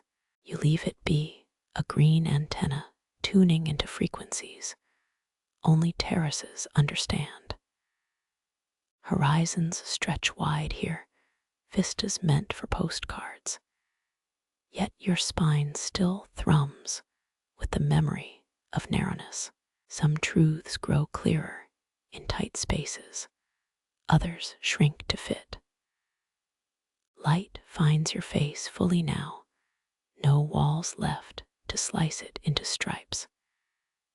You blink against brightness, suddenly aware of your own silhouette stretching westward, long and thin as a scribe's final stroke. Mud dries in patches on your calves, cracking into miniature river deltas. You scrape some off, only to have the wind steal it, dust returning to dust halfway to the ground. Behind, the hidden corridor stays hidden. Ahead, footprints wait to be made. You adjust the rice stalk in your hair, feeling its seed head brush your temple like a feather, and walk toward whatever comes after tight spaces. One step, then another, the land opening like pages you've read before, but keep forgetting. Your shadow stretches, then shrinks, keeping pace like a quiet friend who never interrupts. Heat presses down, warming the mud, still clinging to your heels. Somewhere a buffalo grunts, and the earth answers with the same slow patience that built these banks, wore these steps, narrowed this path to a single-file prayer. The corridor's echo fades, replaced by rising birdsong and insect static. But your feet remember the press of walls. How every step felt earned, how breathing turned sacred in those close quarters. How the world narrowed to skin and mud and heartbeat. Something tugs your ankle, a root or memory. You glance back, seeing only rice terraces rippling like water. The corridor hides, its moody embrace now just a seam in the landscape. Palm shade beckons ahead, a cluster of trees weathered into hunchbacks. You walk toward them, knowing shade changes everything, but toes still pressing earth for secrets only tight places tell. A hornbill calls, its cry echoing off unseen hills. You answer with a sigh, then pause, startled by how even open air feels narrow after time spent between walls. Sweat draws maps down your spine, temporary rivers mirroring the fields. Own liquid veins near your calf. 3 ants explore uncharted territory, lost between sandal strap and skin. You stop to let them march onward, these tiny cartographers, watching them vanish into grass taller than their wildest dreams. For them, your pause is a continent unexplored. Light shifts, angling under clouds you hadn't noticed gathering. Shadows deepen, then scatter as wind herds vapors across the sky's pasture. Your shirt sticks, where mud meets sweat, earth, and salt, sealing a pact older than irrigation. Grandma would fret about stains, but you've become an exhibit in nature's messy museum. One gravel fleck knocks inside your sandal, annoying as an unsolved riddle. You shake it loose, wondering how something so small can demand such attention. Thunder mutters far off, too lazy to mean business yet.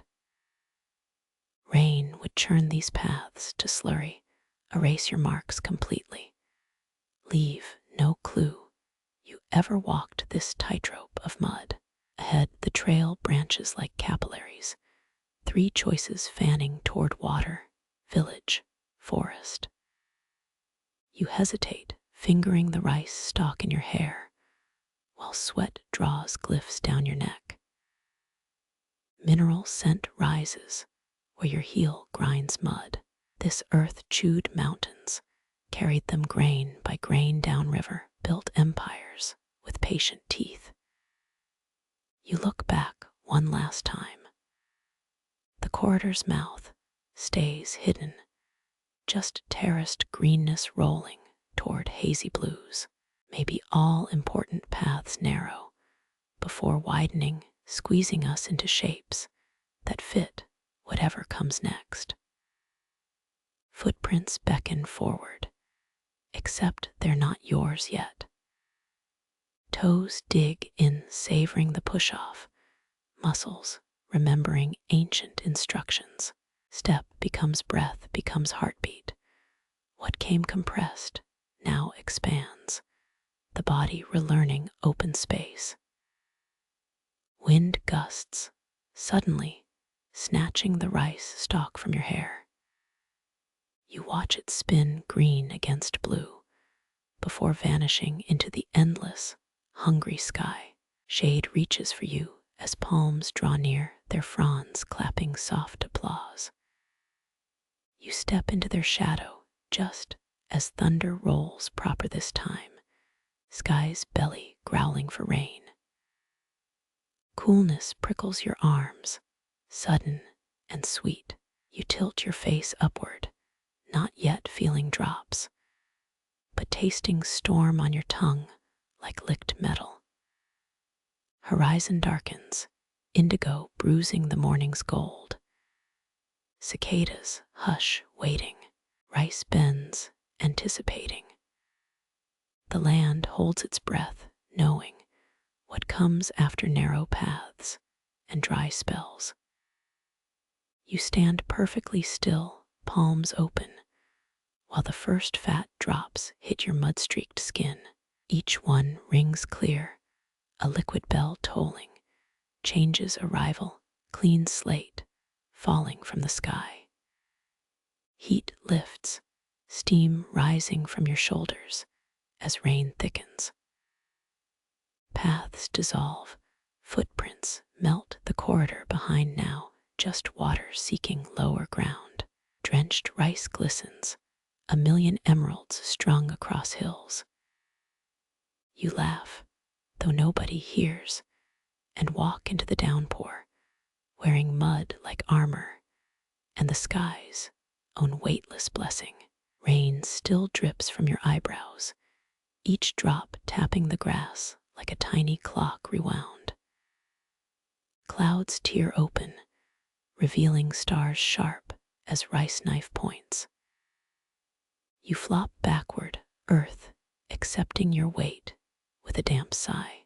Here the terraces surrender to wild meadows, grass tufted high enough to hide sleeping deer. Mud seeps through your shirt, cool where minutes ago rain hammered hot skin. Crickets reboot their song, tentative at first, then swelling to fill the sudden absence of storm.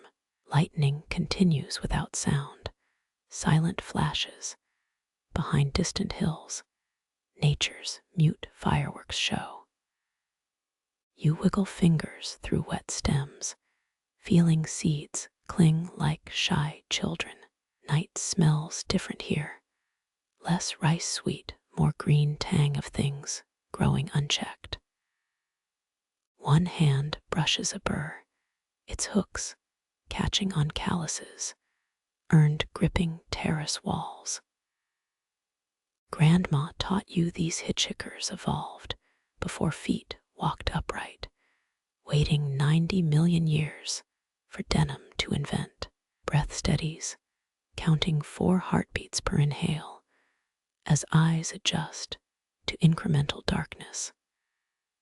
That hazy sprawl overhead, old astronomers called it the Milky Way, though Khmer legends named it Tonal Om, the river of broken promises. Historians still argue whether Angkor's temples aligned with stars for worship or crop cycles. But right now, it's enough that Orion's belt hangs exactly where you left it last December. Cool air pools in the meadow's dips, kissing sweat-damp skin. You shrug off the soggy pack, letting grass claim it as some lumpy new hill. Ants explore your abandoned sandal, their antennae mapping this sudden island. One skitters up the strap bridge, black against dark leather, until you flick it gently toward safer shores. Your toes dig into softness, no more terraced geometry, just land remembering how to be untamed. Above, satellites cut pale scars through star trails. That blue-white flicker, possible space, junk from a 1970s Russian rocket, or maybe Venus showing off. Either way, it winks before vanishing behind a palm's inky teeth. Moonlight bleeds through thinning clouds, painting grass silver-tipped. You pluck one seed head, rolling it between thumb and finger, learning its braille of tiny barbs. Nearby, water chuckles in an overgrown irrigation ditch. The Khmer Rouge tried erasing these canals during their mad agrarian dreams.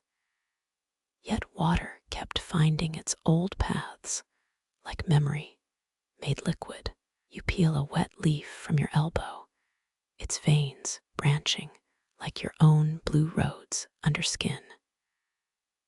When you hold it skyward, constellations show through its nibbled holes. Another makeshift planetarium.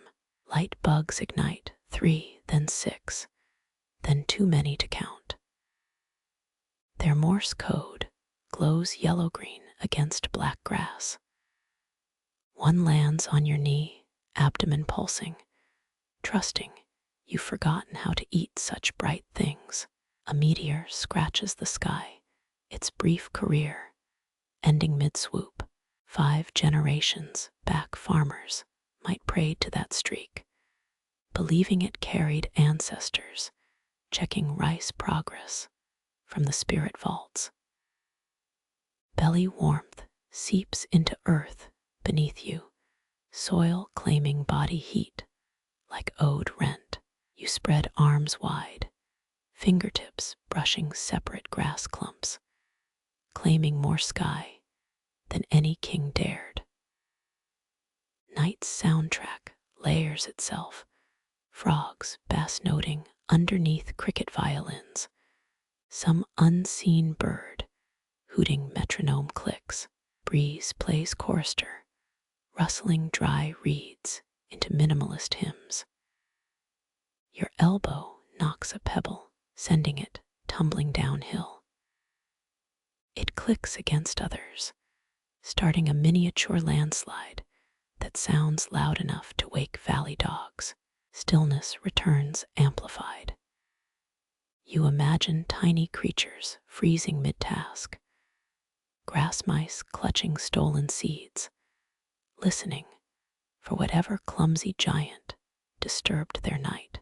Laugh lines sprout at your mouth corners, quiet chuckle turning to full laugh that scares a night heron into flight. Its indignant squawk floats back, as if scolding your outburst under polite starlight. That soreness behind your knees, forgotten until now. The mud path's steepness buried itself in muscles, only surfacing when your body remembers how to be horizontal. You trace scratches from rice stalks across your forearm, a battlefield map of the afternoon's tight squeeze. Rain washed most mud away, leaving only these pink souvenirs. Moon silvers a spider web nearby, each strand gleaming like fame's fragile promise.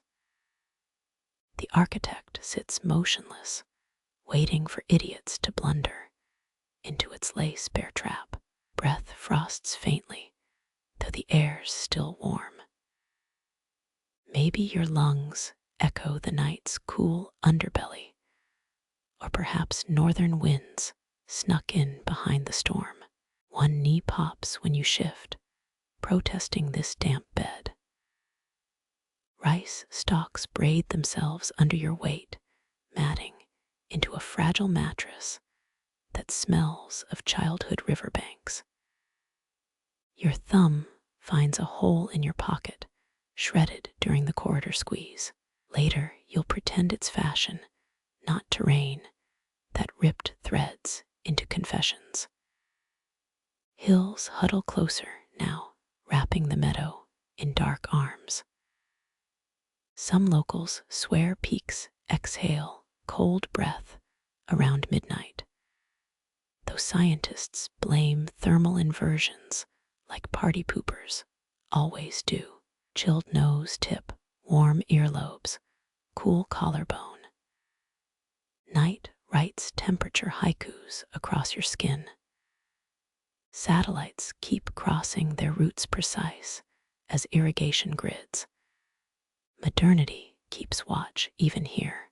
A lone airplane blinks across Orion's bow, twin red eyes winking reassurance to passengers who'll never glimpse meadows like this below clouds.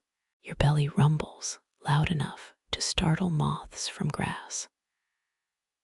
The sound travels further than expected, announcing hunger to unseen buffalo in distant pens. Digging out a smashed banana, its skin brown speckled from backpack captivity, sweetness explodes, too ripe, too perfect. You lick fingers, sugar gluing moon dust to skin.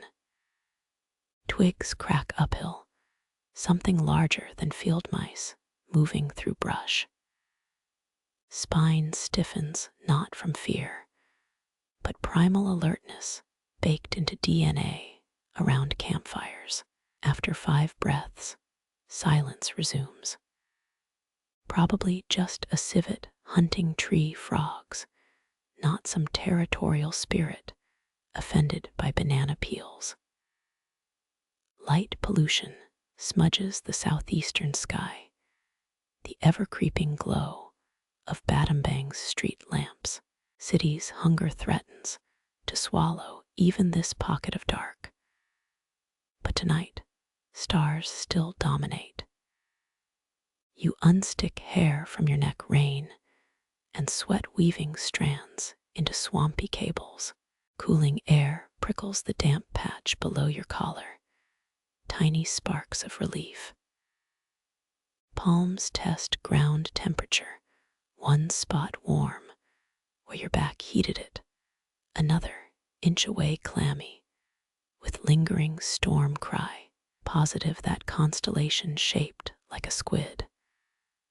Must be some sailor's joke centuries ago, yet now its gospel written in star ink. Skin remembers rain, how it hammered shoulders like angry fingertips, then gentled to a lover's touch before quitting entirely. These terraces needed it, dry cracks healing under mud's brown stitches. You count fireflies above your face, 16 visible, without moving your head. Their lanterns sway, drunken constellations, mimicking the sky's grander show. When was the last lie down under undiluted night? City life turns stars into souvenirs, things glimpsed behind streetlights. Never felt like this velvet pressure overhead. The grass cradles your skull softer than hotel pillows, fractionally damper. Neck muscles unclench, knots earned squinting at maps, at phone screens, at misleading horizons. Eyelids grow heavy, but you fight sleep. Missing even one falling star feels like skipping a sentence in Earth's oldest story. An itch blooms on your ankle, probably grass lice exploring fresh territory. You scratch absently, nails dragging mud streaks into accidental war paint. Left leg tingles, circulation, protesting prolonged stillness. You stretch toes toward the forgotten ditch, feeling blood rush back like freed prisoners. That buzzing near your ear, mosquito intent on claiming Khmer karma points. You wave half-heartedly, too lazy for proper swatting, banking on breeze, deterring her ambitions. Memories surface, unbidden. Grandma pointing out Venus from her hammock, Dad tracing Big Dipper during camping fails, a lover mocking city stars as weak copies. Your arm brushes against something cold, a stone hidden beneath green. Fingers trace smoothness, likely a terrace remnant exiled when fields expanded centuries back. Moon picks out shape, rounded edges, suggesting it once anchored a gatepost or shrine marker. Lichen clings like island nations, refusing annexation. The stone warms under your palm, nights chill slow to touch deeper layers.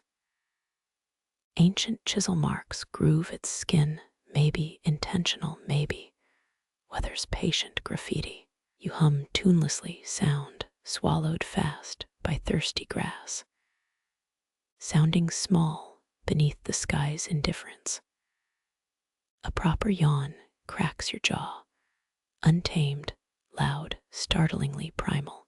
It triggers a yawn cascade, eyes watering, cheeks aching, lungs emptying down to last reserve. Meteorites burn brief, lives across the atmosphere, suicides lighting the way for whoever's next. Pebble edges dig into your shoulder blade, a diva demanding position change. You roll left, grass whispering against your ear like gossipy aunties. Wristwatch glows faintly, 3 hours since storm's end. Minutes behave differently here, stretching and snapping without regard for clocks. Your tongue collects night air, tastes green, tastes stone, tastes distance. Tomorrow's walk lingers beyond the meadow. But for now, the stars rewrite your worries into less jagged shapes. One hand rests on the damp pack, half expecting it to pulse with shared heartbeat. Tiny feet skitter across your shin, spider or beetle too rushed for introductions. Throat tightens, a sudden swell of feeling unspooled by constellations. Tears would come if this place allowed such liquid indulgences. Instead, you let starlight press the ache down, folding it small enough to pocket. Wet sneeze startles a nearby frog into complaint. Nose drips, untended, riding the frontier between pollen insult and oncoming cold. Eyelids lose their battle, closing just enough to blur stars into luminous smears. Milky Way becomes a paintbrush swipe, Orion's sword a glitter spill. That faint vibration under your back, Earth's heartbeat or truck rumbling 10 miles west, can't decide. Shoulders sink deeper into meadows, hold this cradle older than saints, older than maps, older than every footstep that carved the terraces, watching nearby. Warmth clusters in your left palm, fingers curled around the anonymous stone. Mind empties, not with effort, but like cup tipped sideways, thoughts spilling into soil where roots drink them deep. Breeze flips hair across your mouth, carrying scent of mud baked under stars. One burning satellite, one winking plane. A firefly that lands on your knee-purse manifesto contrail of modern existence against nature's dark theater. The meadow keeps its council way station between terraces and forests, a place to unpack solitude. Thumb traces the stone's grooves as constellations pivot overhead, centuries winding down while you borrow this patch of grass.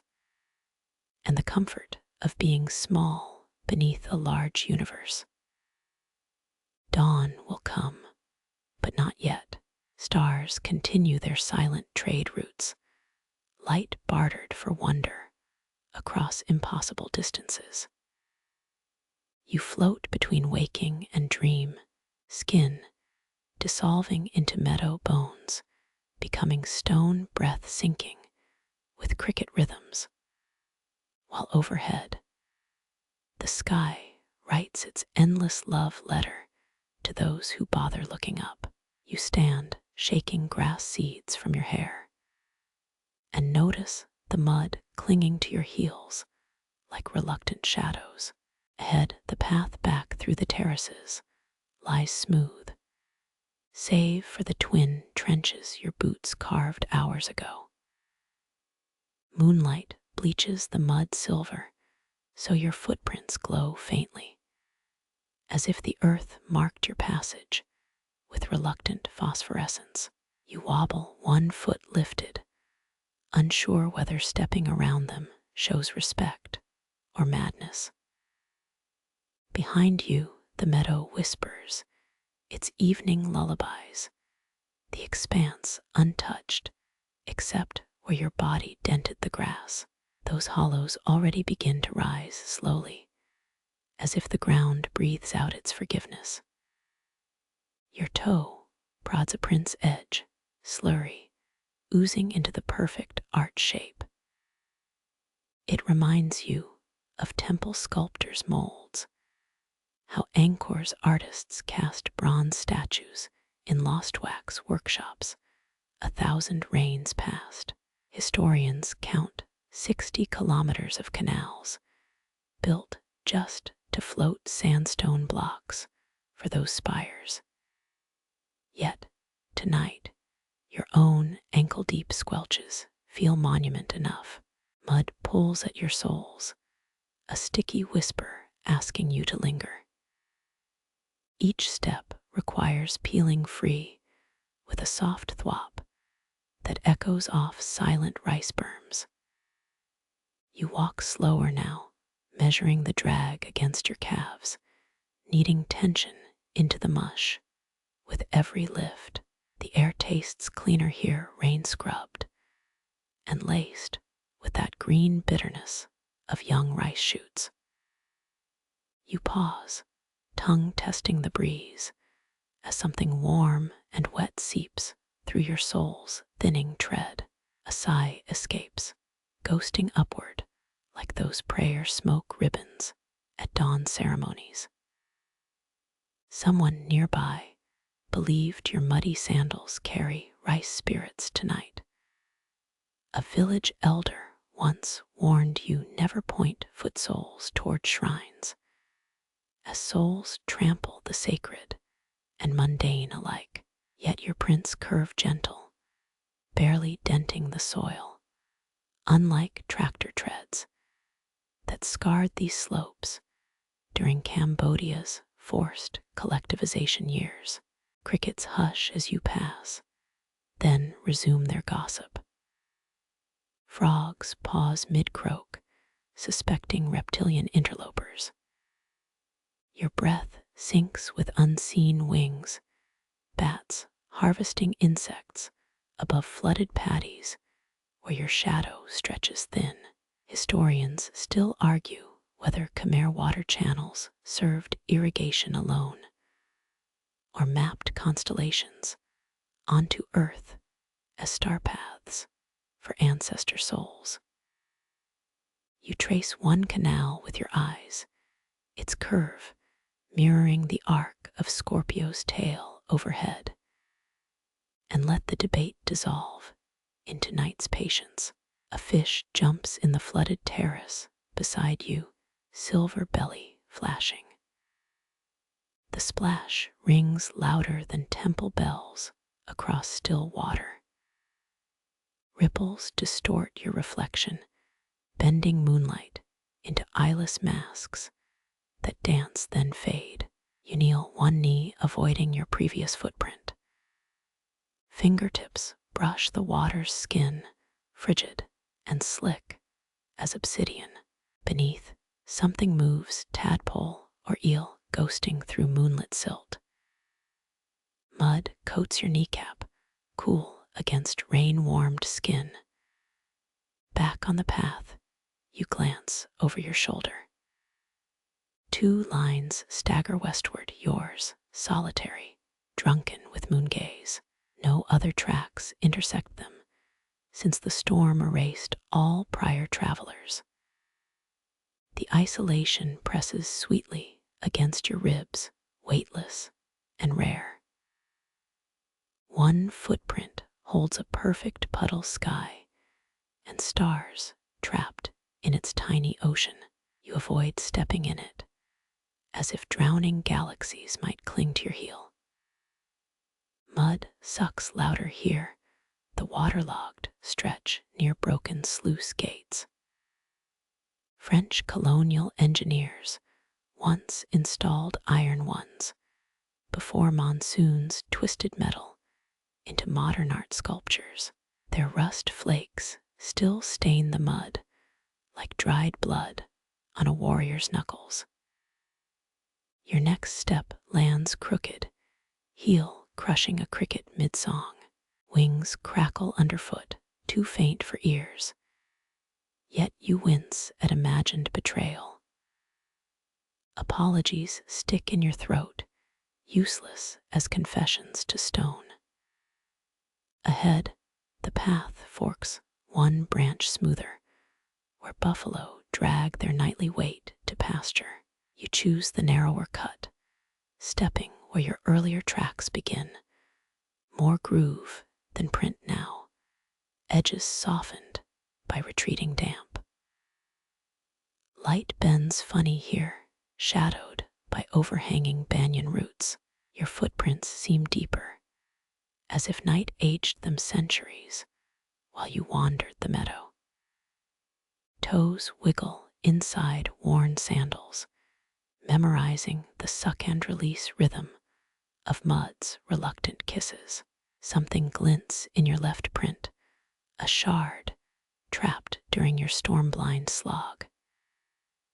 You pluck it free, raking mud from its surface, and moonlight reveals blue-white porcelain, probably a rice bowl's remnant, smashed during some midday meal in the Angkor era. Two of your toenails have bled raw from sandal straps, Rust streaks on skin, mimicking the patterns of ancient Khmer pottery. You dab spit on the wounds, sealing them with nocturnal chemistry. But mud claims the gesture. Instantly, an ant battalion struggles up the wall of your deepest print.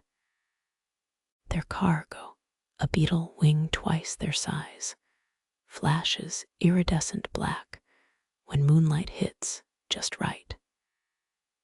You squat, casting shadow, and they freeze, tiny laborers caught in your giant's gaze. When you stand, their march resumes, undeterred by temporary eclipses. You hum a lullaby, the one village women sing while winnowing rice. But mud muffles your voice into bass notes. Its vibrations startle frogs into a pause, their silence echoing louder than any croak. Nearly slipping, you grab at terraced walls, fingers sinking into slick rice straw reinforcement. Centuries of farmers perfected this weaving, bundling straw, with mud creating walls strong enough to withstand monsoon tantrums. Your grasp leaves 5 divots behind, a clumsy signature beside your fading treads. That leaf stuck to your shin, same one from the meadow, tenacious as colonial borders. You scrape it off, smeared chlorophyll staining skin like war paint, before flicking it into your own footprint as ephemeral graffiti. Ahead, the guest house light winks yellow and electric, diluting starshine. Your feet slow, aware that concrete waits where prints can't form. The mud feels suddenly precious, clinging with primal intimacy. This last communion before hoses and doormats scrub the night away. One final glance back. Moon etches your trail clearly, a wavering scripture written in mud and motion. Tomorrow's sun will erase every letter, flattening each depression, gifting fresh parchment to dawn's wanderers. The thought comforts like grandmothers, quilt brief and bright across your chest. Your soles lift, then lower, one last time. The mud accepts this farewell press, recording your weight, your hesitation, your gratitude before letting go. Tomorrow's dawn will smooth this stretch, as well readying it for sandals' hooves, or bare feet, not yet dreaming of return. Stars mirror your footprints below, their light bending through atmosphere, each point a silver step across black soil. You whisper thanks, not to gods, but to mud. Then turn toward the yellow bulb, carrying night's silt between your toes, its grit already weaving itself into tomorrow's quiet memories. Damp sandals slap porch concrete, the sound foreign after miles of muffled earth. Key grates in lock metal on metal, a noise night cannot soften. Behind on the path, your last visible print pools, starlight, a tiny cup of borrowed sky, as the horizon pales like steamed jasmine rice. The door clicks shut, not loud, but final. Night exhales indigo fading into mother of pearl, while your forgotten footprints soften, dissolve, return to the land's patient embrace. Heat rises, dawn's first breath steaming the mud flats, poaching the evidence of your passage. 2 water buffalo lumber onto the path, their wide hooves smearing your tracks into oblivion steady as monks erasing mandalas. Rice stalks sway unknowing. Birds birdsong stitches the humid air, fresh melodies replacing last night's score. Something in the soil unclenches, ready for day's new weight. Darkness softens, indigo bleeding into dusty blue, as if night dissolves in reverse. Cicadas slow their drumming, each pulse stretching thinner, like monks, unspooling the last prayer flags before dawn. You lean against a bamboo pole, its green skin cool through your shirt, counting breaths between insect beats, 4, 7, 11, until the rhythm frays into silence. Scientists claim cicadas sense temperature shifts within half a degree, their bodies finer than antique thermometers, yet you imagine them whispering, "Enough now, let the day shift take over." Moisture gathers on your lower lashes, not tears, just night's final sweat condensing as the air chills. Downhill, the rice terraces exhale mist, curling upward like smoke from a snuffed candle. Khmer engineers once plotted these fields using bamboo levels and star alignments, their math precise enough to flood paddies within finger-width accuracy. Now their ghosts watch water drip through your sandal straps, each drop joining the soil's memory. A bat zips overhead, too fast for focus, just a blur of hunger against fading stars. Historians still argue whether Angkor's reservoirs held fish farms or purely ceremonial waters. But your empty stomach votes for practicality. Your pinky finger finds a hole in your pocket, worming through frayed fabric to touch bare thigh. The surprise of skin on skin makes you snort, a lone chuckle swallowed by the coming light.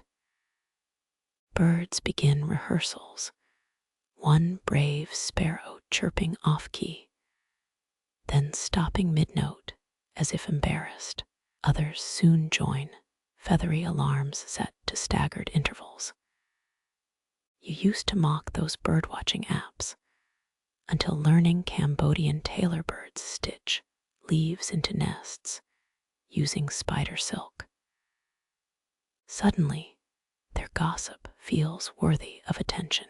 The horizon pales, not yellow yet, just a weakening of blue's grip. You stretch arms skyward, knuckles brushing a vine no one planted, its flowers shut tight against daylight. Night-blooming species guard their scent until the last possible moment, stingy with sweetness.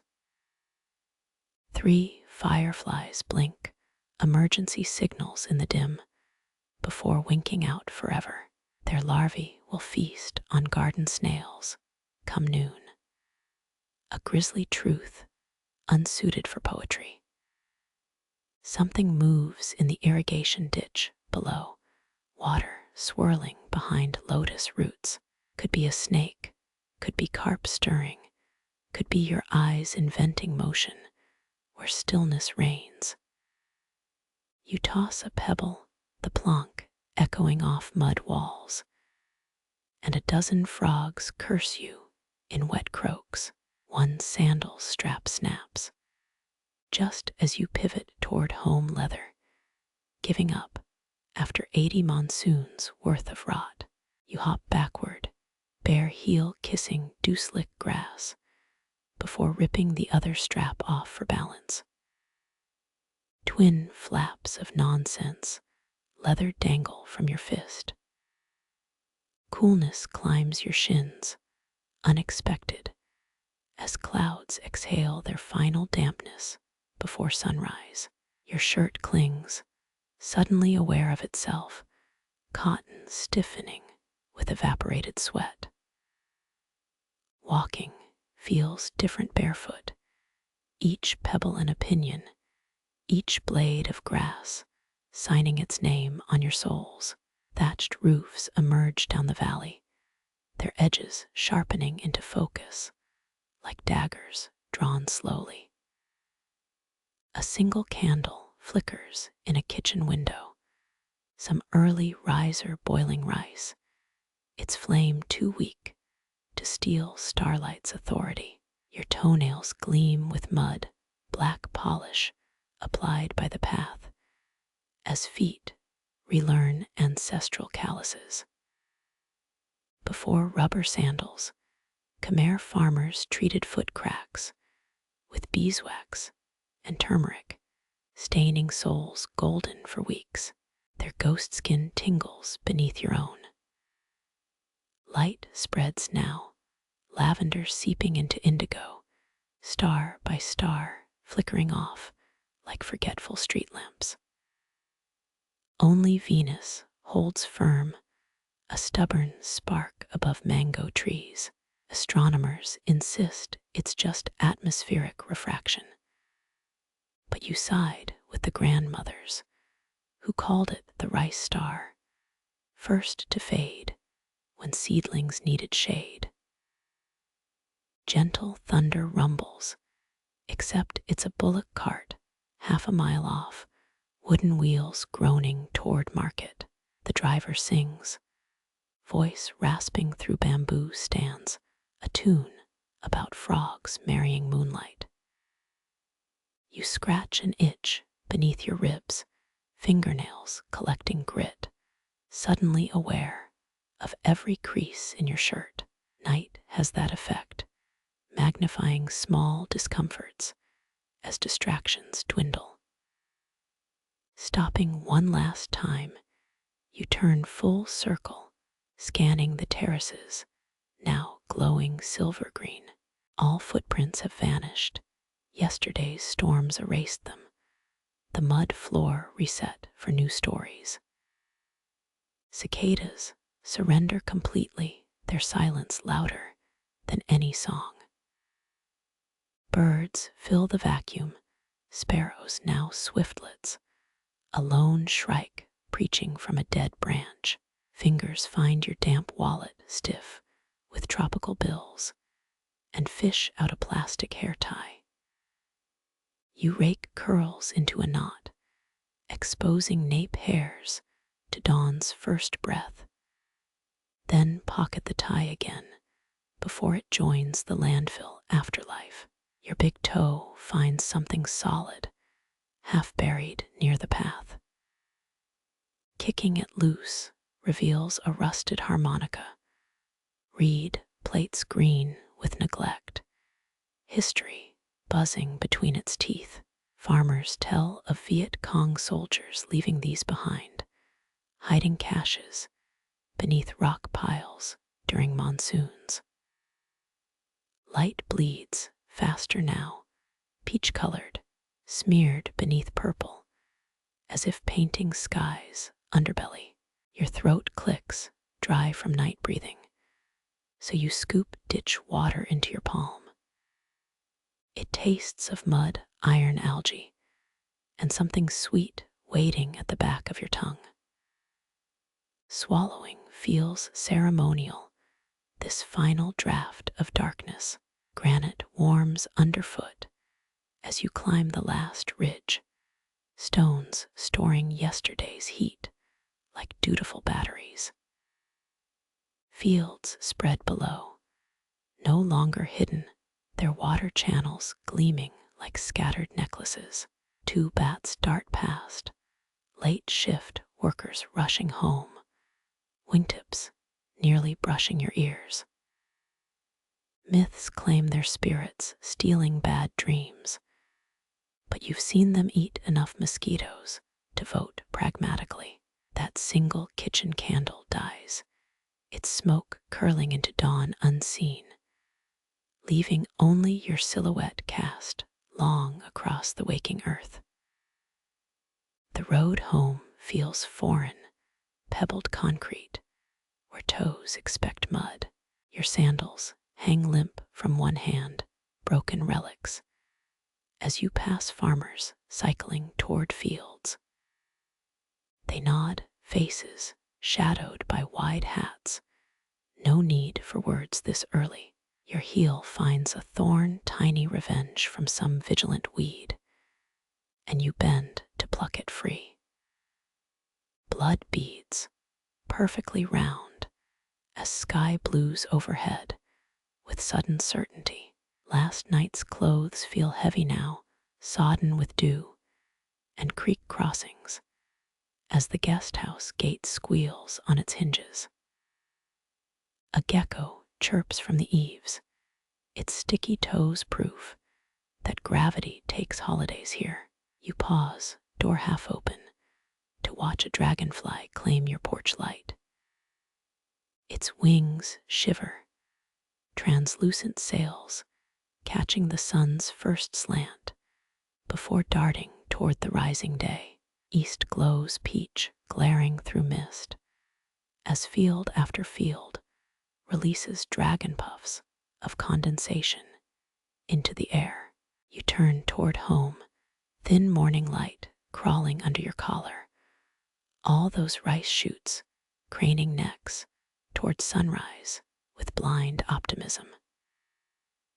Damp grass clings between bare toes, each blade swollen with night dew. And suddenly walking feels like squishing ripe fruit. You wiggle your way up the embankment, steps noisy now in dawn's thick silence, while distant farmers load ox carts with clanking milk cans. Your broken sandals dangle limp from your grasp, defeated leather tongues flapping against your shins with every stride. Khmer empires built rest houses every 9 miles, sacred to pilgrims. Blistered feet, though no such mercy, lines this stretch of clay road today. An earthy flavor hangs between your molars. Half dirt, half pollen dawns own sourdough starter. The forest chirps louder, bulbuls and tailor birds. Now, even a kingfisher dive-bombing puddles like a jeweled torpedo. Mango trees stretch long shadows over the path, narrow spears of shade that feel precious compared to last night's endless dark. Pink lotus flowers yawn open in streams below, petal lips glistening with fake innocence. A dog trots past, ribs showing his nose, snuffling ditches for lizard trails. Farm mutts here rarely bark. They know yelling burns too many calories before breakfast. You pass a roadside shrine, its stone Buddha half submerged in ash and wilted plumeria, incense sticks rotting to mulch beneath him. Historians still bicker over whether dragons decorate Angkor Wat as symbolic guards, or just artistic flair meant to terrify French colonials. A gecko clings to your guest house wall, barking at some invisible insect threat, his tail vibrating like an overtuned radio antenna. Your toes flinch as pebbles bite fresh arches, tender soles fused with mud clumps like aloe sap on sunburn. Before rubber tires, Cambodian ox carts used hollowed mango logs as wheels, their groan lingering through midnight villages. Palm-thatched roofs, brown under daylight, smoke threading upward from kitchen fires, burning last season's husks. One farmer waves, flicking water from his basket, while tilapia flick silver tails inside. Your stomach grumbles, sour emptiness left from dodging those roadside fried spider stalls yesterday. Locals swear they taste like crispy duck, but you trust arachnids to hold grudges. Reflections ripple across flooded Paddy's morning sun, catching every flapping gill and tadpole twitch. A busy metropolis beneath knee-high water. A marsh hen squawks, legs dangling mid-stride, as if startled by her own takeoff. You pause at the guest house gate, rustic signs squealing like a choked rooster, to brush grit from your soles. Morning light fingers through pine trees, cutting gold slashes across wooden decking worn smooth by barefoot tourists. Gecko tracks zigzag down stucco walls, tiny suction pad prints mapping all-night escapades above hammock sleepers. Last night's discarded beer bottles sweat rings on side tables, each label faded to ghostly translucence. Your room exhales cool air, concrete repelling equatorial heat like a frog's damp belly. You kick off those sad sandal straps, heels kissing cold tiles, before peeling off socks crunchy with dried sweat. The bed groans, its bamboo frame remembering your midnight tosses, muslin mosquito net dangling like a bride's forgotten veil. Your wallet spills pocket sand onto the nightstand, along with one pebble you swear wasn't there at dusk. Gray stone polished smooth as old bone. Birdsong crests through open shutters, noodle sellers calling now too, motorcycle engines revving down alleyways toward market spice stalls. That last trace of night folds itself neatly inside your ribcage, silent, patient, waiting for next dusk's unfurling. The bed's bamboo slats sigh beneath you, muslin netting drifting down like tired eyelids, as cool tiles leach heat from your weary feet. Outside, motorbike growls soften into market hums, a distant clatter of spoons against steaming pots. Your palm closes around that smooth pebble gift left on your nightstand, stone worn gentle by rivers you'll never meet. Press it to your chest, its weight familiar now, a quiet companion for dreams not yet spun. Mosquito net fabrics breathe, tickling your cheek as night's last moth circles the single bulb. Its wings whisper against glass, tiny applause for darkness about to take center stage. Through half-shut windows, dawn stretches gold across floorboards, warming toes that wandered miles of mud-drenched paths. Somewhere, a farmer's laughter bubbles up liquid and bright before dissolving into rice field echoes. Gecko barks fade behind plaster walls, their nightly watch ending as yours begins. That folded night inside your ribs unfurls one velvet corner, nestling deeper, promising landscapes only closed eyes can hold. Breath slows, melding with ceiling fan rhythms, blades cutting air into slower, softer ribbons. Lungs fill with remnants of lotus pollen and wood smoke, sweetness lingering like a half-remembered lullaby. All those dawn sounds blur now, kingfishers and noodle carts and creaking oxen weaving into a blanket for your thoughts. Even morning light hesitates at the threshold, dimming its glare, as shadows pull their softest sheets over the day. Fingertips brush the pebble once more, anchoring you to this damp, cool room, this safe cocoon, where even dragons rest their wings. Let go, release each dew-soaked memory. Let them soak back into the soil that birthed them.